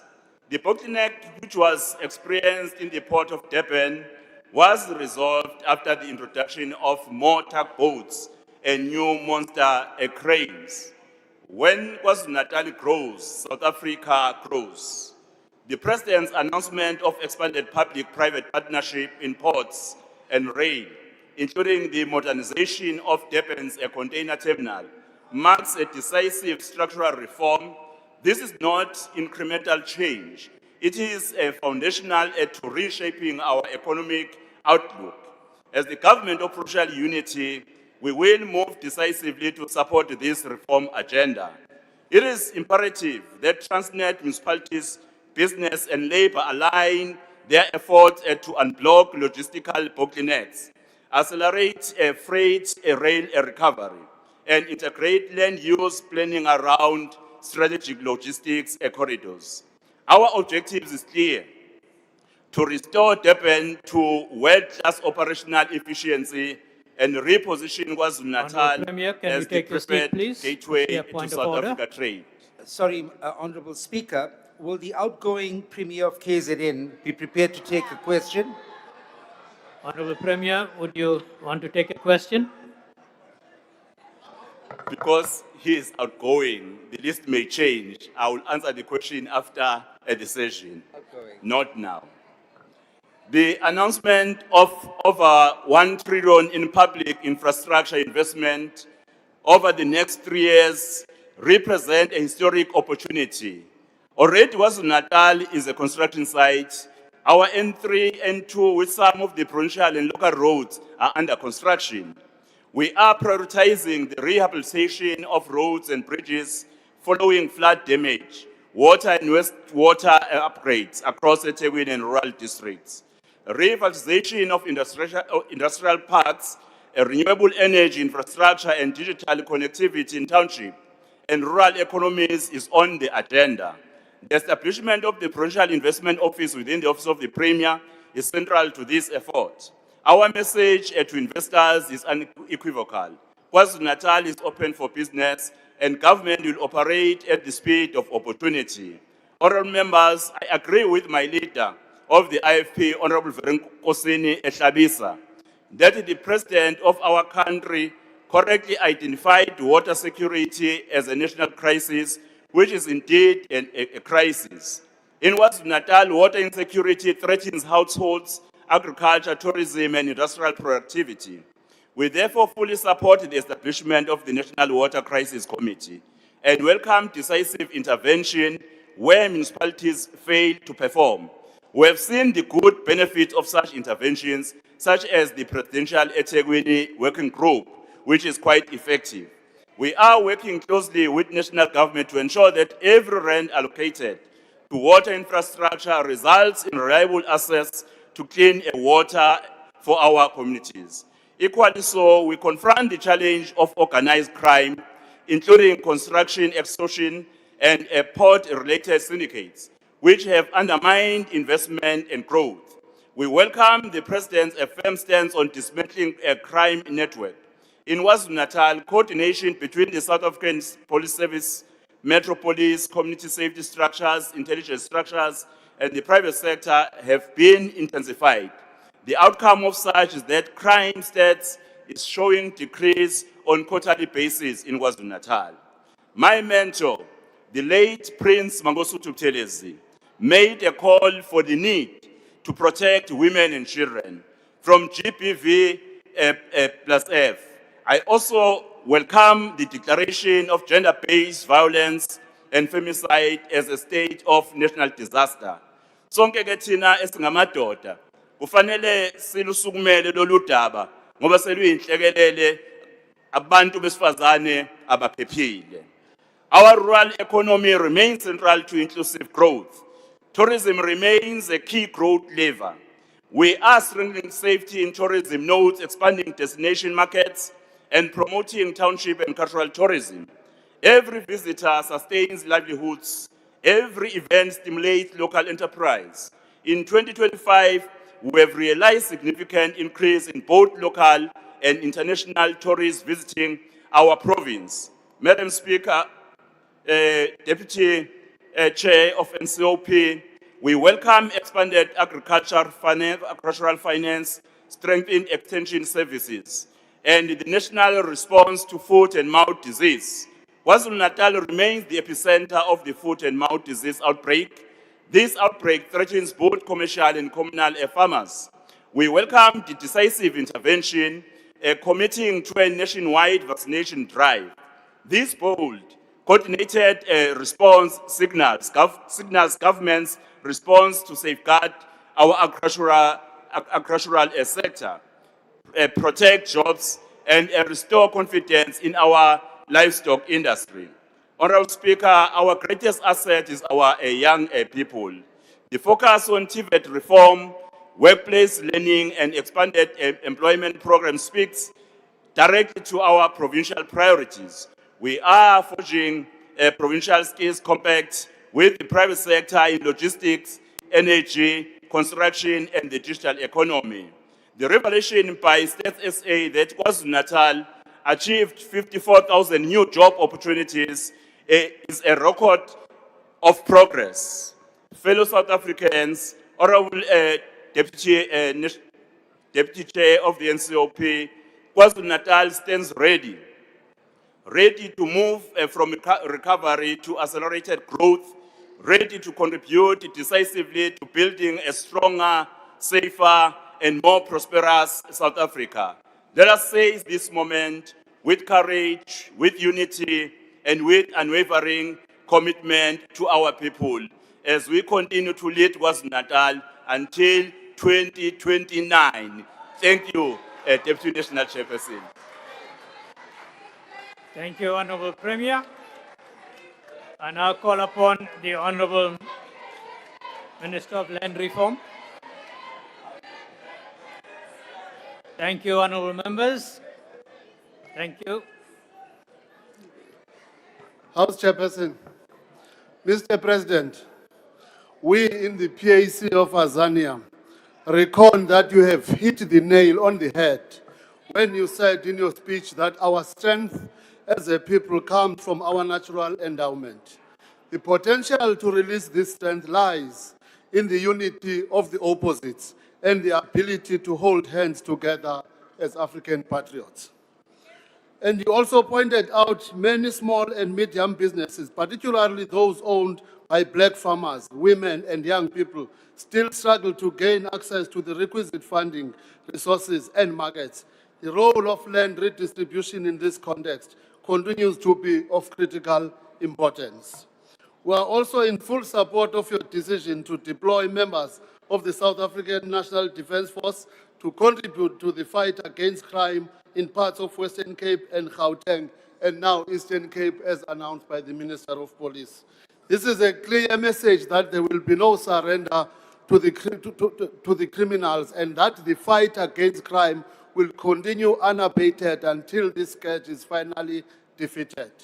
Mr. President, the legislation we are currently working on, namely the Equitable Access to Land Bill and the Communal Land Tenure and Administration Bill, both of which aim to respond to a major call in our Constitution, also aligns with the President's vision of a state that works for the people. In our specific case, we aim to do this by speeding up the equitable redistribution of land, ensuring its productive use and guaranteed security of tenure. The vision and commitment that we have articulated around the need to invest significantly in infrastructure also accords with this responsibility.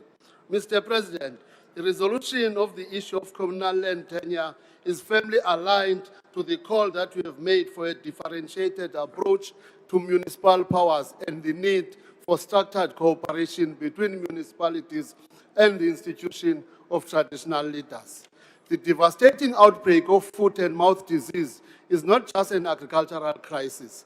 It is a rural crisis in a broader sense, as it threatens the livelihoods not only of established commercial farmers, but also and equally significantly those of communal and emergent farmers.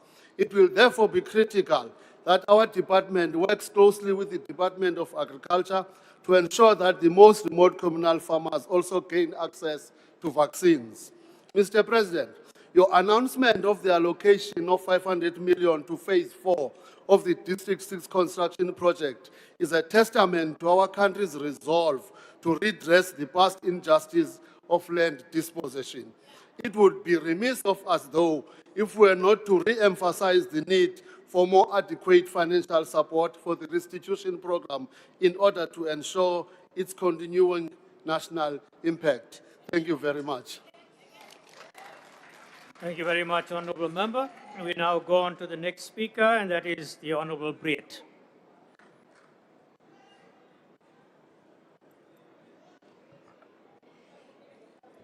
Dankie, Adjunk, Voorzitter. Mr. President, you spoke at length about municipalities and the critical role that they are supposed to play in the lives of every South African. You announced a 54 billion rand incentive for metro municipalities to reform water, sanitation, and electricity services. You spoke about improving service delivery and about consequences for failures, and about ensuring that senior officials are qualified and appointed through an independent process, free from political interference. Now, sir, please forgive me if I do not jump for joy. This is the third SONA debate of this term in which I am participating, and the third time we are hearing this. En as ek dood eerlik moet wees, meneer die president, om nou in 2026 aan te kondig dat munisipaliteite die wet moet gehoorsaam, gekwalifiseerde amptenare moet aangestel word en haar gevolge sal wees indien hulle dit nie doen nie, is buiten dat dit voor die hand liggend is, te min, te laat. Last year, after the release of the 2023-24 municipal audit outcomes, the Auditor General made it clear local government remains in a dire state. As of May 2025, 83% of municipalities were violating key financial legislation. Irregular expenditure stood at 87 billion rand, and only 3% of municipal assets are allocated for maintenance. And municipalities collectively owe 55 billion rand to Eskom and 21.2 billion rand to water boards. Akbare president, u sê dat meganismes sal versterk word sodat nasionale regering vinniger kan ingryp daar waar munisipaliteite faal. Maar met respek, ons sien nie dat dit tans enigsins werk nie. In Noordwes is 40% van munisipaliteite reeds onder provinsiale administrasie en in KwaZulu-Natal en in die Vrystaat lyk dinge nie beter nie. Inteendeel, in baie gevalle lyk dit slegter na die ingryping. Gedurende my tyd hier in die NRP het ek bitter min munisipaliteite gesien wat eintlik onder administrasie uitkom. Ek het wel baie gesien wat onder administrasie geplaas is. Ek bly self in 'n metro wat onder nasionale administrasie geplaas is. En meneer die president, as hierdie die sogenaamde oplossing vir Suid-Afrika is, dan is die prentjie uiters donker.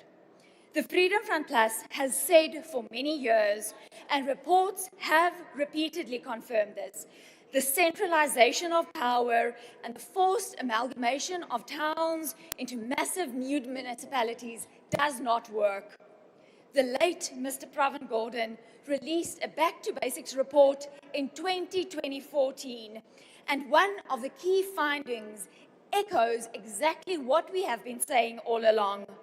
Big, multi-town municipalities fail because service delivery cannot reach the outer limits.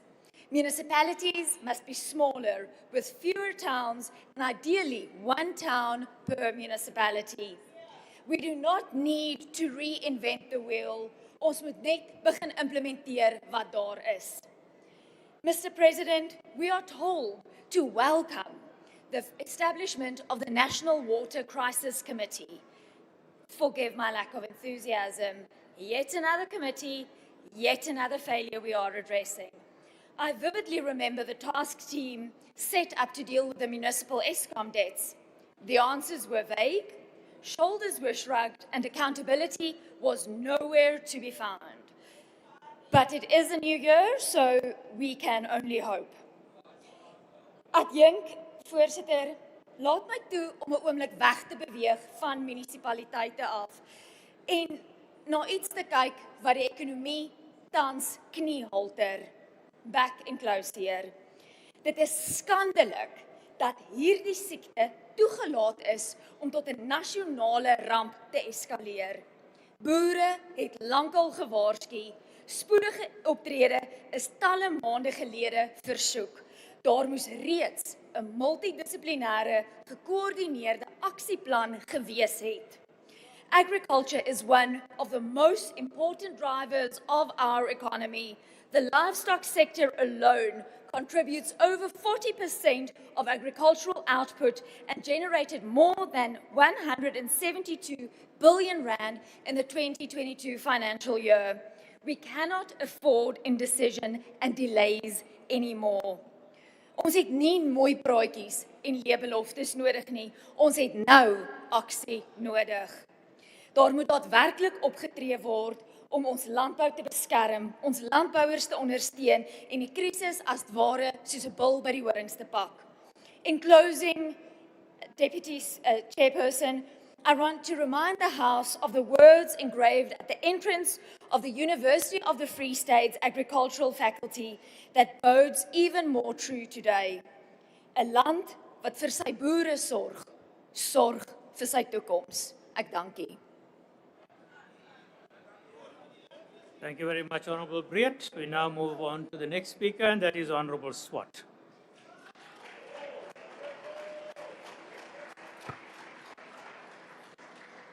Honourable Speaker, Honourable President, Honourable Members, fellow South Africans, good evening. Last week, the President spoke about a country that is beginning to recover. The question, Mr. President, is whether we can translate economic recovery into lived experience on the ground, into jobs that last, safer streets, working municipalities, and a state that delivers value for every rand that taxpayers contribute. Honourable Speaker, when there's progress, it must be recognized. If we want to rebuild trust in our public institutions and restore confidence in our economy, we must be honest about what is improving and equally honest about what still blocks recovery from reaching ordinary families on the ground. Ons sien, achtbare president, geloofwaardige tekens dat Suid-Afrika se finansiële posisie besig is om te stabiliseer. Ons sien verbeterde vertroue en 'n meer positiewe markreaksie op ons fiskale traject. Onlangs was daar berigte dat effekte opbrengste die laagste vlakke in 'n dekade bereik het. In eenvoudige term beteken dit dat die land teen goedkoper koerse as voorheen kan leen, wat die druk op die fiskus verminder en die langtermyn las van skulddienskoste verlaag. Elke rand wat ons aan rente bestee, is 'n rand wat ons nie kan aanwend om waterstelsels reg te stel nie, paaie te herstel nie, polisieering te verbeter nie, of 'n infrastruktuur te belê wat werksgeleenthede skep nie, achtbare president. So yes, Honourable Speaker, there are encouraging indicators, but as members of Parliament, our duty is to ask the harder follow-up questions. Will this recovery be felt in places like Beaufort West, in places in my hometown like Elim, in other rural villages, in townships, and in the struggling towns? Will this be felt by the young person who has sent out 50 CVs and received silence? Will it be felt by the pensioner whose municipal bills keep rising while the taps run dry and streets are unsafe? That is why we want to focus on the economic recovery road in a practical way. The GNU is not just a political arrangement. It is a message to the country that there is an alternative to paralysis and that cooperation can produce stability. In an election year, it is easy for people to retreat into slogans and blame. But South Africans want leaders who can build, leaders who can fix. They want adults at the table who can bring discipline back into the state, restore credibility, and deliver results. One of the important reasons confidence has improved is that there is visible evidence of constructive cooperation in the economic cluster. The working relationship between Deputy Minister Asher Surapan, Deputy Minister David Masongu, and Minister Enoch Barangwana sends a strong signal that fiscal responsibility and reform can be advanced through collaboration, not chaos. That relationship matters because markets, investors, and ordinary citizens respond to stability. competence and consistency. What we need and what we are beginning to see is more united focus on stabilization, reform, and recovery. However, Honourable Chairperson, we must not confuse stabilization with prosperity. Stabilizing debt and lowering borrowing costs are necessary conditions for recovery, but they are not sufficient, Mr. President.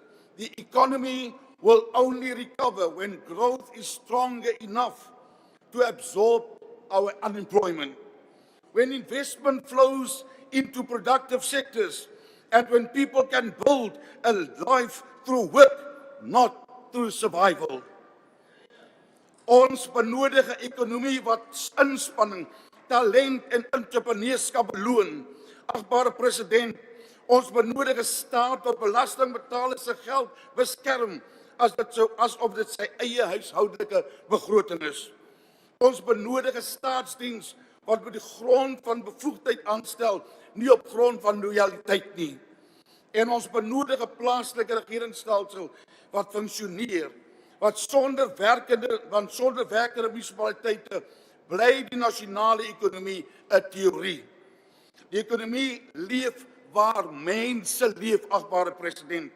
Dit leef in dorpe, dit leef in wijke en dit leef in gemeenskappe. Indien 'n munisipaliteit nie water kan voorsien, paaie kan onderhou, straatligte aan die brand kan hou, verordeninge kan afdwing en finansies eerlik kan bestuur nie, dan onttrek beleggers, sluit klein besighede, verdwyn werksgeleenthede en verloor die jeug hoop in Suid-Afrika. This is why we as a DA want to be very firm on corruption, particularly on municipal level. If we are serious about economic recovery in South Africa, corruption must become expensive, Honourable President, not inconvenient, not something that results in a transfer, a suspension on full pay, or a quiet redeployment. It must become expensive. That is the only language that criminals understand. Arrest, prosecutions, convictions, blacklisting, and asset recovery. We must recover stolen funds. We must remove the gatekeepers who treat municipalities like cash machines. We want to see municipal supply chain systems that are transparent and protected from political interference. And we want to see senior officials who are repeatedly involved in irregular expenditure lose their positions, not get promoted. If the GNU is serious about the financial recovery road, it must become a recovery road for integrity too. And linked to corruption is crime. Because crime is not only a safety issue, Mr. President, crime is an economic issue. Crime destroys investment and tourism. It destroys small businesses. It raises the cost of doing business. It turns whole neighborhoods into fear zones. If we want financial recovery to be felt on the ground, then safety must be treated as an economic priority. Mr. President, we cannot claim progress when communities live behind burglar bars and businesses spend their profits on private security instead of expansion. Mr. President, we also must confront the hard political truth if we want growth in this country. The policies that shape our labour market and our investment climate must be modernized. The DA has been clear. BEE is currently designed as failed, and the very people that was meant to be in power. It has to often become a barrier to entry for small entrepreneurs, a tool for connected elites, and a mechanism that rewards ownership deals rather than real participation, real skills, real jobs, and real growth. We want empowerment that expands opportunity for millions, not enrichment for a few. We want the state, Mr. President, to support broad-based participation through better education, skills, and entrepreneurship, and not through policies that shrink the economy and left fight over the remaining crumbs. Indien ons wil hê dat die werklike lewenservaring van mense moet verander, moet ons verder beweeg as blote simboliese nakoming en fokus op dit wat werklik mense bemagtig. Funksionele skole, vaardighede, wat met die arbeidsmark belyn is, omgewing waar besighede kan begin groei en infrastruktuur kan werk, en 'n staat wat skoon is en doeltreffend is, achtbare president. Chairperson, I want to come back to the recovery signals that we're seeing because they give us a window of opportunity. Falling bond yields and cheaper borrowing costs. Thank you very much, Honorable Swart. Your time has expired. Thank you.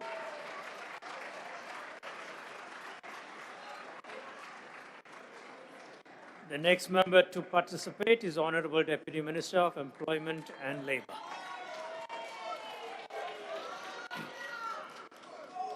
Thank you very much, Honorable Deputy Chairperson of the NCOP, the President of the Republic and the Deputy President.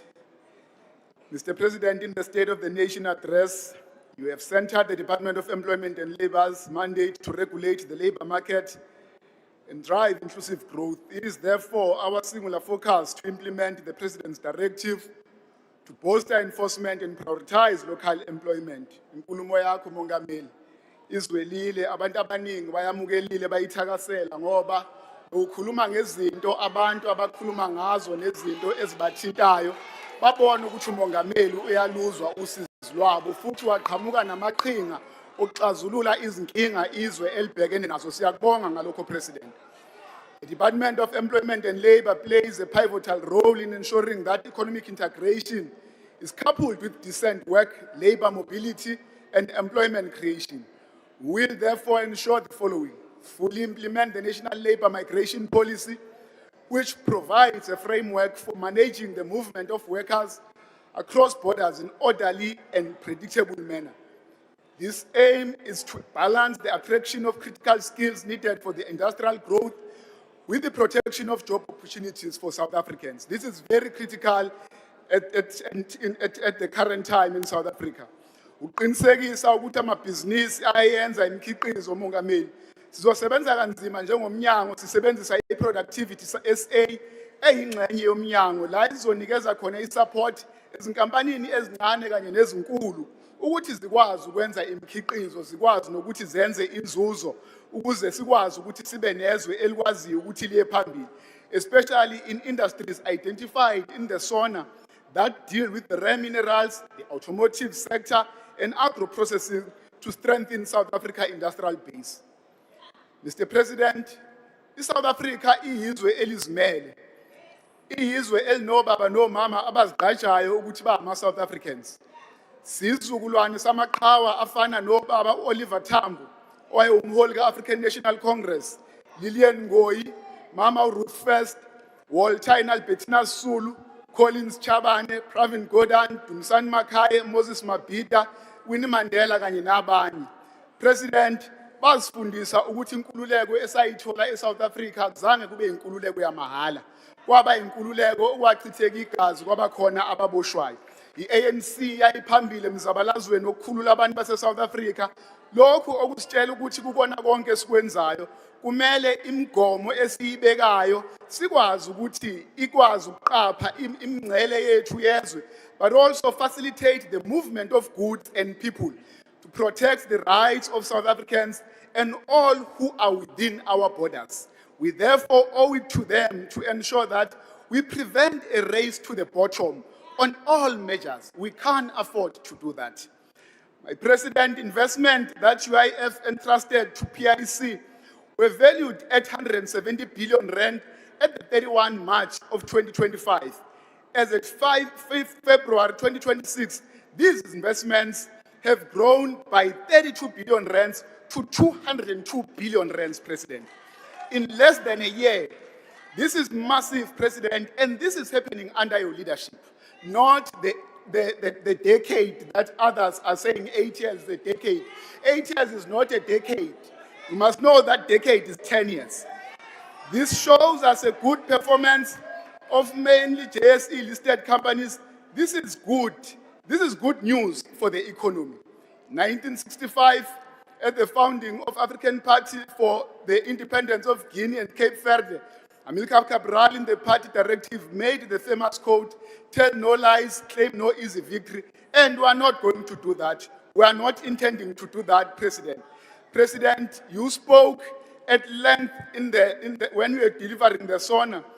You made a groundbreaking announcement since 1994 of 10,000 inspectors that are going to be employed in the Department of Employment and Labor. It has never been done since 1994, and it's done by you, President. We are going to ensure as the department the strategic use of President's announcement of 10,000 additional labor inspectors. The additional capacity will assist in improving 300,000 workplace visits annually to about 1.6 million inspections, President. This is how far your intervention is going to go. But further to that, over 16.8 million people in the country will have their work environments and employment conditions improved. We'll also improve on the 150 million that is recovered annually in the form of penalties, fines, underpayments, and failure to register workers for social protection. Annually, currently, the department is able to return over 70 million rands directly to exploited workers back to their pockets from recovered illegal deductions and underpayment. This is really funds that average between 5,000 and 10,000. We are therefore working hard to ensure that the 10,000 inspectors are on the ground without delay, as it will increase the department's reach from the current 2,300 inspectors to 10,000 inspectors, which will make 12,300 inspectors. But maybe in passing, we must say it, one day as this House, we'll have to answer to a crime that we are committing. Allowing ourselves to be abused by the cult, allow the cult to sit amongst us and allow them to abuse us day in, day out to hours. I think it's wrong and we shouldn't allow that. Others come here, they are claiming that they are going to win elections, but they have very, very disturbing concepts where they want us to vote using drums, nemgomo and everything. What is that? What kind of leadership is that? Then you start to understand the challenges that we are faced with as the country. But I want to say to Honorable Zungula, the ANC doesn't hate black people. It's the very same ANC that has built houses, that has given black South Africans electricity, that have built roads, that have built houses for them, that has given them water, giving young people who are going to tertiary institutions NSFAS for free. They start from the basic education up until tertiary education without paying a cent. That is a black child that is benefiting through this president and the African National Congress. Thank you very much, Sebo. Your time has expired. Honorable Reddy. Thank you, Honorable Speaker. The rules are very clear that speakers must not mislead the House. The ANC has not given water, it's taking away water. Thank you very much. That's a debatable point. I now call upon the next honorable member, and that is the Honorable Dlamini.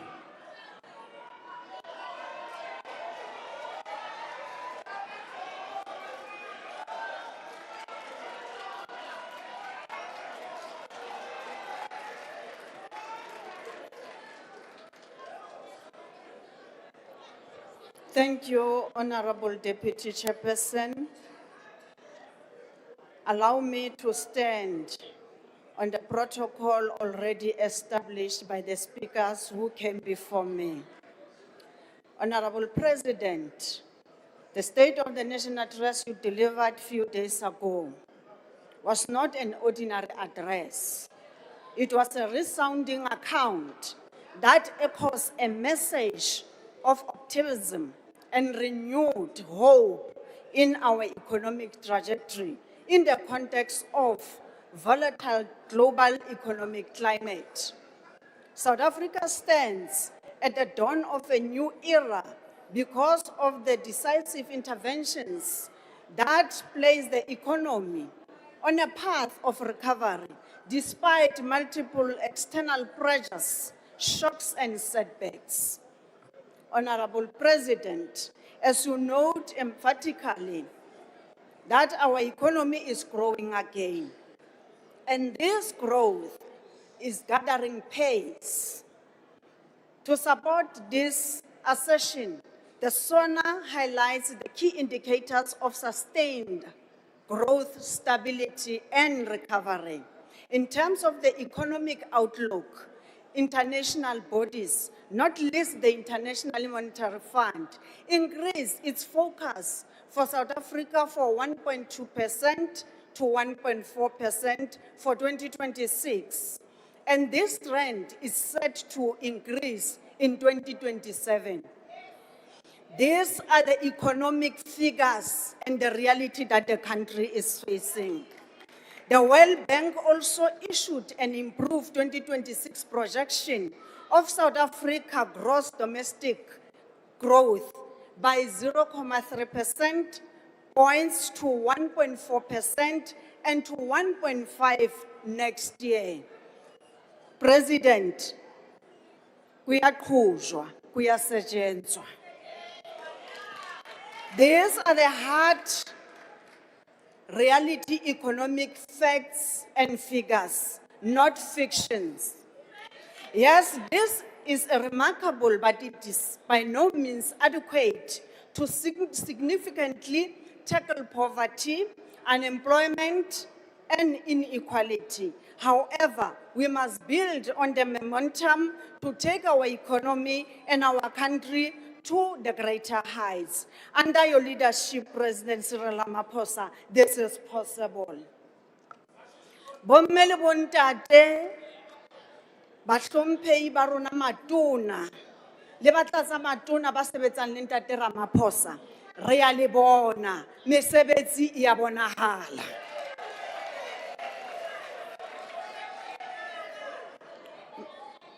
Honorable Deputy Chairperson, the objective of speeding up economic transformation, inclusive growth and job creation, remains a fundamental strategic imperative of the African National Congress, as clearly outlined and articulated in the January 8th statement of this year.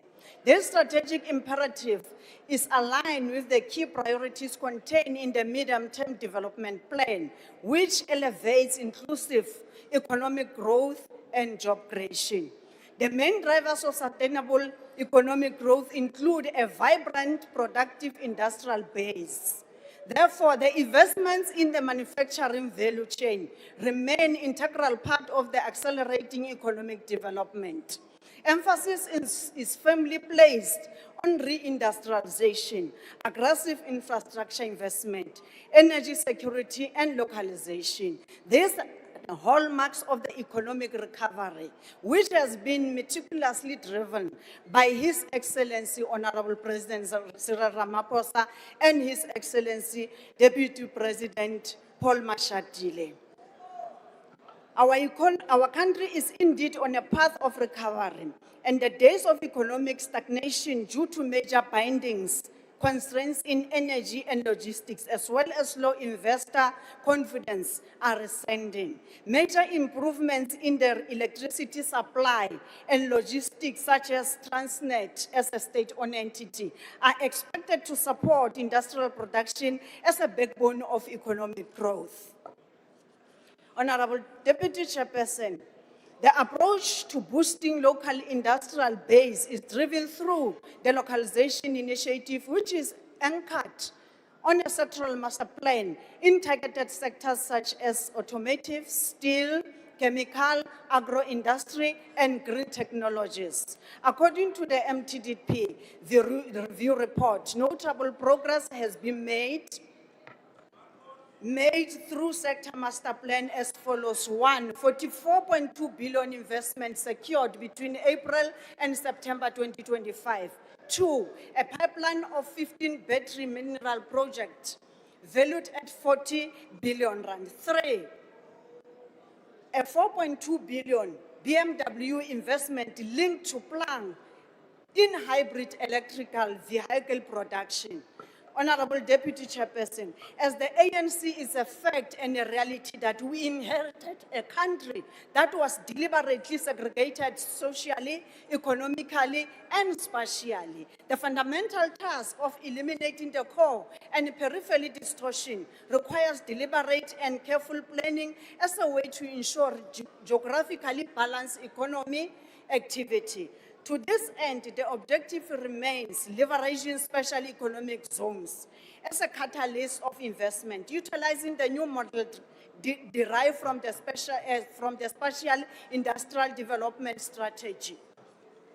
And indeed, President, we can confirm that the economic zones such as KOGTA, Dube, Tradeport and Swane Automotive SEZ have created approximately 27,000 direct jobs focusing on manufacturing, automotive and logistics. Yes, indeed, these figures are not enough because of unemployment that is very high in our country. But this is the work in progress. And these figures suggest to say, Honorable President and your cabinet, you are really to account to the people of South Africa, and we are happy as the ANC with that accountability.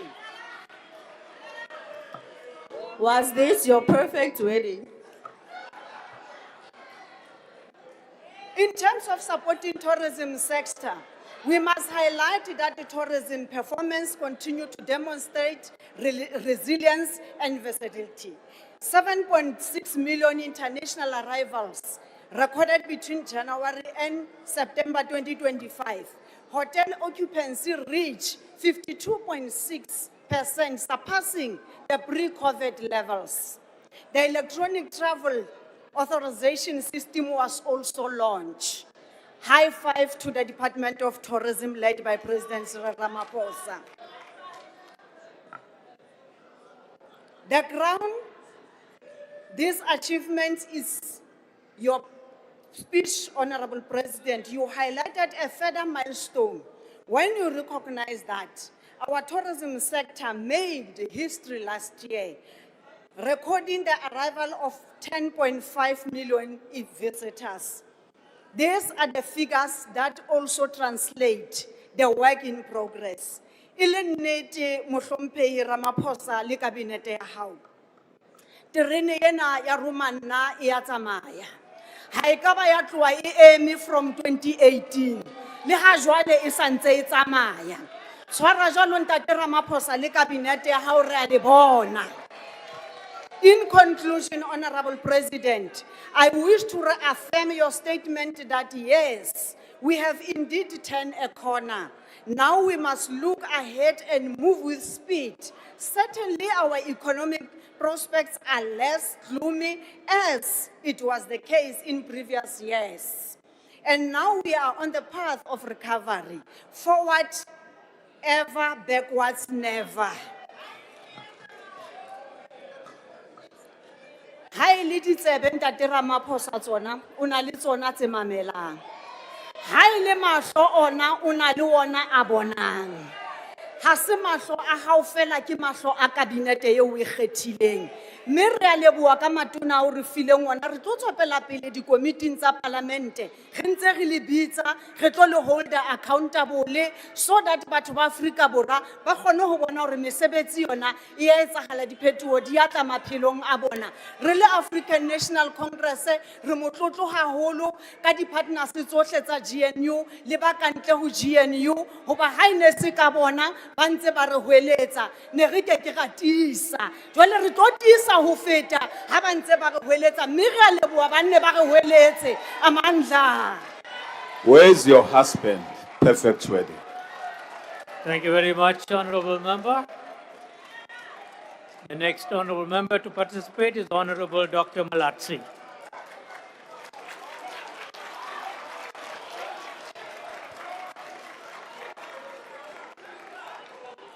Thank you, Chairperson. Greetings to the President and the Deputy President. Greetings to the former President.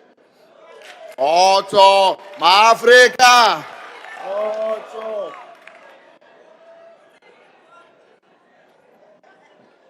The 2026 State of the Nation address delivered by the President continued along the same economic path adopted since 2019.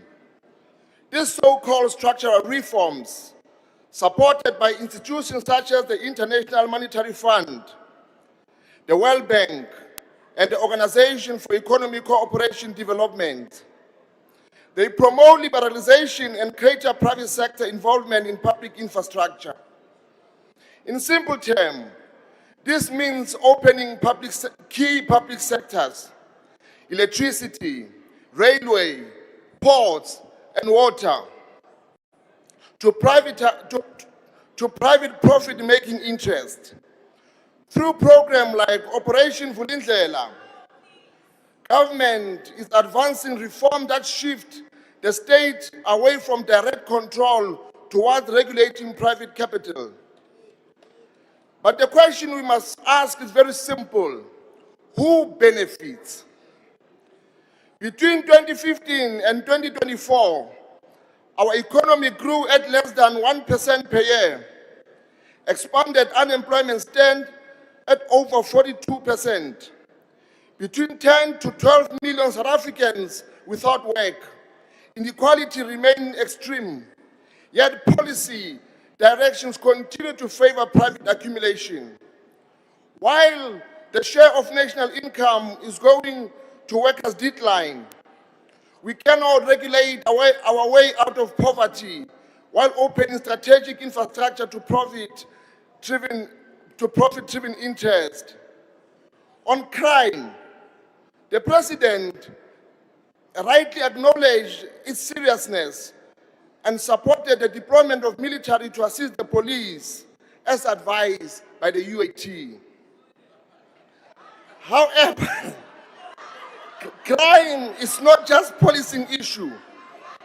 It is rooted in unemployment, inequality, and economic exclusion. Without addressing structural drivers of poverty, crime will persist.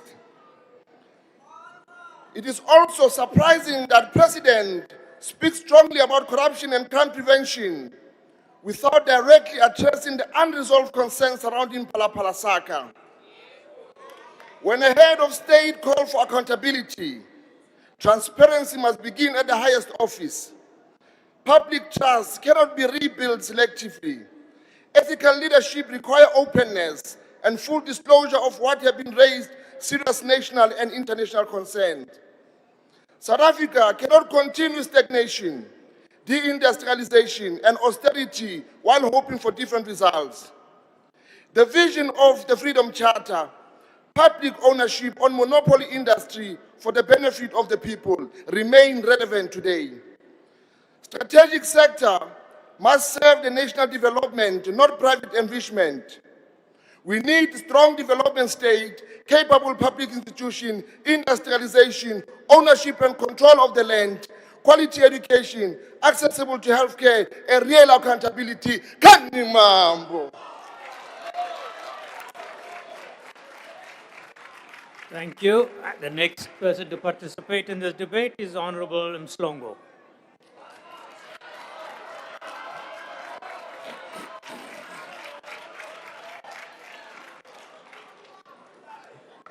Thank you, Honorable Chair. Chair, I'd like for us to wait for the President because I do have some direct words for him and I don't want him to miss those words. No, Honorable Member, we cannot wait. You have your time. Please speak. Okay, nizongitshelela kubaba wenu ukuthi wazoyikhuluma inganekwane. This is from kwaMasho eSinqanqawini. Mangisukuma la angizile ukuzokhuluma about lena unemployment enithi ke naniqasha abantu. Wabaphi laba abantu enibaqashile? Abantu nibakhulula ngokuthi ke nibalide ngefear, nibasabise ukuthi ke nama ukuthi ke nabayenza intando yenu nizothatha konke kubona. Yes. ANC ikhulula abantu ngokuthi ibanikeze i-dependency syndrome. I-syndrome ibulala umhlaba wethu. Abantu bakithi nibakhulisa kanjani ningabanika amandla abo. Nisitshela inganekwane. Ake sikhulume lana kuma foreign nationals over 3,240 jobs occupied by foreign nationals ka-education. Yet, GNU itikeni prioritize ama-South Africans. 3,240 families abahleli, abanganayo imsebenzi, ngenxa yenu. Kodwa nithikena nikhulisa umnotho, inganekwane. Ake sikhulume ngogogo bethu, ogogo bethu abasikhulisile. Nonke nihleli la banikhulisile nani. Bathenga imithi, bathenga ukudla, bakhokhela ogesi, kodwa nibanikeza u-2,200 inganekwane. CMK sithi ayinyuke le mali 5,240. Angithi president uthe kuno 40 trillion womnotho oma minerals. Sizoyithatha lapha imali. Angithi uredu kulanda amasosha, ungasitsheli ngenganekwane. Khona nithena nineyikole niyayinakekela. Niye naya kwamashu ku-special school. Niye nabona ukuthi 50% of those children, they don't attend school because of infrastructure. Nisitshela ngenganekwane. Odade bethu babeletha emabhedlela phansi on the floor. E-Eastern Cape nase-Western Cape. Nisitshela ngenganekwane. Siphelile isikhathi senu. Siphelile ukuthi nisibuse. Umnotho uyabuya uza kumuntu omnyama. Akekho umuntu omnyama lapha e-Western Cape. Ba-toiletha kuphi? Niba-associate noThuvi. Abantu bakithi ba-associate noThuvi e-Western Cape. Nithi banika i-civilization ngoThuvi. Umuntu wakithi alale noThuvi, akhe noThuvi. Yini leyo? Ukusiphatha lokho inganekwane. Ngithi kwena Nxamalala ngiyabonga. Uthi ube yiqhawe wasukuma, wayibona igap wayivala. Ngithi Nxamalala siyabonga. Thank you, Honorable Just Member. erase black people of Western Cape. I call upon the next member to participate in this debate, the Honorable Sangoni.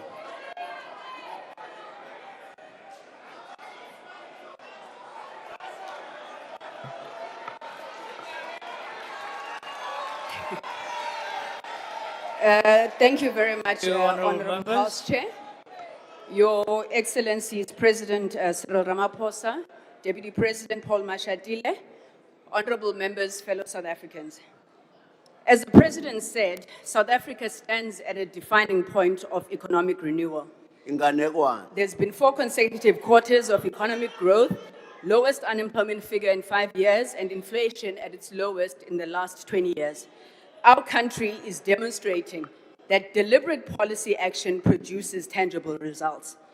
Comrade President, it was our founding father of our democracy, Nelson Mandela, who reminded us that after climbing a great hill, one only finds there are many more hills to climb. The State of the Nation address presented by the President last week was such a moment. It was a time to pause and reflect on the road traveled since 2018, when President Ramaphosa took office, to appreciate the achievements that had made, which at some point seemed impossible, and to confront with honesty and resolve the hills that still lie ahead. The successes outlined in the SONA were not accidents of history. Honorable Steenhuisen, we must also tell no lies and claim no easy victories.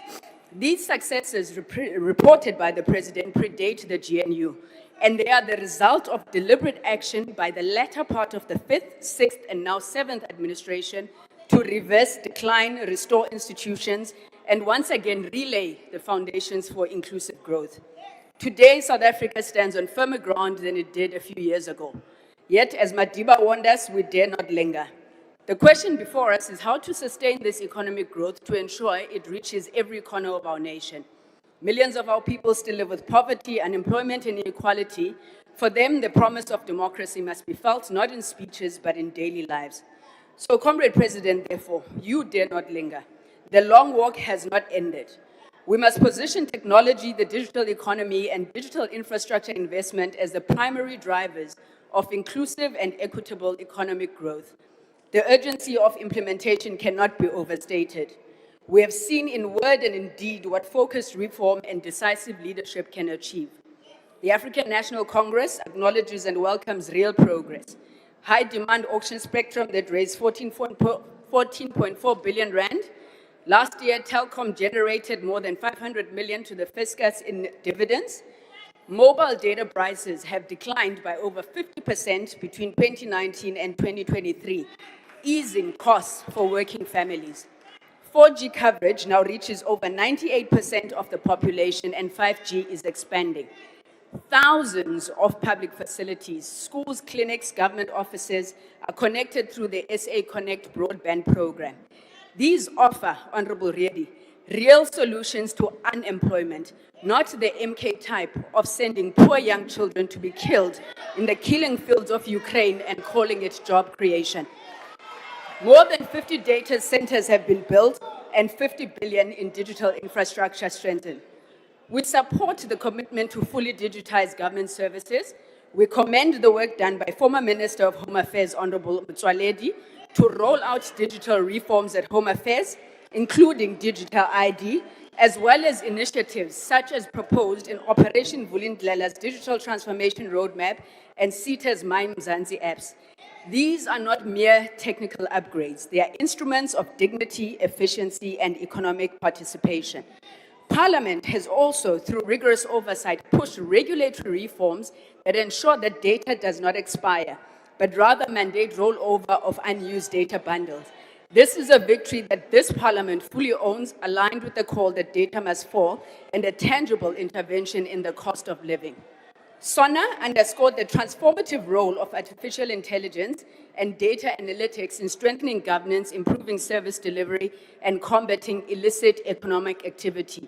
We must move with urgency. The global AI race is accelerating, and South Africa must be a rule maker, not a real taker. Our greatest risk is not a lack of vision, it's fragmentation.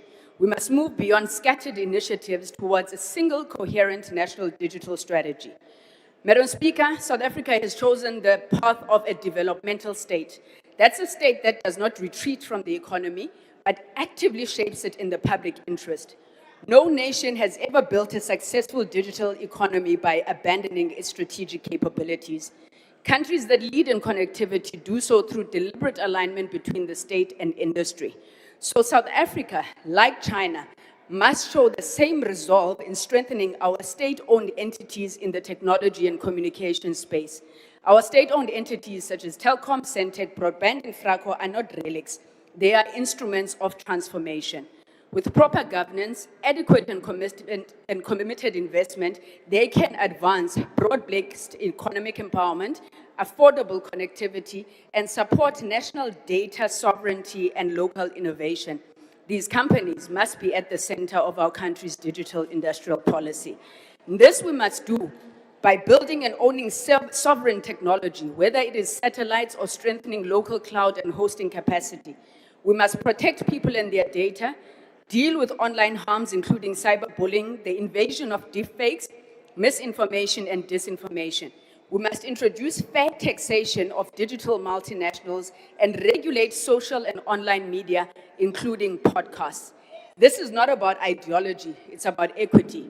Honorable Mulder, the African National Congress will not retreat on BBBE, NHI, or land expropriation under the law. When we speak about equity, we do not speak about sameness, we speak of justice. Equality assumes that all begin from the same starting line, while equity recognizes the deep structural imbalances created by centuries of colonial oppression and apartheid oppression. So for you to call for equal treatment in a profoundly unequal society is to ignore history and deny lived reality. We do not seek benevolence from any group, nor do we seek permission to govern or succeed. The democratic mandate on this country rests as with its people as a whole.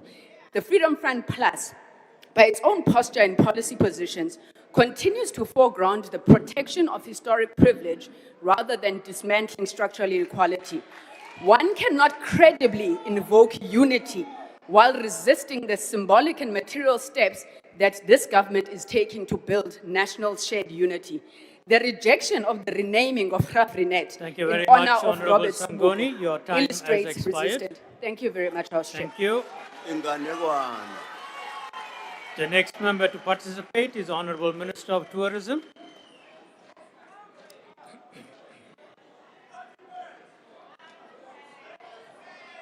Honorable Chairperson, Honorable President, Deputy President, former President Jacob Zuma, the tone set by President in the State of the Nation address is an honest tone, reflection of where we are as a country.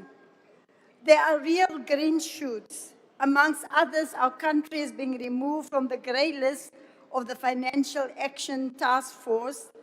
We have moved beyond the era of debilitating load shedding. That progress did not happen by accident. It required focus, reform, and collaboration between government and the private sector.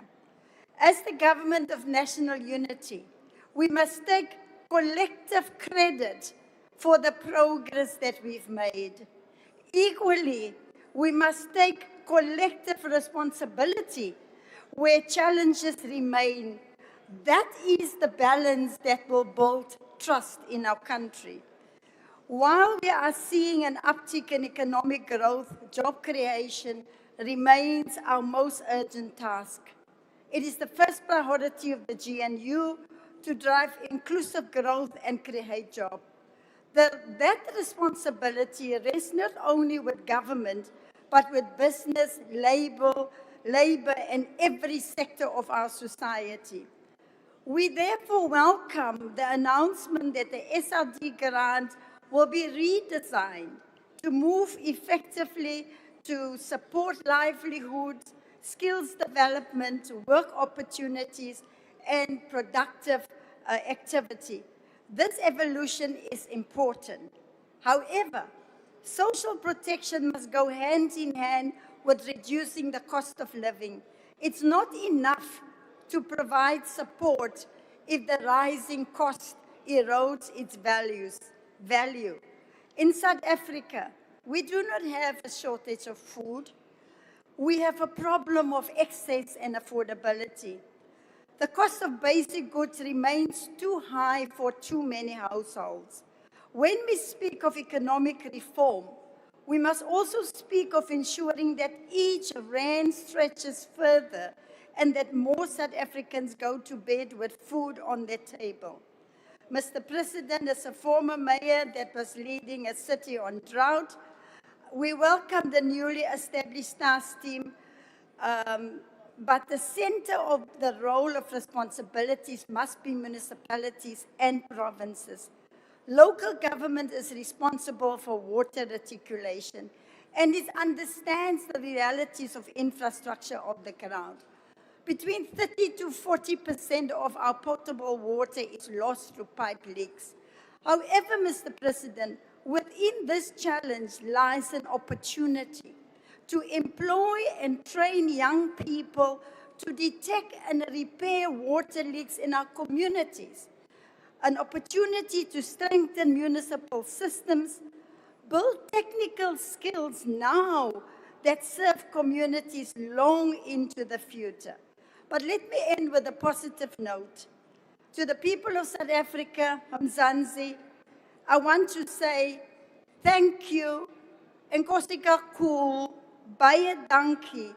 Your warmth and hospitality define how the world experiences our country. The record 10.5 million international arrivals we achieved is no coincidence also. It is the result of deliberate work by government, the private sector, and by ordinary South Africans who welcome visitors to our country with pride. That spirit Thank you very of much, partnership Honourable Minister. is what Your will time carry has us expired. forward in the future. I Thank you. The next honourable member to participate is Honourable Billy.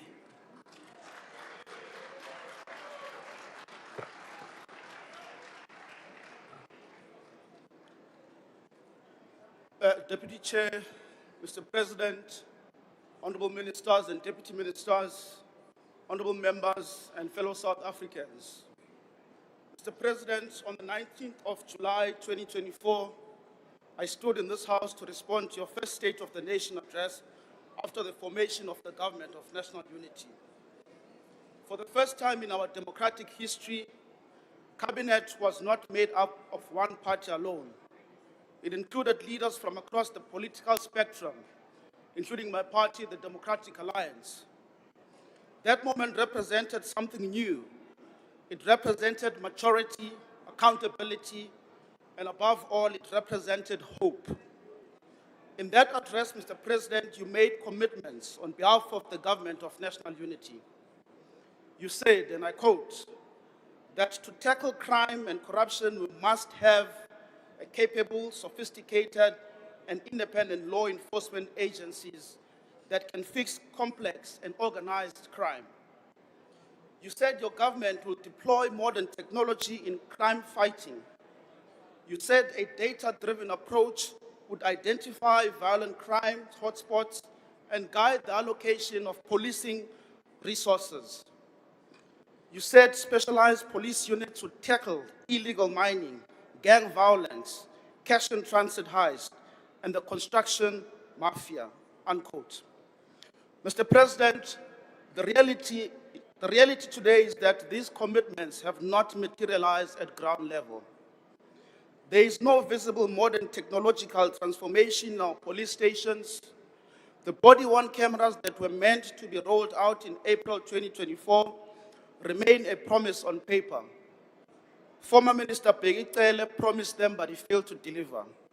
Minister Mtunu did the same, promised this parliament that body-worn cameras were coming, but again, he failed.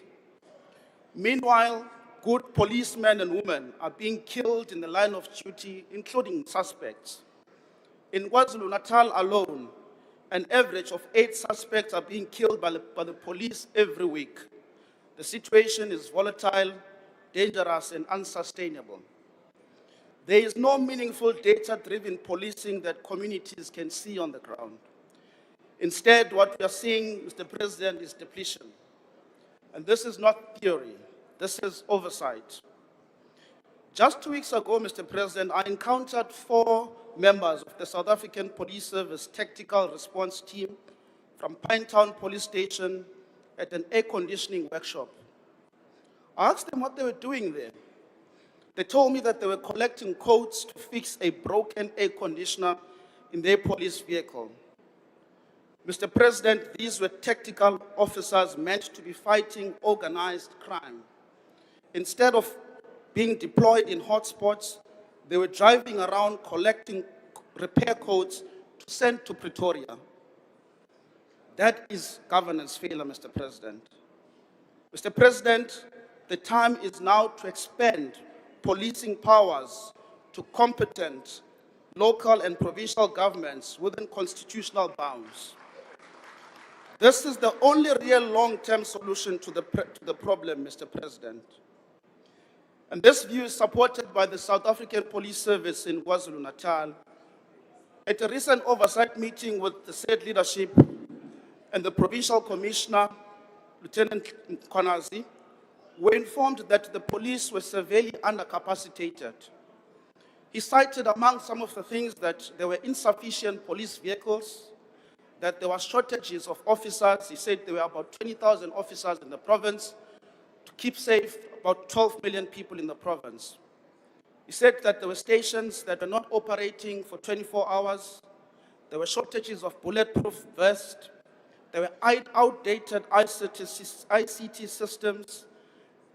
And more importantly, there were also insufficient two-way radios. Mr. President, honorable members, these are not sudden problems. These are systemic failures that developed over years because of neglect, poor management, and political protection of incompetence. These failures, Mr. President, were preventable. At another oversight engagement in Simonstown with the NCOP Select Committee on Security and Justice, we heard the Chief of the South African Navy, Admiral Monde Lubisi, speak openly about years of underfunding that have brought our Navy close to collapse. It was uncomfortable. It was embarrassing to hear that we have reached a point where we struggle to patrol our own waters. Instead of confronting that reality publicly, the meeting, Mr. President, was abruptly converted into a closed session. But Lubisi was not embarrassing the country. He was crying for help. He believed Parliament was his refuge.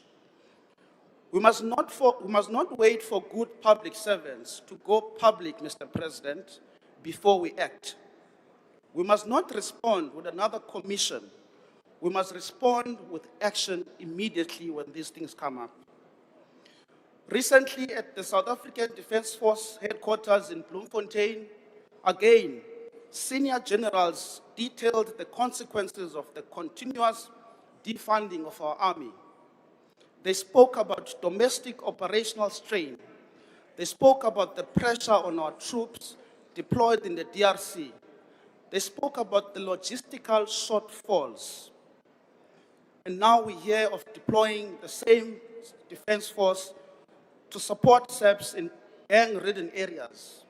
Mr. President, the DA supports this call.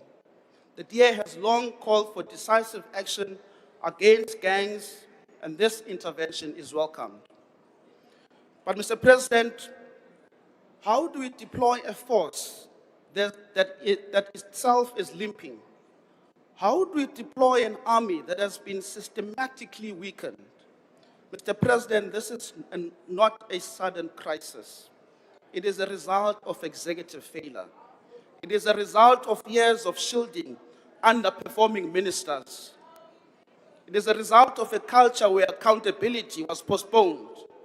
We're launching criminal justice reform initiatives in the presidency before reverting SAB's leadership, before recruiting additional officers, before deploying the South African Defence Force.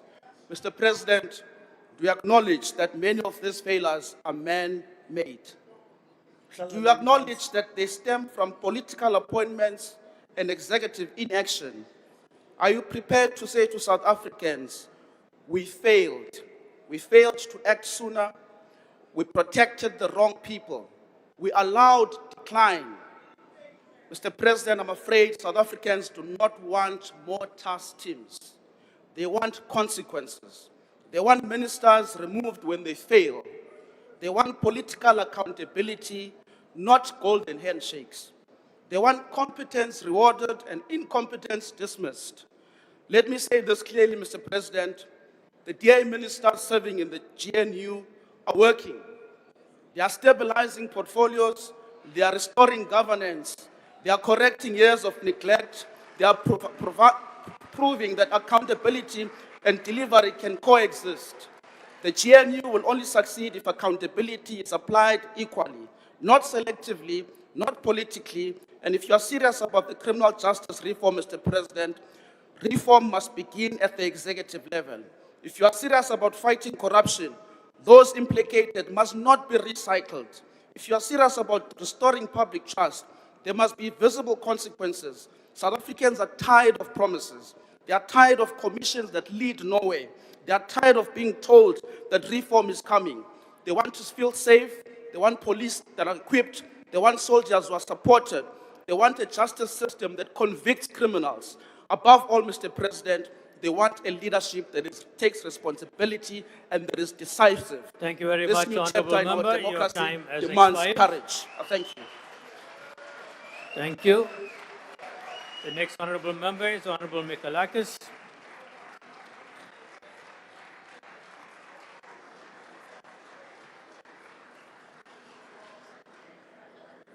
Deputy Chairperson, Mr. President, before I start my speech, may I remark on what a smart blue tie you were wearing on Thursday night. And yours was properly made, unlike the leaders of some popcorn parties' ties. Whether deliberately or not, Mr. President, that tie reflected the highlights of your speech. From the news that the economy is growing under the GNU as opposed to years of decline, to the best matric pass rate under Minister Kwarube, the state property company that we're looking forward to taking shape under Minister McPherson, the innovation in digitization of personal documents like IDs, driver's licenses, matric certificates under Ministers Schreiber and Malatsi, and the declaration of a state of disaster for foot and mouth disease as Minister Steenhuisen called for in January, but also the more than 10,000 extension officers to support farmers. This year marks the year of a municipal election, where water will be a central theme. It's funny, Mr. President, that you told the one minister who lives to dress up for SONA that she should rather be in Gauteng to sort out the water. Despite this, for the Premier there, to paraphrase my colleague Honourable Burke, the penny must still drop. For him, the solution to the water crisis is to shower at a hotel. May he be rewarded with a golden shower at the ballot box for such a stupid comment, because it is clearly only at the ballot box where solutions can be found. The Premier should not apologize for not being here. He should apologize for his blatant arrogance towards the people of Gauteng. Then there's the official opposition, a party that summonses a chief whip from the NCOP because the handful of members on the NA benches who have not yet been tried are clearly not trusted. I think it is safe to say that the chief whip of the opposition will never be ready or able. Seeing as though the MK and the EFF are so keen on acknowledging the convicts in the gallery, may I send my regards. Maybe we should ask them to stand again so that the police can see them clearly. At least the Minister of Sports, Arts and Culture served his full term. Mr. Malema has suddenly become very passionate about water provision. How are the communities affected by the Giyani water project doing, Honorable Malema? Are their taps still dry? Did you not benefit from the looting of that project? The MK, the EFF, the PA, UDM, Al-Jamar, Rise, Good, UAT, ActionSA, the ACDP, BOSA and the NCC have not had a single leadership change ever. They are built around single personalities, often without personality, with sidekicks or those that the DA did not want anymore. I'm surprised the EFF let me finish my sentence. I only wonder if their leader will finish his sentence. As for Honorable Trollip, speaking of despotic regimes, I want to remind him of his own party's culture of internal elections and democracy. When you do one day have that conference to elect someone slightly more stable, less xenophobic, we hope you will realize that votes are not the same as likes on X. You cannot buy them.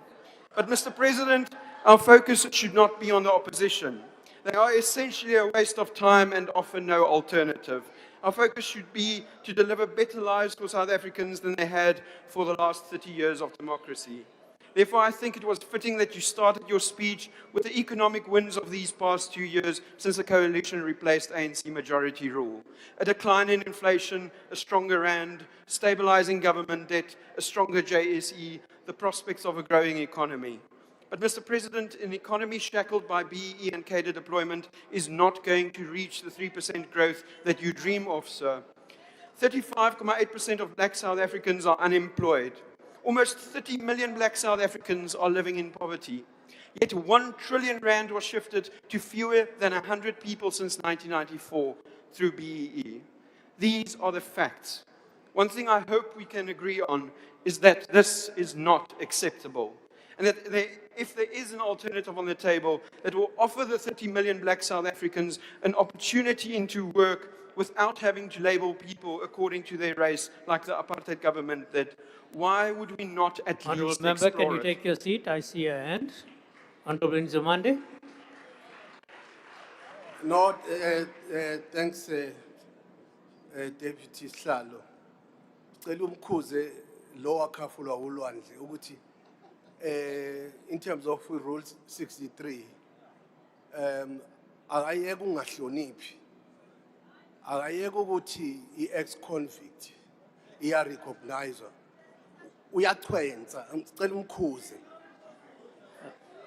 Sorry, Honourable Slavini, Ubreacha leyo rule. that's not a rule that you can stand on.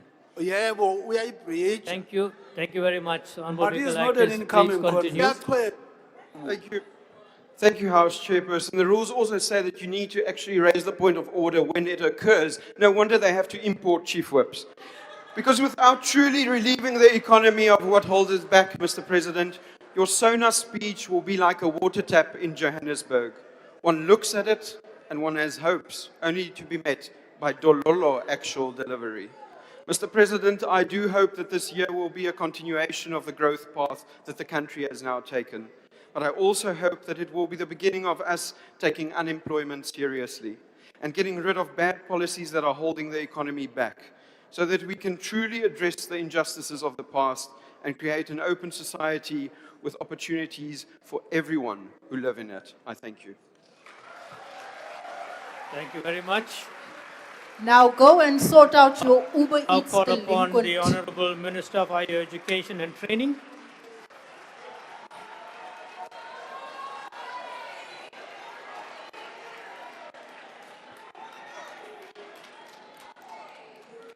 Honorable President, it's been a minute, and the last time I was here, there were 19 young people who were stuck in Ukraine, and because of your leadership, they're coming back home.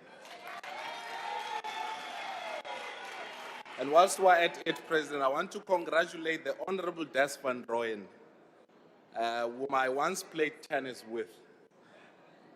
And the last time the former President Zuma gave him a task as Minister of Finance, it was merely a weekend special, then followed by a brief one-night stand as MK party chief whip. Thank you, Honorable Member. And although your opposition Honorable Members, let's not drown the Speaker. is about as unreliable as your backhand Honorable in Minister, tennis, can you take your seat? I see a hand. Honorable Minister, take your seat, please. I see a hand. Yes, Honorable Member. Ngiyabonga Deputy Sihlalo. Bengicela ukubuza ukuthi uMinister engakwazi nokuthatha umbuzo. Abafundi abarejistile. Ingane ayidlile uNesifas unama issues. Minister. Akakhulume nge-higher education All and right, training. I did hear you. Thank Please. you. Yeah, bengicela Honorable ukubuza Minister, lo would you take mbuzo. a question? Would you take a question?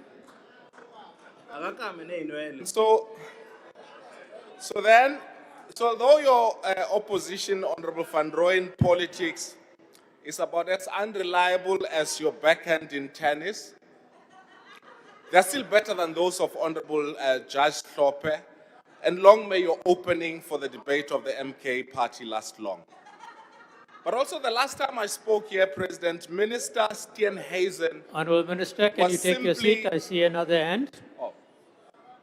Honorable Speaker, I'm not sure what language this minister is using. He's speaking with a twang. Now And let's hear what needs your to be comment. clear so we can you understand. speaking with a I twang? can't pick up his twanging.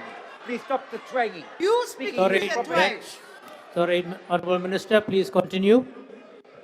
Well, you can't pick up anything. You can't pick up anything politics or intelligent anyway. So you're saving yourself. And so I was saying that Honorable John, Minister Steenhuisen was simply Honorable John Steenhuisen, cooking for himself delicious, healthy meals and minding his own business. Honorable Minister, can And you today he's take been your seat, useful please? I see running around another the hand. country dealing with Honorable foot Minister. and mouth disease. Honorable Minister, can you take your seat? I see another hand. Yes, Honorable Member. Ngikuthokoze mgcini sihlalo.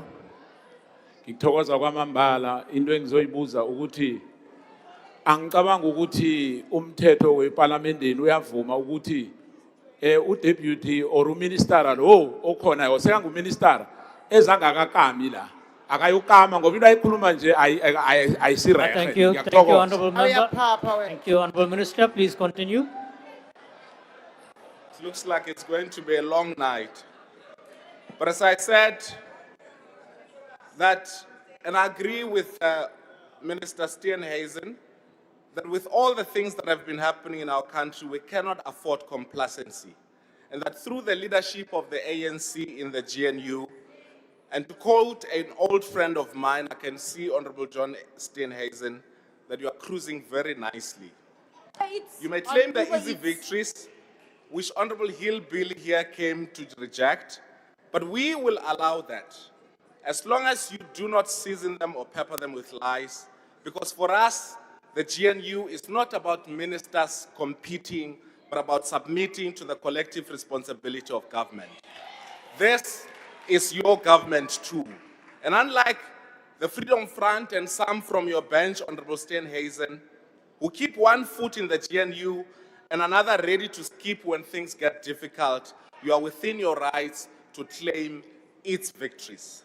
This is the nature of politics in South Africa. It's fluid, it's dramatic, but it's also occasionally, if you listen to the honorable leader of the EFF, who seem uncertain whether he wants to kiss the president or to kill the president. Politics can be very confusing. What must not be confusing, however, is the difference between noise and work, between performance and governance, between slogans and solutions, and between sophistry and action.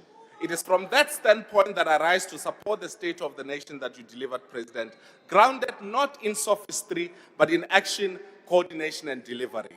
Let me begin where the pain is real and immediate.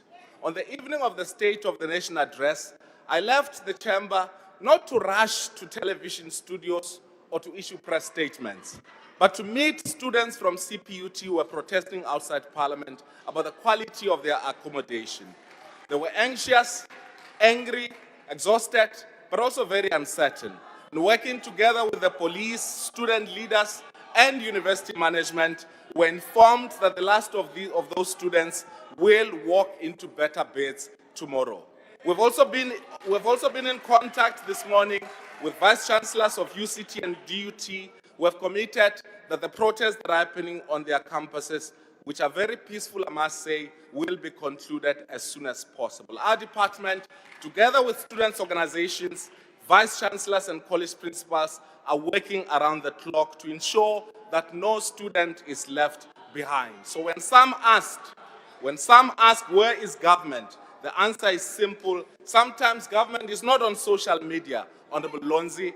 Sometimes government is in the corridor at midnight fixing problems. Student accommodation remains one of the most urgent challenges in the post-school system. We face a shortfall of 200,000 beds, and we will not resolve this challenge only with bricks and mortar. And that's why we're expanding access through a combination of fiscal infrastructure and digital expansion. Many universities are already rolling out digital and blended programs, and this work must accelerate, and similarly plans are afoot to digitize CET and TVET curricula through the national online system so that we can meet the demand of our success in the grade 12 cohort.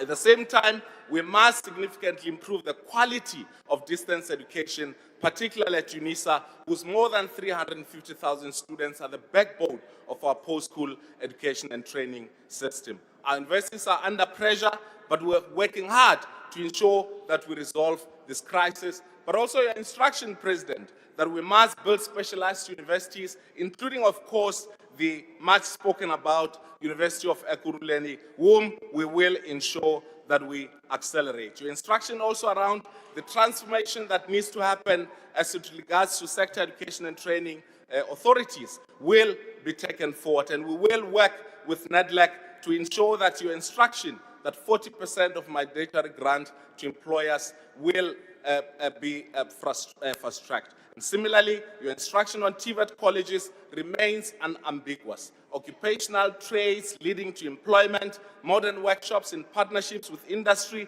quality lecturers, and effective workplace integrated learning must define the future of TVETs. We will mobilize all resources, partnerships, and energy towards full implementation of the dual system, President, that you instructed about. As Clement of Alexandria observed, Honorable Des van Rooyen, sophistry is a powerful art that makes false opinion appear true only in words. When rhetoric is not guided by philosophy or action, it becomes dangerous to all.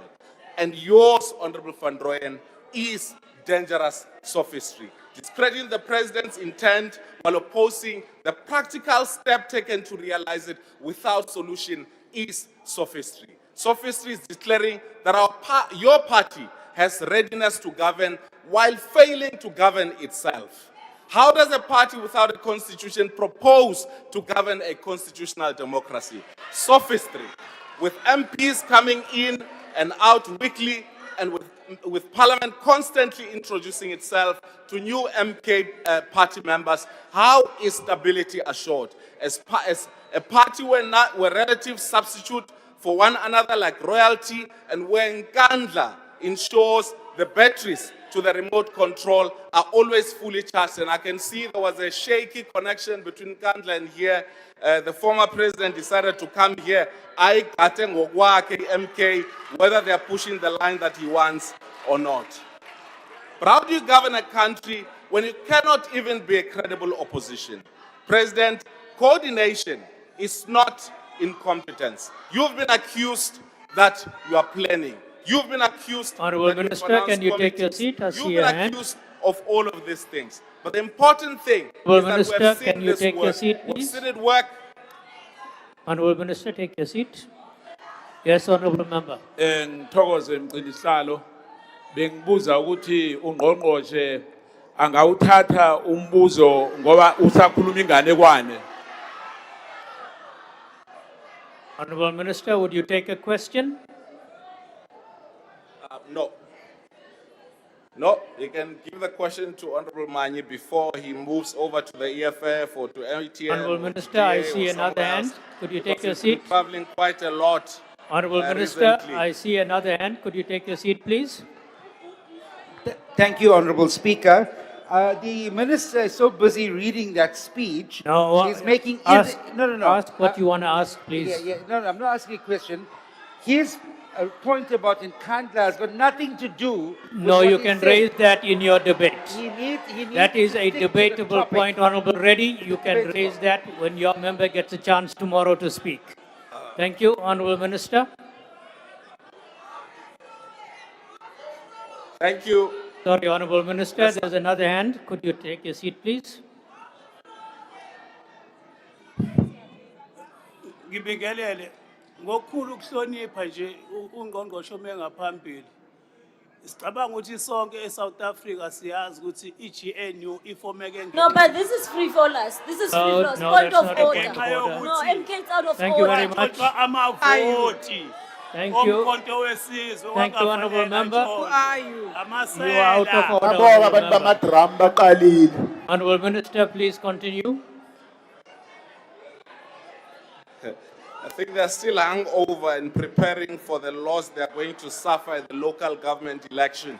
They're filling in a protest for the next election. And as I said, President, that coordination is not incompetence. Planning is not paralysis. And shouting is not governance. Some believe that if they shout their sophistry loud enough, reality will surrender. But they blame you for believing in boring things, in plans, in budgets, in engineering, in timelines, and also in work being done.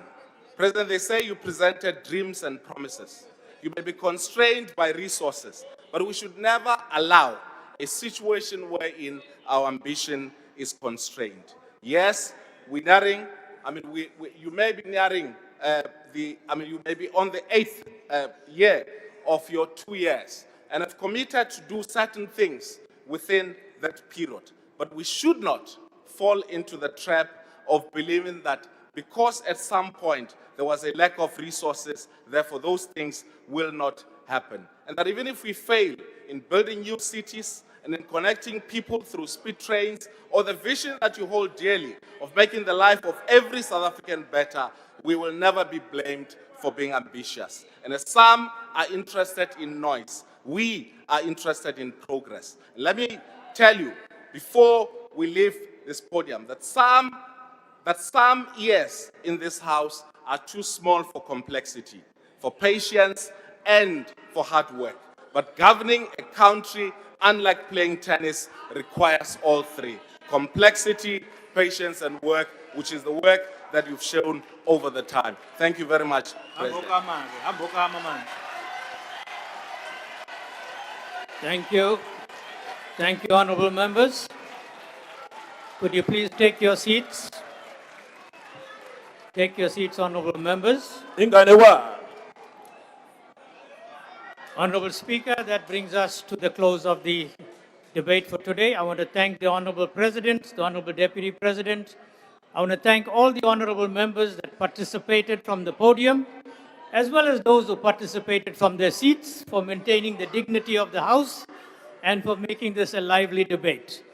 Honourable members, that brings us to the close of the debate, and this concludes the business of the day. The joint sitting starts adjourned. Madram. 21 years. Ya Papa MK. Thina saba nomatsepe. 1 years of patience. Ngalekwane. MK. Viva nomatsepe. Viva. Viva Waterberg. Viva.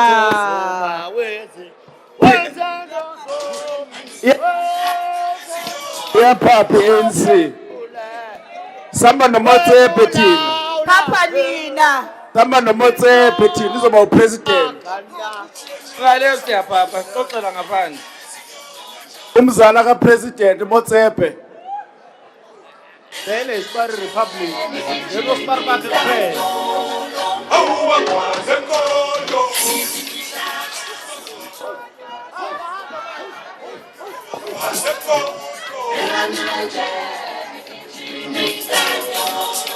Hey!